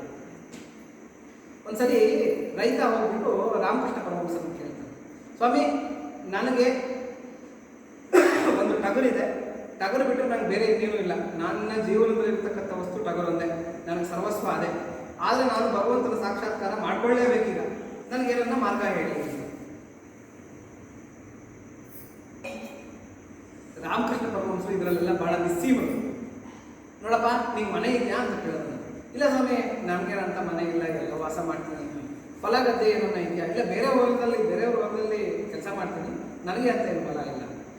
ನೀನು ತುಂಬ ಪ್ರೀತಿಸ್ತಕ್ಕಂಥ ನಿಮಗೆ ಅಂತ ಇರ್ತಕ್ಕಂಥ ವಸ್ತು ಯಾವುದು? ಸ್ವಾಮಿ ಟಗರಿದೆ ಸ್ವಾಮಿ, ನನ್ನ ಹತ್ರ ಟಗರು ಅಂತೆ. ಟಗರು ಅಂದರೆ ನನಗೆ ಪ್ರಾಣ. ಆ ಟಗರು ಹುಲ್ ಮೇಯ್ತಾ ಇದ್ದೆ ನನಗೆ ಹೊಟ್ಟೆ ತುಂಬ ಹೋಗುತ್ತೆ ಸ್ವಾಮಿ, ಅದು ನೀರು ಕುಡಿತಾ ಇದ್ರೆ ನಂಗೆ ಆನಂದ ಅಂತ ಹೇಳ್ಬಿಟ್ಟು ರಾಮಕೃಷ್ಣ ಪರಮಹಂಸರು ಹೇಳೋದಂತೆ. ನೋಡಿ ಇವತ್ತಿನಿಂದ ನನಗೆ ಒಂದು ಸಾಧನೆ ಹೇಳ್ತೀನಿ. ಆ ಟಗರು ಸಾಮಾನ್ಯ ಅಂತ ತಿಳ್ಕೊಬೇಡ, ಸಾಕ್ಷಾತ್ ನಾರಾಯಣ, ಸಾಕ್ಷಾತ್ ನಾರಾಯಣ ಭಗವಂತ ನಿಮ್ಮ ಮನೆ ನಾನು ಟಗರಾಗಿ ಬಂದು ಸೇರ್ಕೊಂಡಿದ್ದಾನೆ. ಇನ್ಮೇಲಿಂದ ಆ ಟಗರಿಗೆ ಪ್ರತಿದಿನ ಸ್ನಾನ ಮಾಡಿಸಿ, ಒಳ್ಳೆ ಹುಲ್ಲು ತಂದು ತಿನ್ನಿಸು. ಅದು ತಿನ್ನುವಾಗ ಭಗವಂತ ಆಹಾರ ತಗೊಳ್ತಾ ಇದ್ದಾನೆ ಅಂತ ತಿಳ್ಕೊ. ಅದು ನೀರು ಕುಡಿಯುವಾಗ ಭಗವಂತ ನೀರು ಕುಡಿತಾ ಇದ್ದಾನೆ ಅಂತ ತಿಳ್ಕೊ. ಅದ್ರ ಮೈ ಕಣ್ಣು ಸೇವೆ ಮಾಡು, ಈ ಥರದ್ದೆಲ್ಲ ಹೇಳಿ ಕಳ್ಸೋದಂತೆ. ಅವ್ನು ತುಂಬ ಇಷ್ಟ ಆಗೋಯ್ತಂತೆ. ಅಯ್ಯೋ ಅವ್ನಿಗೆ ಆಲ್ರೆಡಿ ಇಷ್ಟ, ರೋಗಿ ಬಯಸಿದ್ದು ಹಾಲನ್ನು ಹಾಲು ಅಂತ. ನಂಗೆ ತುಂಬ ಇಷ್ಟ ಟಗರಂದ್ರೆ. ಈ ಟಗರಿಗೆ ಸೇವೆ ಮಾಡು, ಈ ಟಗರಿಗೆ ಹುಲ್ಲು ತಿನ್ನಿಸು, ನೀರು ಕುಡಿಸು ಅಂತಂದ್ರೆ ಅವ್ನಿಗೇನು ಆಯಿತು, ನಂಗೆ ತುಂಬ ಇಷ್ಟವಾಗಿರೋ ಕೆಲಸನ ಹೇಳಿದಾರಲ್ಲ ಅಂತ ಹೇಳ್ಬಿಟ್ಟು ಇನ್ನಷ್ಟು ಶ್ರದ್ಧೆ, ಗುರುಗಳು ಬೇರೆ ಹೇಳ್ಬಿಟ್ಟಿದಾರಲ್ಲ, ಅದು ಇನ್ನಷ್ಟು ಶ್ರದ್ಧೆಯಿಂದ ಅದಕ್ಕೆ ಪ್ರತಿದಿನ ನೀರಿಡೋದು, ಹುಲ್ಲಿಡೋದು, ಆಮೇಲಿಂದ ಅದನ್ನು ಮೈ ತೊಡ್ಬೋದು, ಸೇವೆ ಮಾಡೋದು, ಸದಾ ಅದನ್ನು ಕೂತ್ಕೊಂಡು ನೋಡ್ತಾ ಇರತಕ್ಕಂಥದ್ದು. ಆಮೇಲೆ ನೋಡುವಾಗ ಗುರುಗಳು ಹೇಳಿದ್ರಲ್ಲ, ಅದೇ ನೆನಪು. ಅದು ಟಗರು ಸಾಮಾನ್ಯ ಅನ್ಕೋಬೇಡ, ಅದು ದೇವರು ಅಂತ ಬೇರೆ ಹೇಳ್ಬಿಟ್ಟಿದಾರಲ್ಲ. ಅಪ್ಪ ಈ ಟಗರು ಎಲ್ಲಿಂದ ಸಿಕ್ತು ನಮಗೆ, ಎಷ್ಟು ಪುಣ್ಯಾತ್ಮ ನಾವು, ಎಲ್ಲಿಂದ ಸಿಕ್ತು ನಮಗೆ, ಇದೇ ಒಂದು ಯೋಚನೆ. ಆ ಟಗರನ್ನೇ ನೋಡ್ತಾ ನೋಡ್ತಾ ಅವ್ರು ಇದು ಮಾಡ್ತಕ್ಕಂಥದ್ದು. ಯಾವಾಗ ಟಗರಿನ ರೂಪದಲ್ಲಿ, ಯಾಕಂದ್ರೆ ಭಗವಂತ ಸರ್ವಾಂತರ್ಯಾಮಿ, ಎಲ್ಲ ಕಡೆನೂ ಇರ್ತಾನೆ. ಯಾವಾಗ ಟಗರೇ ನನ್ನ ದೇವರು, ಟಗರೇ ನನ್ನ ದೇವರು, ಟಗರೊಳಗೆ ದೇವರು ಇದ್ದಾನೆ ಅಂತ ಹೇಳ್ಬಿಟ್ಟು ಇವ್ನು ಧ್ಯಾನ ಮಾಡೋದಕ್ಕೆ ಶುರು ಮಾಡಿದ್ನೋ, ಇವನು ಧ್ಯಾನ ಫಲಿಸ್ಬಿಡ್ತು. ಶ್ರೀರಾಮಕೃಷ್ಣರು ಹೇಳಿರ್ತಕ್ಕಂಥ ಮಾರ್ಗ ಒಲಿದ್ಬಿಡ್ತು. ಇವ್ನು ಇಷ್ಟವಾಗಿರ್ತಕ್ಕಂಥ ಟಗರೊಳಗೆ ಸಾಕ್ಷಾತ್ ನಾರಾಯಣನ ದರ್ಶನ ಆಯಿತು. ಆ ನಾರಾಯಣ ಹೊರಗೆ ಬರೋದು, ಇವನ ಜೊತೆ ಎಲ್ಲ ಓಡಾಡೋದು, ಮತ್ತೆ ಆ ಟಗರು ಒಳಗಡೆ ಹೋಗೋದು, ಇದೆಲ್ಲ ಅವನ ದರ್ಶನ ಆಗೋದಕ್ಕೆ ಶುರು ಮಾಡ್ತು. ಇದನ್ನು ದರ್ಶನಗಳು ಅಂತ ಕರೀತಾರೆ ಯೋಗದಲ್ಲಿ, ಅದೊಂದು ಪದ್ಧತಿ. ಅವನು ಬಹಳ ಅದ್ಭುತ, ಇದೊಂದು ಅಚೀವ್ಮೆಂಟ್ ಅನ್ನಿಸ್ತು. ಇದೇನು ಗುರುಗಳು ನೋಡಿದ್ರೆ ಟಗರು ನಿನ್ನ ದೇವರು ಅಂತ ಹೇಳಿದ್ರು, ಇವನೇ ಅವನು ಟಗರಿಂದ ಬಂದು ಟಗರೊಳಗೆ ಹೋಗ್ತಾನಲ್ಲ, ಇವನು ಯಾರು ಇವನು ಅಂತ ಹೇಳ್ಬಿಟ್ಟು ಕೇಳಲೇ ಬಿಡಬೇಕು ಗುರುಗಳ ಹತ್ರಕ್ಕೆ ಅಂತ ಹೇಳ್ಬಿಟ್ಟು ಶ್ರೀರಾಮಕೃಷ್ಣನ ಹತ್ರಕ್ಕೆ ಮತ್ತೆ ಬಂದಿದ್ದೆ. ಸ್ವಾಮಿ ನೀವು ಹೇಳಿದ್ದರು ನಿಜ, ಟಗರಿನ ದೇವರೇ, ನಾನು ಅವನಿಗೆ ಸೇವೆ ಮಾಡ್ತಾ ಇದ್ದೀನಿ. ಆದರೆ ಒಂದು ವಿಚಿತ್ರ, ಆವಾಗ ಆ ಟಗರಿನಿಂದ 4 ಕೈ ಇರ್ತಕ್ಕಂಥ ಒಬ್ಬ ಮನುಷ್ಯ ಆಚೆ ಕಡೆಗೆ ಬರ್ತಾನೆ. ಅವನು ನಮ್ಮ ಮನೆಯೆಲ್ಲ ಓಡಾಡಿಕೊಂಡು ಮತ್ತೆ ಆ ಟಗರ ಒಳಗಡೆ ಹೊರಟೋಗೋದನ್ನು ನಾನು ನೋಡ್ತಾ ಇದ್ದೀನಿ ಅಂತ ಹೇಳ್ತಾನೆ. ಆ ಪುರುಷನ ನೋಡಿದ್ದೀಯ ನೀನು, ಚೆನ್ನಾಗಿ ಅಬ್ಸರ್ವ್ ಮಾಡಿದ್ದೀಯಾ? ಹೌದು ಸ್ವಾಮಿ, 4 ಕೈ ಇದೆ ಅವನಿಗೆ. ಅವನು ಆಚೆಗೆ ಬರ್ತಾನೆ, ಅವಾಗ ಬಂದ್ಬಿಟ್ಟು ಒಳಗಡೆ ಹೋಗ್ತಾನೆ ಮತ್ತೆ ಟಗರ ಒಳಗಡೆಗೆ. ಹೋಗೋ ನಿನ್ ದೇವ್ರ ಸಾಕ್ಷಾತ್ಕಾರ ಆಗೋಯ್ತು, ಇನ್ನೇನೋ ಬೇಕು ನಿನಗೆ? ಇದಕ್ಕಿಂತ ಸಾಧನೆ. ಎಂತ ಯೋಗಿಗಳು, ಎಂತ ಮಹಾನುಭಾವರು ಎಷ್ಟೋ ವರ್ಷಗಳು ಕೂತ್ಕೊಂಡು ತಪಸ್ ಮಾಡಿದ್ರು ಕೂಡ ಅವನು ಸಿಗದೇ ಇರತಕ್ಕಂಥ ಭಗವಂತ, ಮೂರ್ಖವಾಗಿ ನೀನು ಟಗರನ್ನು ಭಗವಂತ ಅಂತ ತಿಳ್ಕೊಂಡಿದ್ದಕ್ಕೋಸ್ಕರ ನೀನು ಸಿಕ್ಬಿಟ್ಟಿದ್ದಾನೆ ಅಂತ ಹೇಳ್ಬಿಟ್ಟು. ಅದಕ್ಕೆ ನಮ್ಮಲ್ಲಿ ಏನು ಹೇಳ್ತಾರೆ, ಮಾತೃದೇವೋ ಭವ, ಪಿತೃದೇವೋ ಭವ. ತಾಯಿ ಅಂತಕ್ಕಂಥ ಶರೀರದಲ್ಲಿ ಭಗವಂತನನ್ನು ನೋಡು, ತಂದೆ ಅಂತಕ್ಕಂಥ ಶರೀರದಲ್ಲಿ ಭಗವಂತನನ್ನು ನೋಡು. ಯಾಕಂದ್ರೆ ಸಹಜವಾಗಿ ತಾಯಿ ತಂದೆ ಮೇಲೆ ಪ್ರೀತಿ ಇರುತ್ತೆ. ಪತಿಯೇ ಪ್ರತ್ಯಕ್ಷ ದೈವ ಅಂತ ಹೇಳ್ತಾರೆ. ನಮ್ಮಲ್ಲಿ ಭೀಮನ ಅಮಾವಾಸ್ಯೆಗೆ ಮಾತ್ರ ಪೂಜೆ ಪತಿಗೆ, ಇನ್ನು 365 ದಿವಸನೂ ಪೂಜೆನೆ. ನಿತ್ಯೋತ್ಸವ ಪಕ್ಷೋತ್ಸವ ಆಗೋಗಿರುತ್ತೆ. ಹಾಗಾಗಿ ಪತಿಯೇ ಪ್ರತ್ಯಕ್ಷ ದೈವ, ಮಕ್ಕಳು ದೇವರ ಸಮಾನ. ಇವೆಲ್ಲ ಯಾಕೆ ದೊಡ್ಡವರು ಹೇಳೋದು ಅಂತಂದ್ರೆ, ಮಕ್ಕಳನ್ನ ಇವಾಗ ನೋಡಿ ಮೊಮ್ಮಕ್ಕಳು ಇರ್ತಾರೆ, ಮಕ್ಕಳು ಇರ್ತಾರೆ, ಸಹಜವಾಗಿ ನಮ್ಗೆ ಏನಾಗಿರುತ್ತೆ, ಅವ್ರ ಮೇಲೆ ಪ್ರೀತಿ ಇರುತ್ತೆ. ಇವಾಗ ಗಂಡು ಮಕ್ಕಳು ಇದ್ರೆ ಅವ್ರನ್ನ ಆಡ್ಸೋವಾಗ ಕೃಷ್ಣ ರಾಮ ಅಂತ ಆಡ್ಸಿದ್ರೆ ಆವಾಗ ನಮಗೆ ಭಗವತ್ ಸಾಧನೆ ಅಲ್ಲೇ ನಡೀತಾರೆ, ತಪಸ್ಸು ಅಲ್ಲೇ ನಡೀತಾರೆ. ಹೆಣ್ಮಕ್ಳಿದ್ರೆ ಇದೇ ದೇವಿ ಸ್ವರೂಪ, ಇದೇ ಭಗವಂತ ಲಲಿತಾ ತ್ರಿಪುರ ಸುಂದರಿ ಅಂತ ಆರಾಧನೆ ಮಾಡಿದ್ರೆ ಅಲ್ಲೇ ಭಗವಂತನ ಸಾಕ್ಷಾತ್ಕಾರ ಆಗುತ್ತೆ. ಇದು ಟಗರಿನ ಎಕ್ಸಾಂಪಲ್ ಕೊಟ್ಟು ರಾಮಕೃಷ್ಣ ಪರಮಹಂಸರು ಏನು ಹೇಳ್ತಾರೆ ಅಂತಂದ್ರೆ, ನಿನ್ನ ನಿತ್ಯ ಜೀವನದಲ್ಲಿ ಯಾವುದಾದನ್ನು ಪ್ರೀತಿ ಮಾಡ್ತಾ ಇದೆಯೋ, ನಿಮ್ಗೆ ಹೆಚ್ಚು ಪ್ರೀತಿಯಾಗಿರ್ತಕ್ಕಂಥ ವಸ್ತು ಯಾವುದಿದೆಯೋ ಅದನ್ನೇ ಭಗವಂತ ಅಂತ ತಿಳ್ಕೊಂಡು, ನೀನು ಯಾವನು ಭಗವಂತ ಅಂತ ತಿಳ್ಕೊಂಡ್ರೆ ಅದರೊಳಗೆ ಭಗವಂತ ಇದ್ದಾನೆ. ಯಾಕೆ ಅಂತಂದ್ರೆ ಸರ್ವಾಂತರ್ಯಾಮಿ ಭಗವಂತ ಇಲ್ಲದೆ ಇರತಕ್ಕಂಥ ಜಾಗ ಇಲ್ಲ. ನಾವು ಇವಾಗ ಇದೊಂದು ಕ್ಯಾಪನ್ನು ಭಗವಂತ ಅನ್ಕೊಂಡ್ರೆ ಅದರಲ್ಲಿದ್ದಾನೆ, ಟೇಬಲ್ ಭಗವಂತ ಅನ್ಕೊಂಡ್ರೆ ಅದರಲ್ಲಿದ್ದಾನೆ. ನಾವು ಯಾವ ವಸ್ತುವನ್ನು ಭಗವಂತ ಅಂತ ತಿಳ್ಕೊಂಡು ಪ್ರೀತಿ ಮಾಡೋದಕ್ಕೆ ಶುರು ಮಾಡಿದ್ರೆ ಅದರೊಳಗೆ ಭಗವಂತ ಇದ್ದಾನೆ. ನಿತ್ಯ ನಾವೇನು ಮಾಡಬೇಕು, ಅಡುಗೆ ಮಾಡಬೇಕಾ, ಹೆಂಗಸರು ಗಂಡನ ಗುಡಿಸ್ಬೇಕಾ, ಆದರೆ ಅದನ್ನೇ ಪ್ರೀತಿಯಿಂದ ಬೈಕೊಂಡು ಅಡುಗೆ ಮಾಡೋದಕ್ಕಿಂತ ಪ್ರೀತಿಯಿಂದ ಭಗವಂತನಿಗೆ ನೈವೇದ್ಯ ರೆಡಿ ಮಾಡ್ತಾ ಇದ್ದೀನಿ ಅಂತ ಅದೇ ಅಡುಗೆ ಮಾಡಿ ಅದೇ ಗಂಡನೇ ಭಗವಂತ ಅಂತ ತಿಳ್ಕೊಂಡು ನಿತ್ಯವೂ ಅವನಿಗೆ ಪ್ರೀತಿಯಿಂದ ಅಡುಗೆ ಬಡಿಸಿದ್ರೆ ಭಗವಂತನ ನೈವೇದ್ಯ ಆಗುತ್ತೆ.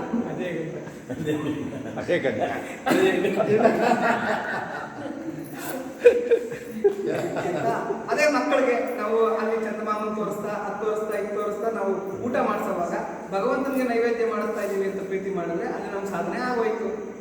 ಹೀಗೆ ಸಿಂಪಲ್ ಆಗಿರ್ತಕ್ಕಂಥ ಸುಲಭ ಪೂಜೆಯ ಮಾಡಿ ಫಲವಿಲ್ಲದವರು. ಭಗವಂತ ಪುರಂದ್ರದಾಸ್ ಹೇಳೋದೇನು ಅಂದ್ರೆ, ಸುಲಭ ಪೂಜೆಯ ಮಾಡಿ ಫಲವಿಲ್ಲದವರು.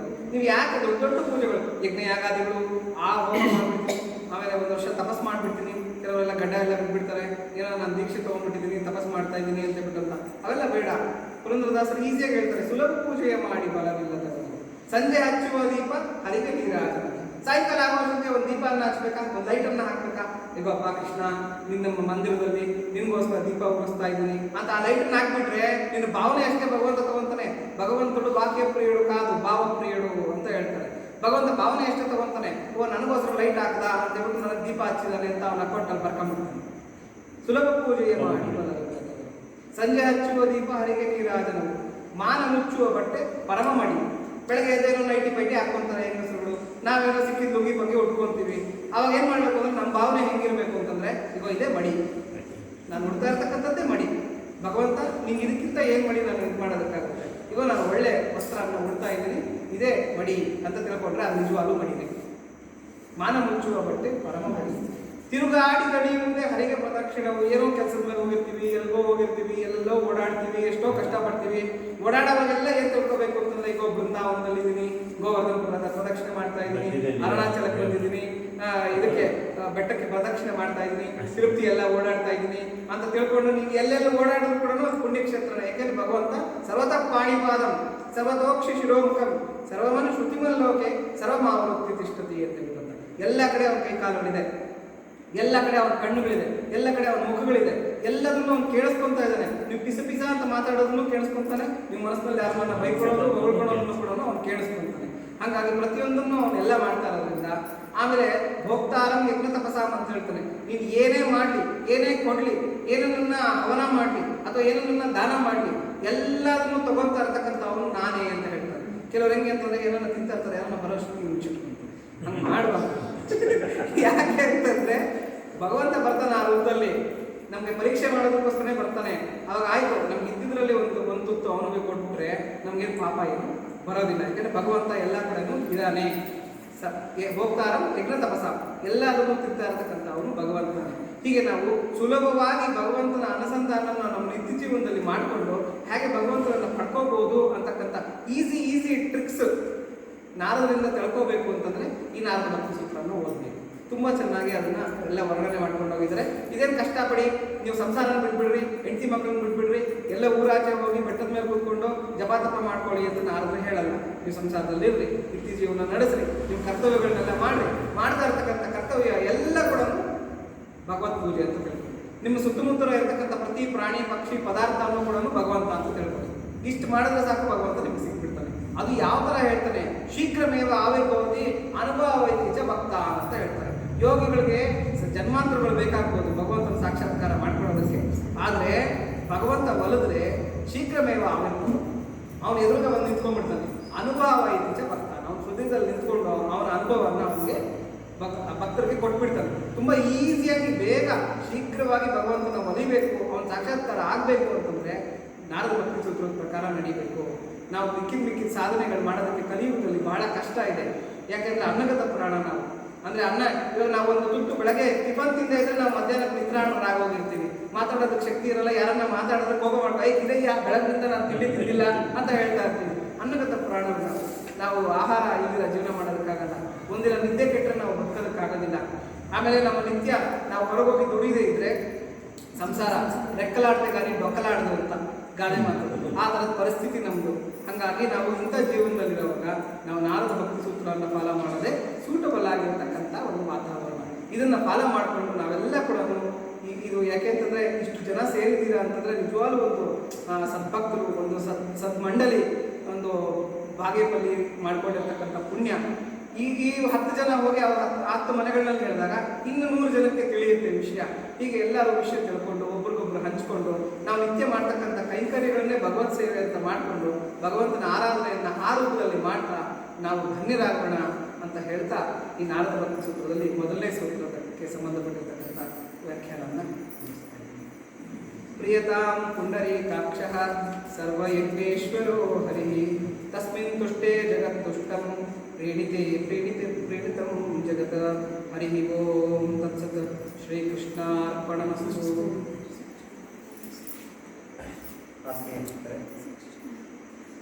ಬಹಳ ವರ್ಷದ ಒಂದು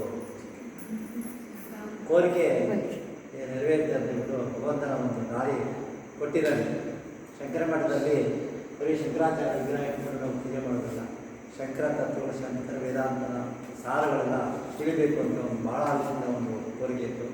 ಅದನ್ನು ಭಗವಂತ ನಮ್ಮ ಶೇಷಕುಮಾರ್ ಅವರ ರೂಪದಲ್ಲಿ ಖಂಡಿಸಿದ್ದಾನೆ. ನಾವು ಬೆಂಗಳೂರಿಗೆ ಯೋಗಿಕ ಉಪವಾಸದ ಪ್ರಶಿಕ್ಷಣ ಸಿಗೋದಕ್ಕೆ ಗೊತ್ತಿಲ್ಲ ಏನು ಅಂತೀವಿ. ಅವರು ಫೋನ್ ಮಾಡಿದ್ರು, ನಮಗೆ ಈ 3 ಜನಕ್ಕೆ ಮಾಡಿದ್ರು, ನೀವು ಮಾಡಿದ್ರ ಇಲ್ಲ ಹೇಳಿದಾಗ ನಾವು ಏನಲ್ಲ ಪ್ರಶಿಕ್ಷಣ ಶಿಬಿರ ಅಂತ ಇರ್ತದೆ ಅಂತ ಅಂದರು. ಅಲ್ಲಿ ಫಸ್ಟ್ ಡೇ ನಾವಿಬ್ಬರು ಹೋದರು. ಆವತ್ತು ನೋಡಿ ನಮಗೆ ನಿಜವಾಗ್ಲೂ ಒಳ್ಳೆಯ ಒಂದು ಇದಕ್ಕೆ ಬಂದಿದೆ ಅಂತ ಅನಿಸ್ತದೆ. ಅಷ್ಟು ಅದ್ಭುತವಾಗಿತ್ತು. 2 ದಿವಸ ನಾವು ಅಟೆಂಡ್ ಮಾಡಿದೆ, 1ನೇ ದಿವಸ ನನಗಿರಲಿಲ್ಲ, ಇವರು 2ನೇ ದಿವಸ ಇರಲಿಲ್ಲ.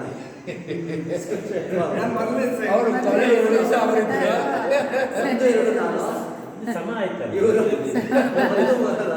ನಂದು 3, ಅವರು 2 ಇದರ 3 ದಿನಾನು ನಾವು ಭಾಗ್ಯಪಡೆಯವರು ಹೆಚ್ಚಿನ ಸಂಖ್ಯೆಯಲ್ಲಿ ನಾವೇ ಭಾಗವಹಿಸ್ತೀವಿ. ಈ ಬಂದಿರುವಂಥ ನಮ್ಮ ಜಿಲ್ಲೆಯಿಂದ ನಾವು 3 ಜನನೇ ಹೋಗಿದ್ದು ತಾಲೂಕಿಂದ, ಬೇರೆ ಯಾರು ಹೋಗಿಲ್ಲ. ಯಾವ ತಾಲೂಕಿಲ್ಲ, ಶಿಲಘಟ್ಟ ಇಲ್ಲ, ಚಿಕ್ಕಬಳ್ಳಾಪುರ ಇಲ್ಲ, ಯಾರಿಗೂ ಈ ಭಾಗ್ಯ ಇಲ್ಲ.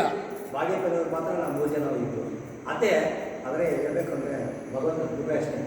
ನಾವು ಹೋಗಿದ್ದೀವಿ ಅವ್ರು ಕರೆಸ್ಕೊಂಡ ಅಷ್ಟೇ. ಇಲ್ಲಾಂದರೆ ನಮಗೆ ಆ ಭಾಗ್ಯ ಸಿಗ್ತಾ ಇರಲಿಲ್ಲ. ಹೋಗಿದ್ದಕ್ಕೆ ಭಗವಂತ ಏನೋ ರೂಪದಲ್ಲಿ ನಮಗೆ ಅದನ್ನು ಕಳಿಸಿದ್ದಾನೆ. ಆ ವಿಚಾರ ಇವಾಗ ನಾನು ಯಾಕೆಂತ ಹೇಳಿದ್ರೆ ಇದನ್ನು ನಾವು ಅನುಷ್ಠಾನ ಮಾಡಬೇಕಾದ್ರೆ ಶರೀರ ಗಟ್ಟಿಯಾಗಬೇಕು. ಶರೀರ ಗಟ್ಟಿ ಆಗಬೇಕಂದ್ರೆ ನಾವು ಇಷ್ಟೊತ್ತು ಹೇಳಿದ್ರಲ್ಲ ಅವೆಲ್ಲ ನಾವು ಸಾಧನೆ ಮಾಡಿದ್ರೆ, ಇಲ್ಲ ಅಂತ ಹೇಳಿದ್ರೆ ನಾವೇನು ಮಾಡೋಕ್ಕಾಗಲ್ಲ. ಸುಮ್ಮನೆ ಏನೋ ನಾವು ಮಾಡ್ತೀವಿ ಅಂತ ಹೇಳ್ಬಿಟ್ಟು ಕಣ್ಣು ಮುಚ್ಕೊಂಡು ನಿದ್ದೆ ಬಂದ್ಬಿಟ್ಟು ಏನೋ ಜಪ ಮಾಡಬೇಕು ಅಂತ ನಿದ್ದೆ ಬಂದ್ಬಿಡುತ್ತೆ. ಅದರಿಂದ ಪ್ರಯೋಜನ ಇಲ್ಲ. ಸೊ ಶರೀರ ಗಟ್ಟಿಯಾಗಬೇಕು. ನಾವು ಅದರ ಹೇಳಿರುವಂಥ ಸಾಧನೆಗಳು ಮಾಡಲೇಬೇಕು. ಮಾಡಿದ್ರೇ ನಾವು ಅದನ್ನು ಸಾಧನೆ ಮಾಡ್ತೀವಿ, ಇಲ್ಲ ನಾವು. ಸೊ ಅದನ್ನು ಮಾಡಬೇಕು ಅಂತ ಹೇಳ್ಬಿಟ್ಟು ಚಿಕ್ಕ ಗುರುಗಳು ಆ ಪರ್ಯಟನ ಮಾಡಿ ಎಲ್ಲ ಶಂಕರ ವೇದಾಂತಗಳು ಯಾವ ಥರ ಮಾಡಬೇಕು, ಅದನ್ನು ಯಾವ ಥರ ಅನುಷ್ಠಾನ ಮಾಡಬೇಕು, ಅದನ್ನು ಪ್ರಚಾರ ಯಾವ ಥರ ಮಾಡಬೇಕು ಅಂತ ವಿಚಾರದಲ್ಲಿ ಅವರು ಯೋಚನೆ ಮಾಡಿ ಈ ಶಿಬಿರಗಳು ಮಾಡಿದ್ರು. ಅದನ್ನು ನಾವು ಅಟೆಂಡ್ ಮಾಡಿದ್ವಿ.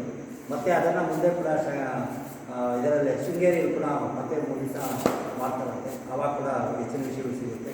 ಸೊ ಅದನ್ನು ನಾವು ನಮ್ಮ ಭಾಗ್ಯದಲ್ಲಿ ಇಲ್ಲಿ ತಿಳಿಸ್ಬೇಕು ಅಂತ ಹೇಳ್ಬಿಟ್ಟು ನಾನು ಜ್ಞಾಪಕ ಬಂತು ಕುಮಾರ್ ಅವರು ಇವತ್ತು ಅದನ್ನು ತಿಳಿಸಿ ಅಂತ ಹೇಳ್ಬಿಟ್ಟು.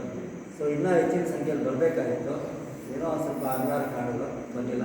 ಸೊ ಇದು ಒಂದು ನಮಗೆ ಒಂದು ಸೌಭಾಗ್ಯ ಅಂತ ಹೇಳ್ಬಿಟ್ಟು ನಮ್ಮ ಭಾಷಣ. ಯಾಕೆ ಅಂತ ಹೇಳಿದ್ರೆ ಹಿತ್ತಲ ಗಿಡ ಮದ್ದಲ್ಲ ಅಂತ ಹೇಳ್ಬಿಟ್ಟು ನಮ್ಮ ಹಿಂದೆನೇ ಇದೆ ಒಳ್ಳೆಯ ಒಂದು ವಿಚಾರಗಳಿರುವಂಥ ಒಂದು ವ್ಯಕ್ತಿ.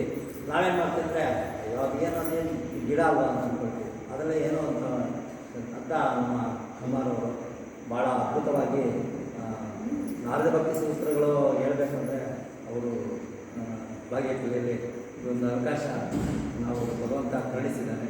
ಅವರು ವಯಸ್ಸು ಚಿಕ್ಕದಾದರೂ ಕೂಡ ಸಾಧನೆ ಇದೆ. ಹೌದು. ಈಗ ನಾವು ಮಾತಾಡಬೇಕು ಅಂತಂದರೆ ಆಗೋದಿಲ್ಲ. ಅದಕ್ಕೆ ಆ ಪುಣ್ಯ ಮಾಡಬೇಕು. ಅದರ ಒಂದು ಫಲ ಅವರಿಗಿದೆ. ತಂದೆ ತಾಯಿ ಮಾಡ್ಕೊಂಡು ಬೇರೆ ತಾಲೂಕಲ್ಲಿ ನಮ್ಮಲ್ಲಿ ಯಾರೂ ಇಲ್ಲ, ನಮಗೆ ನೀವೇ ಬರಬೇಕು ಅಂತ ಇದ್ರು. ನಮ್ಗೆ ತಾಪತ್ರಯನೇ ಇಲ್ಲ. ಯೋಗ ಮಾಡಿದಾಗ ಅವರು ಭಾಳ ಅವರು ಯೋಗ ನೋಡಿದ್ರೆ ನಿಜವಾಗ್ಲೂ ನಮಗೇನಿಲ್ಲ. ಸೂರ್ಯ ನಮಸ್ಕಾರ 1 ಅವರ್ ಮಾಡಬೇಕು. 1 ಅವರ್ 12 ಸಲ ನಮಸ್ಕಾರ 1 ಗಂಟೆ ಮಾಡಬೇಕು. ಅಷ್ಟು ನಿಧಾನ ಮಾಡಬೇಕು ಅಂತ ಹೇಳಿದ್ರು. ಅವರು ಒಳ್ಳೆ ಸಾಧನೆ. ಅವರು ನೋಡಿದ್ರೆ ಅವರು ಹೆಂಗಿದ್ದಾರೆ ನಾಗರಾಜಾಚಾರ್ಯ ಅಂತ ಹೇಳ್ಬಿಟ್ಟು ಆಚಾರ್ಯರು ನೋಡಿದ್ರೆ ಅವ್ರಿಗೆ ಏನಿಲ್ಲ ಅಂದ್ಕೊಂಡು ನಾವು ಏನು ಗೊತ್ತಿಲ್ಲ ಅಂದ್ಕೊಂಡು ನೋಡಿದ್ರೆ ಅವ್ರು ಬರ್ತಾ 2 ದಿವಸ 3 ದಿವಸ ನೋಡೋಷ್ಟೊತ್ತಿಗೆ ಅವರಲ್ಲಿ ಎಷ್ಟು ವಿದ್ಯೆ ಇದೆ, ಎಷ್ಟು ಶಕ್ತಿ ಇದೆ. ಆಮೇಲೆ ಅವರ ಶಂಕರನಾರಾಯಣ ಶಾಸ್ತ್ರಿಗಳು ಅಷ್ಟೇ. ಆ ಮನುಷ್ಯ ನೋಡಿದ್ರೆ ಏನೂ ಇಲ್ಲ. ವಾಮನಾಗಿದ್ದು ತ್ರಿವಿಕ್ರಮನ ಹಾಕೊಂಡು BU ರಿಟೈರ್ಡ್ BU ಅಂತ ಎಜುಕೇಷನ್ ಡಿಪಾರ್ಟ್ಮೆಂಟಲ್ಲಿ ಅವರು ಏನು ಸಾಧನೆ ಅಂದರೆ ಬಾಬಾ ನಿಜವಾಗ್ಲು. ಆಮೇಲೆ ಇವರು ಅಷ್ಟೇ ಶಿಕಾರಿ ಕೃಷ್ಣಮೂರ್ತಿಗಳು ಅಷ್ಟೇ 3 ಜನನೂ ಎಲ್ಲ 70-80 ವರ್ಷದವರು ತ್ರಿವಿಕ್ರಮ ಇದ್ದಂಗೆ ಒಳ್ಳೆಯ ನಾವು ತುಂಬ ಇದೆ ಅಂತ ಇದನ್ನು ನಾವು ಪಡ್ತೀವಿ. ಸೊ ಅದರಿಂದ ನಾವು ಸಾಧನೆ ಮಾಡಬೇಕು. ಅವ್ರು ನೋಡಿದ್ರೆ 6 ಪ್ಯಾಕ್ ಇದ್ದಂಗಿದೆ. ಅವ್ರು ನೋಡಿದ್ರೆ ಶರೀರ ನೋಡಿದ್ರೆ ನಾವು 6 ಪ್ಯಾಕ್ ಮಾಡಿಲ್ಲ ಆದರೂ ಕೂಡ ನೋಡಿದ್ರೆ ಅವರು ಅಂದರೆ ಸಾಧನೆ ಅಷ್ಟಿದೆ. ಆ ಥರ ಸಾಧನೆ ಮಾಡಿದ್ರು. ನಮ್ಮ ಇವರಿದ್ರು ಪ್ರಸಾದ್, ಶ್ರೀನಿವಾಸ ಪ್ರಸಾದ್, ಅವ್ರ ತಾಯಿ ಅವ್ರ ಕಡೆ ಸಂಬಂಧ ಅವ್ರ ಸಂಬಂಧ ಅಂತ ಹೇಳಿದ್ರು. ಅವರು ಫುಲ್ಲು ಬಿಡಿ. ಅವರು ಹೆಂಗೆ ಅಂತ ಹೇಳಿದ್ರೆ ನಾವು ಇವಾಗ ಬರೀ ನಾವು ಕನ್ನಡದಲ್ಲಿ ನಾವೆಲ್ಲ ಎಳೆದುಕೊಳ್ತೀವಿ ಅಷ್ಟೇ. ಅವರು ಸಂಸ್ಕೃತದಲ್ಲಿ ಯೋಗವನ್ನು ಕಲಿಸುವಂಥ ವಿಧಾನ ಭಾಳ ಅದ್ಭುತವಾಗಿದೆ. ಯಾಕೆಂದರೆ ನನಗಿಂತ ಕುಮಾರ್ ಅವರು, ಯಾಕಂದರೆ ಕುಮಾರ ಬಂದಿದ್ದು ನನಗೆ ತುಂಬ ಸಂತೋಷ. ಯಾಕೆಂದರೆ ಅವರು ಜ್ಞಾನ ಪಡೀತಾರೆ, ಜ್ಞಾನ ಪಡೆದು ಹಂಚ್ತಾರೆ. ಬಟ್ ನಾವು ಜ್ಞಾನ ಪಡಿತೀವಿ, ನಮಗೆ ಹಂಚೋಕ್ಕೆ ಶಕ್ತಿ ಇಲ್ಲ. ಸೊ ಅದರಿಂದ ಅಂಥವ್ರು ಬಂದರೆ ಅದನ್ನು 4 ಜನಕ್ಕೆ ಆಗುತ್ತೆ ಅಂತ ಉದ್ದೇಶದ ಅವ್ರು ಬಂದು ತುಂಬ ಸಂತೋಷ ಆಯಿತು. ಸೊ ಅದು ನಮ್ಮ ಭಾಗ್ಯ ಅಂತ ಹೇಳ್ಬಿಟ್ಟು ಅವ್ರು ಇಷ್ಟೊತ್ತು ನಾರ್ವೆ ಭಕ್ತಿ ಸಿದ್ಧರು ಪ್ರಾರಂಭ ಮಾಡಿದ್ದಾರೆ. ಇನ್ನೂ ಅದ್ಭುತವಾಗಿರುತ್ತೆ. ದಯವಿಟ್ಟು ಎಲ್ಲ ತಿಳಿಸಿ ಹೆಚ್ಚಿನ ಸಂಖ್ಯೆಯಲ್ಲಿ. ಅಮ್ಮ ನೀವು ಅಷ್ಟೇ ನಿಮ್ಮ ಇವ್ರಿಗೆ ಹೇಳಿ, ನಿಮ್ಮ ಇದರಲ್ಲಿ ದಯವಿಟ್ಟು ಬರೋಕ್ಕೆ ಹೇಳಿ. ಅದನ್ನು ಅದ್ಭುತವಾಗಿ చాలా బాగుంటుంది. మీరు రెండో శనివారం ఈ కార్యక్రమం సెకండ్ సాటర్డే, ప్రతి నెల సెకండ్ సాటర్డే వేడుకుంటుంది. ప్రతి నెల ప్రతి వారము భజన ఉంటుంది. శనివారం 7 నుంచి 8 గంటలకి. దయచేసి ಎಲ್ಲ ದಯವಿಟ್ಟು ಹೆಚ್ಚಿನ మీ సంఘానికి ఆ పేపర్ ఇస్తే వెంటనే దాన్ని ఫోన్ ಮಾಡಿದ್ದಾರೆ. ಹೌದಾ? ಫೋನ್ ಮಾಡಿದ್ದೆ, ಹಾ. ನಾನೇ ಬರೋಕ್ಕೆ ಹಾ. ಬಂದಿದ್ದೆ. ಸೊ ಹೇಳ್ತಾ ಇದುವರೆಗೂ ಅವರು 4 ಭಕ್ತಿ ಸೂತ್ರಗಳು ಮತ್ತು ನಮ್ಮ ಯೋಗಿಕ ಅನುಷ್ಠಾನ ಇದು ಪ್ರಶಿಕ್ಷಣ ಸಿಗೋದ್ರ ಬಗ್ಗೆ ಹಾ. ವಿಚಾರಿಸಿದ್ದಕ್ಕೆ ಅನಂತ ಶೇಷಕುಮಾರ್ ಅವರಿಗೆ ಭಗವಂತ ಒಳ್ಳೆಯ ಹೆಚ್ಚಿನ ಸಂಖ್ಯೆಯಿಂದ ಭಗವಂತ ಪ್ರೇರಣೆ ಕೊಟ್ಟು ಅವರ ಒಂದು ಜ್ಞಾನವನ್ನು ಎಲ್ಲರಿಗೂ ಹಚ್ಚಲಿ ಅಂತ ಹೇಳ್ಬಿಟ್ಟು ಭಗವಂತ ಪ್ರಾರ್ಥನೆ ಮಾಡ್ತಾ ಅವರಿಗೆ ಧನ್ಯವಾದಗಳು. ಸ್ವಾಮಿ, ನಾಳೆ ಮೊದಲನೇ ಏಕಾದಶಿ ಹೌದು. ಮಹತ್ವ ಅದ್ರ ಬಗ್ಗೆ ಸ್ವಲ್ಪ ಇಲ್ಲಿದೆ, ಸ್ವಲ್ಪ ತಿಳಿಸ್ಬೇಕು. ಪ್ರಥಮ ಏಕಾದಶಿನ ಶಯನಿ ಏಕಾದಶಿ ಅಂತ ಕರೀತಾರೆ. 2 ಏಕಾದಶಿ ಮುಖ್ಯವಾಗಿ ಬರುತ್ತೆ, 3 ಏಕಾದಶಿ ಮುಖ್ಯವಾಗಿ ಬರುತ್ತೆ. ಒಂದು ಶಯನಿ ಏಕಾದಶಿ, ಒಂದು ಉತ್ಥಾನ ಏಕಾದಶಿ, ಇನ್ನೊಂದು ವೈಕುಂಠ ಏಕಾದಶಿ. ಇವು 3 ಕೂಡ ವರ್ಷದಲ್ಲಿ ಬರ್ತಕ್ಕಂಥ ಅತಿ ಮುಖ್ಯವಾಗಿರ್ತಕ್ಕಂಥ ಏಕಾದಶಿ. ಶಯನಿ ಏಕಾದಶಿ ಅಂದರೆ ಏನು ಅಂದರೆ ಆಪೋ ವೈ ನಾರಾಯಣ ಅಂತ ಹೇಳ್ತಾರೆ. ನೀರು ನಾರಾಯಣ ಅಂತ ಹೇಳ್ತಾರೆ. ನೀರಿನೊಳಗೆ ಭಗವಂತ ಮಲಗುತ್ತಾನೆ, ನಾಳೆ ಮಲಗುತ್ತಾನೆ. ಹಾಗಾಗಿ ಶಯನಿ ಏಕಾದಶಿ ಅಂದರೆ ಭಗವಂತ ಜಲಶಾಹಿ ಆಗ್ತಾನೆ ಅಂತ ಹೇಳ್ತಾರೆ. ನಾವು ಜಲಶಾಹಿ ಅಂದರೆ ಏನಂತ ತಿಳ್ಕೊತೀವಿ ಅಂತಂದ್ರೆ ಸಮುದ್ರದಲ್ಲಿ ಮಲ್ಕೊಂಡ್ಬಿಡ್ತಾನೆ ಅಂತ ಹೇಳ್ತಾರೆ. ಅಲ್ಲ, ಜಲದೊಳಗೆ ಭಗವಂತನ ಆವಿರ್ಭಾವ ಆಗುತ್ತೆ. ಜಲದೊಳಗೆ ಪ್ರಾಣಶಕ್ತಿ ಅಂತಕ್ಕಂಥದ್ದು ನಮ್ಮ ಕಡೆಗೆ ಹರಿದು ಬರುತ್ತೆ. ಇವಾಗ ನೋಡಿ, ಈ 4 ತಿಂಗಳುಗಳಿರುತ್ತೆ, ಇದನ್ನ ಚಾತುರ್ಮಾಸ್ಯ ಅಂತ ಕರೀತಾರೆ. ಯತಿಗಳೆಲ್ಲ ಏನು ಮಾಡ್ತಾರೆ ಅಂತ ಚಾತುರ್ಮಾಸದಲ್ಲಿ ಒಂದು ಕಡೆ ನಿಂತು ಬಿಡ್ತಾರೆ. ಏನು? ಆಷಾಢ, ಶ್ರಾವಣ, ಭಾದ್ರಪದ, ಆಶ್ವೀಜ, ಇವು 4 ಕೂಡ ಚಾತುರ್ಮಾಸ್ಯಗಳು. ಕಾರ್ತಿಕದಲ್ಲಿ ಬರತಕ್ಕಂಥ ಮೊದಲನೇ ಶುಕ್ಲ ಏಕಾದಶಿನೇ ಉತ್ಥಾನ ಏಕಾದಶಿ. ಇದು ನಾವು ಒಂದು ಸೈಂಟಿಫಿಕ್ ಆಗೂ ಕೂಡ ಅನಲೈಸ್ ಮಾಡ್ಬೋದು. ನಮ್ಮ ಒಂದು ಸನಾತನ ಧರ್ಮದಲ್ಲಿ ಹೆಂಗೆ ಅಂತಂದ್ರೆ, ವಿಜ್ಞಾನಕ್ಕೆ ಸಂಬಂಧಪಡದೇ ಇರತಕ್ಕಂಥ ಅಂಧಶ್ರದ್ಧೆ ಯಾವುದೂ ಇಲ್ಲ. ಎಲ್ಲ ಕೂಡ ಅದಕ್ಕೇನೋ ಒಂದು ಕಾರ್ಯಕಾರಣ ಸಂಬಂಧದಲ್ಲಿ ಫಿಟ್ ಮಾಡಿರ್ತಿದ್ದಾರೆ ಋಷಿಮುನಿ. ಯಾವಾಗ ನೀರು ನಾರಾಯಣ, ನೀರೊಳಗೆ ಭಗವಂತ ಮಲಗ್ತಾನೆ ಅಂತಂದ್ರೆ ಪ್ರಾಣಶಕ್ತಿ ಅದರೊಳಗೆ ಮಲಗುತ್ತೆ, ನೀರೊಳಗೆ ಮಲಗುತ್ತೆ. ನೀವು ನೋಡಿ, ಮನೆಗಳ ಮುಂದೆ ಗಿಡಗಳನ್ನ ಬೆಳೆಸಿರ್ತೀರ, ಆ ಗಿಡಗಳಿಗೆ ದಿನ ನೀರು ಹಾಕ್ತಾ ಇರ್ತೀರಾ, ಚೆನ್ನಾಗಿ ತಂಪಾಗಿ ಗೊಬ್ಬರ ಹಾಕಿ ಬೆಳೆಸ್ತೀರಾ. ಆದರೆ ಆ ಗಿಡಗಳು ಅಷ್ಟಾಗಿ ಚೆನ್ನಾಗಿ ಬೆಳೆಯೋದಿಲ್ಲ. ಆದರೆ ಮಳೆಗಾಲ ಬಂದು ಚೆನ್ನಾಗಿ ಮಳೆ ಬಿತ್ತು ಅಂತಂದ್ರೆ ತನಿಯಾಗಿ ಬೆಳ್ಕೊಂಡ್ಬಿಡುತ್ತೆ. ಯಾಕೆ ಬೆಳ್ಕೊಳುತ್ತೆ ಅಂದರೆ ಆ ನೀರೊಳಗೆ ಭಗವಂತನ ಶಕ್ತಿ ಇರುತ್ತೆ, ಪ್ರಾಣಶಕ್ತಿ ಅಂತಕ್ಕಂಥದ್ದು ಇರುತ್ತೆ. ಅದು ಹರಿದು ಬರುತ್ತೆ, ನೀರೊಳಗೆ ಭಗವಂತ ಮಲಗ್ತಾನೆ. ನೋಡಿ, ಈ 4 ತಿಂಗಳು ನೀರೇನಾಗುತ್ತೆ? ಶೇಖರಣೆ ಆಕಾಶದಿಂದ ಭೂಮಿಗೆ ಬರುತ್ತೆ, ಆಕಾಶದಿಂದ ಭೂಮಿಗೆ ಹೀಗೆ ಹರಿದು ಬರುತ್ತೆ. ಹಾಗಾಗಿ ಇದು ಶಯನಿ ಏಕಾದಶಿ ಅಂದರೆ ಮಲಗ್ತಾರೆ. ಅದಕ್ಕೆ ತಟ್ಟಿ ಮಲಗಿಸ್ತಾರಂತೆ ನಾರಾಯಣ, ಮಲ್ಕಪ್ಪ ಮಲ್ಕಪ್ಪ ಚೆನ್ನಾಗಿ. ಆಮೇಲೆ ಇದರಲ್ಲಿ ಕಾರ್ತಿಕದಲ್ಲಿ ಮೊದಲನೇ ಏಕಾದಶಿ ಉತ್ಥಾನ ಏಕಾದಶಿ. ಆವಾಗ ನೀರು ರೂಪದಲ್ಲಿ ಮಲಗಿರ್ತಕ್ಕಂಥ ನಾರಾಯಣ ಎದ್ದೇಳೋ ಕಾಲ. ನೀವು ಆಷಾಢದ ಕಾರ್ತಿಕದ ಏಕಾದಶಿ ಇಲ್ಲ, ಇನ್ನು ನೆಕ್ಸ್ಟ್ ನೋಡಿ, ನೀವು ನೀರು ಭೂಮಿ ಮೇಲೆ ಇರಲ್ಲ, ಹೀಗೆ ಹೋಗುತ್ತೆ, ಮೇಲಕ್ಕೆ ಹೋಗುತ್ತೆ. ಎಲ್ಲ ಕೆರೆಗಳು ಬತ್ತೋಗುತ್ತೆ, ಬಾವಿಗಳು ಬತ್ತೋಗುತ್ತೆ. ನೋಡ್ತಾನೆ ಕುಂಟೆಗಳು ಪಟ್ಟೆಗಳೆಲ್ಲ ಬತ್ತೋಗ್ಬಿಡುತ್ತೆ, ಗಿಡಗಳೆಲ್ಲ ಒಣಗೋಗ್ಬಿಡುತ್ತೆ. ಯಾಕೆಂದ್ರೆ ಪ್ರಾಣಶಕ್ತಿ ಭಗವಂತ ಬಂದಿಲ್ಲಲ್ಲ, ಏನ್ ಮಾಡ್ತಾವ ವಾಪಸ್ ಹೊರಟೋಗ್ಬಿಟ್ಟ. ಹಾಗಾಗಿ ಎಲ್ಲ ಒಣಗೋಗ್ಬಿಡುತ್ತೆ. ಹಾಗಾಗಿ ಇದು ಶಯನಿ ಏಕಾದಶಿ, ಅದು ಉತ್ಥಾನ ಏಕಾದಶಿ. ಇದು ಏಕಾದಶಿಗಳ ಮಹತ್ವ. ಅಂದ್ರೆ ಭಗವಂತ ಜಲಶಾಹಿಯಾಗಿ ಮಲಗುತ್ತಾನೆ ಈ 4 ತಿಂಗಳು, ಮತ್ತು ಆವಾಗ ಎದ್ದೇಳ್ತಾನೆ ಅಂತ. ಆಮೇಲೆ ಈ 4 ತಿಂಗಳುಗಳ ಕಾಲ ವಿಶೇಷ ಇನ್ನೊಂದೇನಪ್ಪ ಅಂತಂದ್ರೆ, ತುಳಸಿ ಗಿಡದಲ್ಲಿ ವಾಸ ಇರುತ್ತೆ. ಮನೆ ಮುಂದೆ ಇರತಕ್ಕಂಥ ತುಳಸಿ ಗಿಡದಲ್ಲಿ ಭಗವಂತನ ಆವಿರ್ಭಾವ ಆವಾಸ ತುಂಬಾ ಇರುತ್ತೆ. ಈ 4 ತಿಂಗಳು ನೋಡಿ, ಎಲ್ಲರ ಮನೆಯಲ್ಲೂ ತುಳಸಿ ಗಿಡ ನಳನಳಿಸ್ತಾ ಇರುತ್ತೆ, ತನಿಯಾಗಿರುತ್ತೆ. ಆಮೇಲೆ ನೋಡಿ, ಅದೆಲ್ಲ ಕಡ್ಡಿ ಬಿಟ್ಕೊಂಡ್ಬಿಡುತ್ತೆ. ಹಾಗಾಗಿ ತುಳಸಿ ಗಿಡದಲ್ಲಿ ಭಗವಂತನ ಆವಿರ್ಭಾವ ಇರುತ್ತೆ ಅಂತ ಹೇಳ್ತಾರೆ. ಇನ್ನು ವೈಕುಂಠ ಏಕಾದಶಿ. ವೈಕುಂಠ ಏಕಾದಶಿ ಅಂದರೆ ಏನು ಅಂದರೆ, ಒಂದು ವರ್ಷನ ನಾವು ಒಂದು ದಿನ ಅಂತ ಪರಿಗಣಿಸಬೇಕು. ಯಾಕೆಂದರೆ ದೇವತೆಗಳಿಗೆ ಒಂದು ವರ್ಷ ಒಂದು ದಿನ. ಅವ್ರಿಗೆ ದಕ್ಷಿಣಾಯನ ಎಲ್ಲ ರಾತ್ರಿ, ಉತ್ತರಾಯಣ ಎಲ್ಲ ಹಗಲು. ಈ ಉತ್ತರಾಯಣ ಎಲ್ಲ ಮುಗಿದು ದಕ್ಷಿಣಾಯನ ಪ್ರಾರಂಭ ಆದಾಗ ಭಗವಂತ ಮಲಗಿದ್ದಾನೆ ಅಂತ. ಯಾರಿಗೆ? ದೇವತೆಗಳಿಗೆ. ಭಗವಂತರಿಗೆ ನಿದ್ದೆ ಅನ್ನೋದಿಲ್ಲ, ಅವನು ಸದಾ ಎಚ್ಚರವಾಗಿರ್ತಾನೆ. ಅವನು ಅನಿಮಿಷ ಅಂತ ಅವನ ಹೆಸರು. ಯಾಕೆಂದರೆ ವಿಷ್ಣು ಸಹಸ್ರನಾಮದಲ್ಲಿ ಅನಿಮಿಷ ಅಂತ ಇದೆ. ಅನಿಮಿಷ ಅಂತಂದ್ರೆ ಏನು ಅಂದರೆ, ಅವ್ನು ಲೆಪ್ಪೆನೇ ಹಾಕಲ್ಲ, ಯಾವಾಗಲೂ ಎದ್ದಿರ್ತದೆ ಅಂತ. ಅವನು ನಿದ್ದೆ ಎಲ್ಲಿಂದ ಬರಬೇಕು. ಆದರೆ ದೇವತೆಗಳಿಗೆ ನಿದ್ದೆ ಇದೆ ಪಾಪ, ಅವ್ರು ಮಲಗಬೇಕು, ಅವ್ರು ಎದ್ದೇಳಬೇಕು, ಅವ್ರಿಗೆ ರಾತ್ರಿ ಹಗಲು ಎಲ್ಲ ಇರುತ್ತೆ. ಹಾಗಾಗಿ ಅವರು ಇವಾಗ ಬೆಳಗ್ಗೆ ಎದ್ದ ತಕ್ಷಣ ನಾವೇನು ಮಾಡ್ತೀವಿ, ಬೆಳಗಿನ ಜಾವಕ್ಕೆ ಎದ್ದು ಸ್ನಾನ ಗೀನ ಮಾಡಿಕೊಂಡು ನಮ್ಮ ಮನೆ ಹತ್ರ ಇರತಕ್ಕಂಥ ಒಂದು ದೇವಸ್ಥಾನಕ್ಕೆ ಹೋಗಿ ಅಲ್ಲಿ ಕ್ಯೂನಲ್ಲಿ ನಿಂತ್ಕೊಂಡು ಭಗವಂತ ದರ್ಶನ ಮಾಡಿಕೊಂಡು ಅಲ್ಲಿ ಕೊಡೋ ಪೊಂಗಲ್ ಲಾಡು ಇಸ್ಕೊಂಡು ಬಾಯಿನಲ್ಲಿ ಹಾಕೊಂಡು ಬಂದರೆ ಆವತ್ತಿಗೆ ನಮ್ಮ ಜನ್ಮ ಸಾರ್ಥಕ ಆಯಿತು ಅಂತ ನಾವು ತಿಳ್ಕೊತೀವಿ. ಹಾಗೇನೆ ದೇವತೆಗಳು ಕೂಡ. ದೇವತೆಗಳಿಗೆ ಏನಾಗುತ್ತೆ ಅಂತಂದರೆ, ದೇವತೆಗಳೆಲ್ಲ ಇವಾಗ ದಕ್ಷಿಣಾಯನದಲ್ಲೆಲ್ಲ ನಿದ್ದೆ ಮಾಡಿದ್ರು ದೇವತೆಗಳಲ್ಲಿ. ಉತ್ತರಾಯಣದಲ್ಲಿ ಅವ್ರು ಎದ್ದೇಳಬೇಕು. ಉತ್ತರಾಯಣದಲ್ಲಿ ಧನುರ್ಮಾಸ ಅಂತ ಬರುತ್ತಲ್ಲ, ಅದು ಅವ್ರಿಗೆ ಬೆಳಗಿನ ಜಾವ. ಅದಕ್ಕೆ ನೋಡಿ, ಮಂಜು ಜಾಸ್ತಿ ಬೀಳುತ್ತೆ. ಬೆಳಗಿನ ಜಾವದಲ್ಲಿ ಮಂಜು ಜಾಸ್ತಿ ಆಗುತ್ತೋ ಹಾಗೆ ಮಂಜು ಜಾಸ್ತಿ ಬೀಳುತ್ತೆ. ಅದು ದೇವತೆಗಳಿಗೆ ಬೆಳಗಿನ ಜಾವ. ಆ ಬೆಳಗಿನ ಜಾವಕ್ಕೆ ಎದ್ದು ಅವರು ಮನೆಗಳ ಮುಂದೆ ರಂಗೋಲಿಗಳೆಲ್ಲ ಹಾಕಿ ಸ್ನಾನ ಮಾಡಿಕೊಂಡು ದೇವತೆಗಳು ಇದು ವೈಕುಂಠಕ್ಕೆ ಬಂದು ಎಲ್ಲ ಕ್ಯೂ ನಿಂತ್ಕೊಂತಾರೆ ಭಗವಂತನ ದರ್ಶನಕ್ಕೆ. ಏಕೆಂದ್ರೆ ಆವಾಗ ತಾನೇ ಎದ್ದಿರ್ತಾರೆ ದೇವತೆಗಳು ಬೆಳಗಿನ ಜಾವ ಅವ್ರಿಗೆ, ಉತ್ತರಾಯಣ ಸ್ಟಾರ್ಟ್ ಆಗ್ತಾ ಇರುತ್ತೆ. ಹಾಗಾಗಿ ಬಂದೆಲ್ಲ ಕ್ಯೂ ನಿಂತ್ಕೊಂತಾರೆ. ಆವಾಗ ಏನಾಗುತ್ತೆ ಅಂತಂದ್ರೆ ಆ ಸುಪ್ರಭಾತದಲ್ಲಿ ಬರುತ್ತೆ, ಯಾರೋ ಆ ಕಡೆ ಈ ಕಡೆ ನಿಂತಿರ್ತಕ್ಕಂಥ ಇವರು ಇರ್ತಾರಲ್ಲ ಜಯ ವಿಜಯರು, ಅವ್ರು ಒಬ್ಬರು ದಂಡಗಳನ್ನ ತಗೊಂಡು ಆ ದೇವತೆಗಳ ತಲೆ ಮೇಲೆ ಹೊಡಿತಾ ಇರ್ತಾರಂತೆ, ಸರಿಯಾಗಿ ನಿಂತ್ಕೊಳ್ರಿ, ಕ್ಯೂನಲ್ಲಿ ಬನ್ರಿ ಅಂತ ಹೇಳ್ತಾ ಇರ್ತಾರಂತೆ. ಆಮೇಲೆ ಇನ್ನೊಂದು ನಮ್ಮಲ್ಲಿ ಇರ್ತಕ್ಕಂಥ ಒಂದು ನಂಬಿಕೆ ಏನು ಅಂತಂದ್ರೆ, ಎಲ್ಲರ ಪುಸ್ತಕಗಳು ಕೂಡ ನಮ್ಮಲ್ಲೆಲ್ಲ ಒಂದು ಏನಂತ ಹೇಳ್ತಾರೆ ಅಂತಂದ್ರೆ ಚಿತ್ರಗುಪ್ತ ಚಿಟ್ಟ ಅಂತ ಹೇಳ್ತಾರೆ. ಅಂದ್ರೆ ಪ್ರತಿಯೊಬ್ಬರದ್ದು ಒಂದು ಕರ್ಮದ ಪುಸ್ತಕಗಳು ಇರುತ್ತೆ. ಪ್ರತಿಯೊಬ್ಬರು ಬ್ಯಾಂಕ್ ಅಕೌಂಟ್ ಇದ್ದಂತೆ. ಅದು ಇದು ವೈಕುಂಠ ದ್ವಾದಶಿ ದಿವಸ ಇದಾಗತ್ತಂತೆ, ಏನು ಆಡಿಟ್ ಆಗುತ್ತೆ, ಭಗವಂತ ಆಡಿಟ್ ಮಾಡ್ತಾನಂತೆ. ಇದು ಒಂದು ನಂಬಿಕೆ, ನಮ್ಮಲ್ಲಿ ನಡೆದು ಬಂದಿರತಕ್ಕಂಥ ನಂಬಿಕೆ. ಪ್ರತಿಯೊಬ್ಬರ ಪುಸ್ತಕಗಳು ಅವತ್ತು ಆಡಿಟ್ ಆಗುತ್ತೆ ಅಂತ. ಅಂದ್ರೆ ಇವಾಗ ಆಡಿಟಿಗೆ ಬಂದಾಗ ನಾವೇನ್ ಮಾಡ್ತೀವಿ, ಯಾರಾದ್ರೂ ಒಂದು ಇನ್ಸ್ಪೆಕ್ಷನ್ಗೆ ಬಂದ್ರೆ ಅವ್ರಿಗೇನೋ ಒಂದು ಸ್ವಲ್ಪ ವಿಶೇಷವಾಗಿ ಮಜ್ಜಿಗೆ ಕೊಟ್ಟು ಕಾಫಿ ಕೊಟ್ಟು ಅವ್ರಿಗೆ ವಿಶೇಷವಾಗಿ ಮಾತಾಡಿ ಎಲ್ಲ ಮಾಡಿ, ಯಾಕಂದ್ರೆ ಏನು ಬರ್ಕೊಂಡು ಹೋಗ್ಬೇಡಪ್ಪ, ಕೇಳಿದಾಗ ಏನು ನಮ್ಗೆ ಏನು ಇದು ಮಾಡಬೇಡ ಅಂತ ಹೇಳ್ಬಿಟ್ಟು, ಅದೊಂದು ನಮ್ಮಲ್ಲಿ ಮಾನವ ಸಹಜವಾಗಿರ್ತಕ್ಕಂಥ ಒಂದು ಪದ್ಧತಿ ಅದು. ಹಾಗೇನೆ ಭಗವಂತನಿಗೆ ಏನ್ ಮಾಡ್ತಾರೆ, ಆ ಒಂದು ಉತ್ಸವನ ಇದರಲ್ಲಿ ವೈಕುಂಠ ದ್ವಾದಶಿ ದಿವಸ ದೇವಾಂದೇವತೆಗಳು ಕೂಡ ಬಂದು ಪ್ರಾರ್ಥನೆ ಮಾಡ್ಕೊಂತಾರಂತೆ, ಅಪ್ಪ ನನ್ನ ಒಂದು ಯಾವುದೋ ಕರ್ಮದ ಪುಸ್ತಕದಲ್ಲಿ ನೀನು ಕೆಟ್ಟದಾಗ ಏನು ಬರೀಬೇಡ, ಅದನ್ನ ನೀನು ಮೈಂಡ್ ಮಾಡಬೇಡ, ಸಣ್ಣ ಪುಟ್ಟದ್ದು ಏನನ್ನ ಇದ್ರೆ ಅದನ್ನ ಒಡೆದಾಕು ಅಂತ ಭಗವಂತನೇ ದೇವತೆಗಳೇ ಆ ಥರ ಮಾಡ್ತಾ ಇದ್ದಾರೆ ಅಂತಂದ್ರೆ ನಾವು ಕೂಡ ಹಂಗೆ ಮಾಡ್ಬೇಕು ತಾನೆ. ಅದಕ್ಕೆ ನಾವೇನ್ ಮಾಡ್ಬೇಕು, ವೈಕುಂಠ ಏಕಾದಶಿ ದಿವಸ ಉಪವಾಸ ಇದ್ದು ಭಗವಂತನ ಚೆನ್ನಾಗಿ ಪ್ರೇಯರ್ ಮಾಡಿ ದ್ವಾದಶಿ ದಿವಸ ಕ್ಯೂನಲ್ಲಿ ನಿಂತ್ಕೊಂಡು ಆ ಕೆಳಗಡೆ ಆ ದ್ವಾರದಲ್ಲಿ ಹೋಗಿ ಆ ಭಗವಂತನ ದರ್ಶನ ಮಾಡಿ ಎಲ್ಲ ಮಾಡಿ ಉತ್ತರ ದ್ವಾರ ಅಂತ ಕರೀತಾರೆ. ಉತ್ತರ ದ್ವಾರದ ವಿಶೇಷತೆ ಗರುಡ ಪುರಾಣದಲ್ಲಿ ತುಂಬಾ ಚೆನ್ನಾಗಿ ಹೇಳಿದ್ದಾರೆ. ಭಗವಂತನ ಒಂದು ಮಂದಿರಕ್ಕೆ ಉತ್ತರ ದ್ವಾರ ದಕ್ಷಿಣ ದ್ವಾರ ಅಂತ ಎರಡಿರುತ್ತೆ.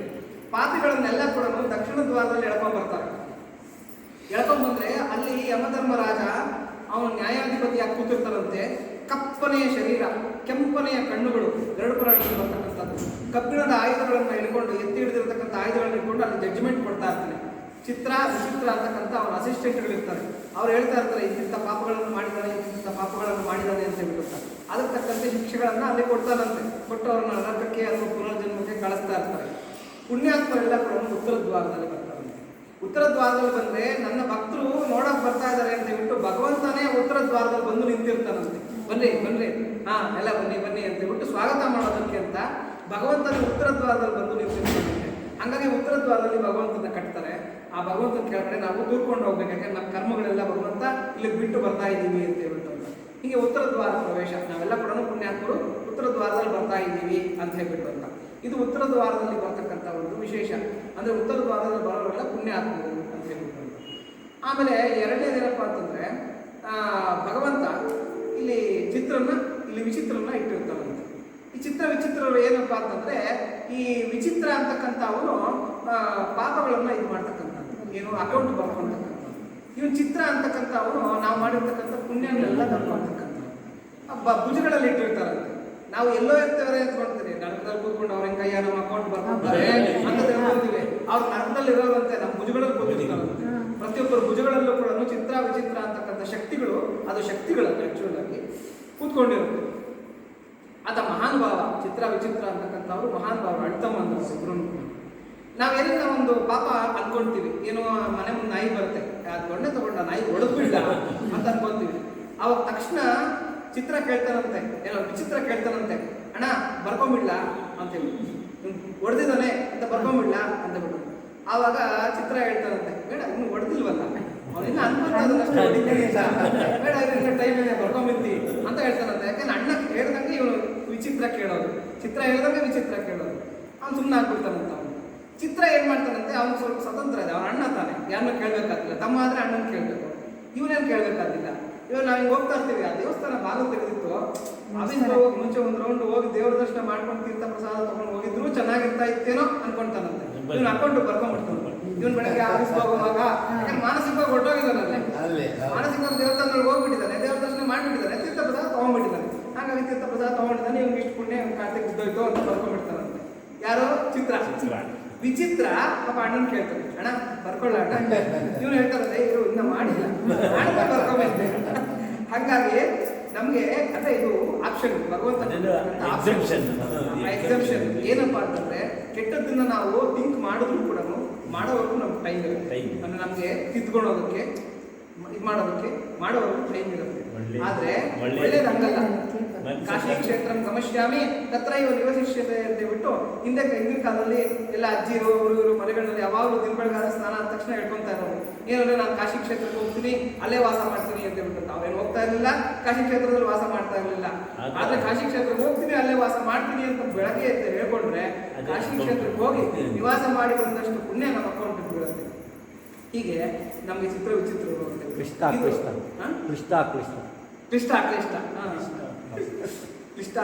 ಚಿತ್ರ ವಿಚಿತ್ರ ಏನೇನೋ ಹೇಳ್ತಾರೆ. ಹೀಗೆ ಯಮನ ದೂತರುಗಳು ಇವರೆಲ್ಲ ಕೂಡ ಅಂದ್ರೆ ಭಗವಂತನ ದೂತ್ರೆ ಅಂತ ತಿಳ್ಕೊಂಡ್ವಿ. ಹೀಗೆ ಏನಪ್ಪ ಅಂದ್ರೆ ಈ ಕಥೆ ಸಾರ ಏನಪ್ಪಾ ಅಂತಂದ್ರೆ ನಮ್ಗೆ ಆಪ್ಷನ್ ಇದೆ. ಕೆಟ್ಟದ್ದನ್ನ ನಾವು ಅನ್ಕೊಂಡಿದ ತಕ್ಷಣ ಮಾಡದೆ ಅಂದ್ರೆ ಮಾಡೋವರೆಗೂ ನಮ್ಗೆ ಟೈಮ್ ಇರುತ್ತೆ. ಯಾವನೋ ಒಬ್ಬ ನಿಂತಂತೆ ಅವನು 99 ಕೊಲೆ ಮಾಡಿಬಿಟ್ಟಿದ್ದಂತೆ, 99 ಜನರ ಕೊಲೆ ಮಾಡಿಬಿಟ್ಟಿದ್ದಂತೆ. ಅಂತ ಮಹಾಪಾಪಿ ಅವನೇನ್ ಮಾಡದಂತೆ ಗುರುಗಳ ಹತ್ರಕ್ಕೆ ಹೋದಂತೆ. ಗುರುಗಳಿಗೆ ಆ ವಿಷಯ ಗೊತ್ತಾಗಿತ್ತಂತೆ, ಶಿಷ್ಯ 99 ಕೊಲೆಗಳನ್ನ ಮಾಡಿ ಬಂದಿದ್ದಾನೆ, ಕತ್ತರಿಸ್ಬಿಟ್ಟಿದ್ದಂತೆ, ತಲೆಯನ್ನು ಕತ್ತರಿಸಿ ಬಂದಿದ್ದಾನೆ ಅಂತಕ್ಕಂಥ ಒಂದು ಇನ್ಫಾರ್ಮೇಶನ್ ಇದ್ದಂತೆ. ಬಂದ ತಕ್ಷಣ ಗುರುಗಳು ಕೇಳಿದ್ರಂತೆ, ಯಾಕಯ್ಯ 99 ಕೊಲೆ ಮಾಡಿದ್ದೀಯಾ ಅಂತ ಹೇಳಿ. ಅವ್ನು ಸ್ವಲ್ಪ ದಂಡಿಸಿ ಮಾತಾಡೋ ಅಷ್ಟೊತ್ತಿಗೆ ಅವ್ನ ಕೋಪ ಬಂದ್ಬಿಡ್ತಂತೆ. 99 ಏನು 100 ಮಾಡ್ಬಿಡ್ತೀನಿ 99 ಯಾಕೆ ನನ್ನ ದಂಡಿಸ್ತಾ ಇದ್ದಾರೆ, ತಗೋ 100 ಆಗೋಗ್ಲಿ ಅಂತ ಹೇಳ್ಬಿಟ್ಟು 100ನೇ ಕೊಲೆನೂ ಆಗೋಗ್ಲಿ ಅಂತ ಹೇಳ್ಬಿಟ್ಟು ಗುರುಗಳ ತಲೆಯನ್ನು ಕತ್ತರಿಸ್ಬಿಟ್ಮೇಲೆ ಅವನ ಮನಸ್ಸಿನಲ್ಲಿ ಪ್ರಾಯಶ್ಚಿತ್ತ ಅಂತಕ್ಕಂಥದ್ದು ತುಂಬಾ ಇದಾಯ್ತು. ಅಂದ್ರೆ ಪಾಪ ಭೀತಿ, ಎಂತ ಕೆಲಸ ಮಾಡಿದ್ದೆ 99 ಗೊತ್ತಿದ್ದು ಒಂದ್ ಕಡೆ ಇರ್ಲಿ, ನಾನು ವಿದ್ಯೆ ಹೇಳ್ಕೊಟ್ಟಿರ್ತಕ್ಕಂಥ ಗುರುಗಳ ತಲೆಯನ್ನು ಕತ್ತರಿಸ್ಬಿಟ್ನಲ್ಲ, ಈಗ ಏನಪ್ಪ ಮಾಡ್ಲಿ ದೇವ್ರೆ ಅಂತ ಹೇಳ್ಬಿಟ್ಟು ಅವ್ನ ಪಶ್ಚಾತ್ತಾಪ ಪಡ್ಕೊಂಡು ಹೋಗ್ತಾ ದಾರಿಯಲ್ಲಿ ಹಾರ್ಟ್ ಅಟ್ಯಾಕ್ ಆಗಿ ಕೆಳಗೆ ಸತ್ತೋಗ್ಬಿಟ್ಟೆ. ಈ ಕಡೆಯಿಂದ ಸ್ವರ್ಗದಿಂದ ದೇವತೆಗಳು ಬಂದಿರುತ್ತೆ, ಈ ಕಡೆಯಿಂದ ನರಕದಿಂದ ಯಮಭಟ್ರು ಬಂದಿರುತ್ತೆ. ಈ ಜೀವಿ ನಮಗ್ ಸೇರ್ಬೇಕು, ಇವನ್ ಪಾಪಿ, ಯಾಕಂದ್ರೆ 100 ಕೊಲೆಗಳನ್ನು ಮಾಡಿದ್ದಾನೆ, ಅದರಲ್ಲೂ ವಿಶೇಷವಾಗಿ ಅವ್ನ ಗುರುಗಳ ಕೊಲೆನೇ ಮಾಡಿದ್ದಾನೆ. ಹಾಗಾಗಿ ಇವನ್ ನರಕಕ್ಕೆ ಹೋಗ್ಬೇಕು ಅಂತ ಯಮಭಟ್ರೆಲ್ಲ ಗಲಾಟೆ ಮಾಡಿದ್ರಂತೆ. ಆದ್ರೆ ದೇವದೂತರು ಗಲಾಟೆ ಮಾಡಿದ್ರಂತೆ, ಇಲ್ಲ ನಿಮ್ಗೆ ಸರಿಯಾಗಿ ಅಕೌಂಟ್ ಬರೆಯೋದಕ್ಕೆ ಬಂದಿಲ್ಲ, ನಿಮ್ಗೆ ಇವನು ಸ್ವರ್ಗಕ್ಕೆ ಬರಬೇಕು, ಇವನು ಮಹಾಪುಣ್ಯಾತ್ಮ ಅಂತ ಹೇಳಿದ್ರಂತೆ. ಇದೇ ಹೀಗಾಗಿದೆಯಲ್ಲ ಅಂತ ಹೇಳ್ಬಿಟ್ಟು ಅಂತ ಇಬ್ರು ಹಂಗೆ ವಾಗ್ಯುದ್ಧಗಳು ಮಾಡ್ಕೊತಾ ಇದ್ರಂತೆ. ಅಷ್ಟೊತ್ತಿಗೆ ಯಮಧರ್ಮರಾಜ ಬಂದಂತೆ. ಯಾಕಂದ್ರೆ ನ್ಯಾಯ ಪಂಚಾಯತಿಗೆ ಯಾರೋ ದೊಡ್ಡವರು ಬರ್ಬೇಕಲ್ಲ, ಯಮಧರ್ಮರಾಜ ಬಂದಂತೆ. ಏನಕ್ಕೆ ಯಾಕೆ ಗಲಾಟೆ ಮಾಡ್ಕೊಳ್ತಾ ಇದ್ರ ಸ್ವಾಮಿ, ಇವನು 100 ಕೊಲೆ ಮಾಡ್ಬಿಟ್ಟಿದ್ದಾನೆ, ಅದರಲ್ಲೂ ವಿಶೇಷವಾಗಿ ಇವ್ನು ಗುರುಗಳ ಕೊಲೆನೇ ಮಾಡಾಕ್ ಬಿಟ್ಟಿದ್ದಾನೆ, ಗುರು ದಾತಕ ಇವನನ್ನ ನರಕಕ್ಕೆ ಕರ್ಕೊಂಡು ಹೋಗ್ಬೇಕು ಅಂತ ನಾವ್ ಹೇಳಿದ್ರೆ ದೇವದೂತರುಗಳು ಗಲಾಟೆ ಮಾಡ್ತಾ ಇದ್ದಾರೆ, ಇವ್ರು ಸ್ವರ್ಗಕ್ಕೆ ಬರ್ಬೇಕು ಅಂತ ಹೇಳ್ಬಿಟ್ಟು ಅಂತ ಯಾವ ಲೆಕ್ಕದಲ್ಲಿ ಇವ್ನು ಸ್ವರ್ಗಕ್ಕೆ ಹೋಗ್ಬೇಕು ಅಂತ ಹೇಳ್ಬಿಟ್ಟು. ಯಮಧರ್ಮರಾಜ ತತ್ವಜ್ಞಾನಿ, ಬ್ರಹ್ಮಜ್ಞಾನಿ, ಕಠೋಪನಿಷತ್ ಹೇಳಿದ ಗುರು ಅವನು, ಮಹಾನ್ ಭಾವ. ಅವ್ನು ಹೇಳಿದಂತೆ ಟೇಪ್ ಎತ್ಕೊಂಡ್ಬಂದ್ರು. ಅವ್ನು ಗುರುಗಳನ್ನು ಕೊಲೆ ಮಾಡಿದ ಜಾಗಕ್ಕೂ ಇವನು ಡೆಡ್ ಬಾಡಿ ಬಿದ್ದಿರೋ ಜಾಗಕ್ಕೂ ಇವನು ಹೋಗ್ತಾ ಇದ್ದಿದ್ದ ದೇವಸ್ಥಾನ, ಅವನು ದೇವಸ್ಥಾನಕ್ಕೆ ಹೋಗ್ತಾ ಇದ್ದಂತೆ ಪ್ರಾಯಶ್ಚಿತ್ತ ಭಗವಂತನ ಹತ್ರ ಮಾಡ್ಕೊಳ್ಳೋದಕ್ಕೆ. ಆ ದೇವಸ್ಥಾನಕ್ಕೆ ಹೋಗ್ತಾ ಇದ್ದಿದ್ದ ದಾರಿ ಇತ್ತಲ್ಲ, ಆ ದೇವಸ್ಥಾನಕ್ಕೆ ಅಂತರನ್ನ ಅಳಿರಿ ಅಂತ ಹೇಳಿದ್ರು. ಅಂತರನ್ನ ಅಳಿರಿ ಅಂತ ಹೇಳಿದ್ರೆ ಅವ್ನ ಗುರುಗಳು ಡೆಡ್ ಬಾಡಿ ಇತ್ತಲ್ಲ, ಅವ್ನ ಗುರುಗಳ ಡೆಡ್ ಬಾಡಿಗೂ ಇವನ್ ಡೆಡ್ ಬಾಡಿಗೂ ಅಂತರ ತುಂಬಾ ದೂರ ಇತ್ತು, ಅಂದ್ರೆ ತುಂಬಾ ಲಾಂಗ್ ಗ್ಯಾಪ್ ಇತ್ತು. ದೇವಸ್ಥಾನಕ್ಕೂ ಇವನ್ ಡೆಡ್ ಬಾಡಿ ಗ್ಯಾಪ್ ತುಂಬಾ ಹತ್ರ ಇತ್ತು. ಅವ್ನ ದೇವಸ್ಥಾನದ ಹತ್ರ ಬಂದಿದ್ದಾರೆ, ಪಾಪ ಅಷ್ಟೊತ್ತು ಪ್ರಾಣ ಹೊರಟಾಗಿದೆ ಅವ್ನ ಕರ್ಮ ವಿಷಯ. ಅವಾಗ ಯಮ ಹೇಳದಂತೆ, ಇಲ್ಲಪ್ಪ ಈ ಜೀವಿ ನಮಗ್ ಸೇರೋದಿಲ್ಲ, ಇವ್ನು ಸ್ವರ್ಗಕ್ಕೆ ಹೋಗ್ಬೇಕು. ಯಾಕೆಂದ್ರೆ ಅವ್ನು ಪಶ್ಚಾತ್ತಾಪ ಆಗಿದೆ, ನನ್ನ ಪ್ರಾಯಶ್ಚಿತ್ತ ಮಾಡ್ಕೊಂಡಿದ್ದಾನೆ. ಅವನ ಎದೆನಲ್ಲಿ ಅದನ್ನ ತಪ್ಪು ಅಂತ ತಿಳ್ಕೊಂಡು ಅವನ ಒಂದು ಭಾವನೆ ಚೇಂಜ್ ಆಗಿ ಅವನೇನ್ ಮಾಡಿದ್ದಾನೆ, ಭಗವಂತನನ್ನ ಶರಣಾಗತಿ ಮಾಡೋದಕ್ಕೋಸ್ಕರ ಭಗವಂತನ ಮಾರ್ಗವಾಗಿ ಅವನು ನಡ್ಕೊಂಡ್ ಬರ್ತಾ ಇದ್ದಾನೆ. ಅಷ್ಟೊಳಗೆ ಅವನ ಕರ್ಮಶೇಷ, ಅವನ ಶರೀರ ಹೊರಟೋಗಿದೆ. ಅದೇ ಏನನ್ನ ಅವನ ಬಾಡಿಗೂ ಮತ್ತೆ ಅವ್ರ ಗುರುಗಳ ಬಾಡಿಗೂ ಹತ್ರ ಇದ್ದಿದ್ರೆ ಅಂತರ ಅಲ್ಲಿಗೆ ಅವ್ನ ಪಾಪಿ ಅಂತ ಡಿಕ್ಲೇರ್ ಮಾಡಿ ನಾವು ಕರ್ಕೊಂಡು ಹೋಗ್ಬೋದಾಗಿತ್ತು. ಆದ್ರೆ ಅಲ್ಲಿ ದೂರ ಇದೆ, ಅಲ್ಲಿಗೆ ಅವ್ನು ತುಂಬಾ ದೂರ ಬಂದ್ಬಿಟ್ಟಿದ್ದಾನೆ, ಅಲ್ಲಿಂದ ಹತ್ರ ದೇವಸ್ಥಾನದ ಹತ್ರ ಬಂದ್ಬಿಟ್ಟಿದ್ದಾನೆ. ಹಾಗಾಗಿ ಅವ್ನ ಪುಣ್ಯಾತ್ಮ ಅವನ ಸ್ವಲ್ಪ ಕರ್ಕೊಂಡು ಹೋಗ್ಲಿ ಅಂತ ಹೇಳಿ. ಹಿಂಗೆ ಅಲ್ಲ ಇದೆಲ್ಲ ಏನು ಅಂದ್ರೆ ನಮ್ಮ ಧರ್ಮದಲ್ಲಿ ಇರ್ತಕ್ಕಂಥ ಆಪ್ಷನ್ಸ್ ಏನು ಅಂತಂದ್ರೆ, ಪಾಪ ಮಾಡೋದಕ್ಕೆ ನಾವು ಹೆದರ್ಬೇಕು. ಪಾಪ ನಮ್ಮ ಮನಸ್ಸಿನಲ್ಲಿ ಬಂದ ತಕ್ಷಣ ನಾವು ಮಾಡಬೇಕು ಅಂತೇನಿಲ್ಲ, ಆದ್ರೆ ನಾವು ಮಾಡೋವರೆಗೂ ಕೂಡ ಒಂದು ಟೈಮ್ ಇರುತ್ತೆ. ಅಷ್ಟರೊಳಗೆ ನಾವು ಪಶ್ಚಾತ್ತಾಪ ಆಗ್ಬೋದು, ಪ್ರಾಯಶ್ಚಿತ್ತ ಆಗ್ಬೋದು, ನಮ್ಗೆ ಬುದ್ಧಿ ಬರ್ಬೋದು, ಅಥವಾ ಯಾರೋ ಹೇಳ್ಬೋದು, ಇಲ್ಲ ನಮಗೆ ಒಂದು ಅಂತಃಸ್ಫುರಣೆ ಆಗ್ಬೋದು. ಹಿಂಗೆ ತಿದ್ಕೊಳ್ಳೋದಕ್ಕೆ ಅವಕಾಶ ಇರುತ್ತೆ. ಆದಷ್ಟು ಧರ್ಮ ಮಾರ್ಗದಲ್ಲಿ ನಡೆಯೋಣ, ಆದಷ್ಟು ಪುಣ್ಯ ಕಾರ್ಯಗಳನ್ನು ಮಾಡೋಣ. ಪಾಪಾಯ ಪರಪೀಡನಂ ಅಂತ ಹೇಳ್ಬಿಟ್ಟು, ಪರೋಪಕಾರಾಯ ಪುಣ್ಯಾಯ ಪಾಪಾಯ ಪರಪೀಡನಂ. ಬೇರೆಯವ್ರಿಗೆ ತೊಂದರೆ ಕೊಡೋದು ಬೇಡ. ಆದಷ್ಟು ನಮಗೆ ಧರ್ಮ ಮಾರ್ಗದಲ್ಲಿ ನಾವು ಸಹಜವಾಗಿರ್ತಕ್ಕಂಥ ಜೀವನ ನಡೆಸೋಣ, ನಾವು ಬದುಕೋಣ, ಬೇರೆಯವ್ರಿಗೆ ಬದುಕೋದಕ್ಕೆ ಬಿಡೋಣ. ಇಷ್ಟು ಹೇಳ್ತಾ ಈ ಮಾತು. ಗೋಪಿ ಮಾಡಪ್ಪ ಮಂಗಾರ್ತೆ. ನೈವೇದ್ಯ ಮಾಡಿ ಪ್ರಸಾದ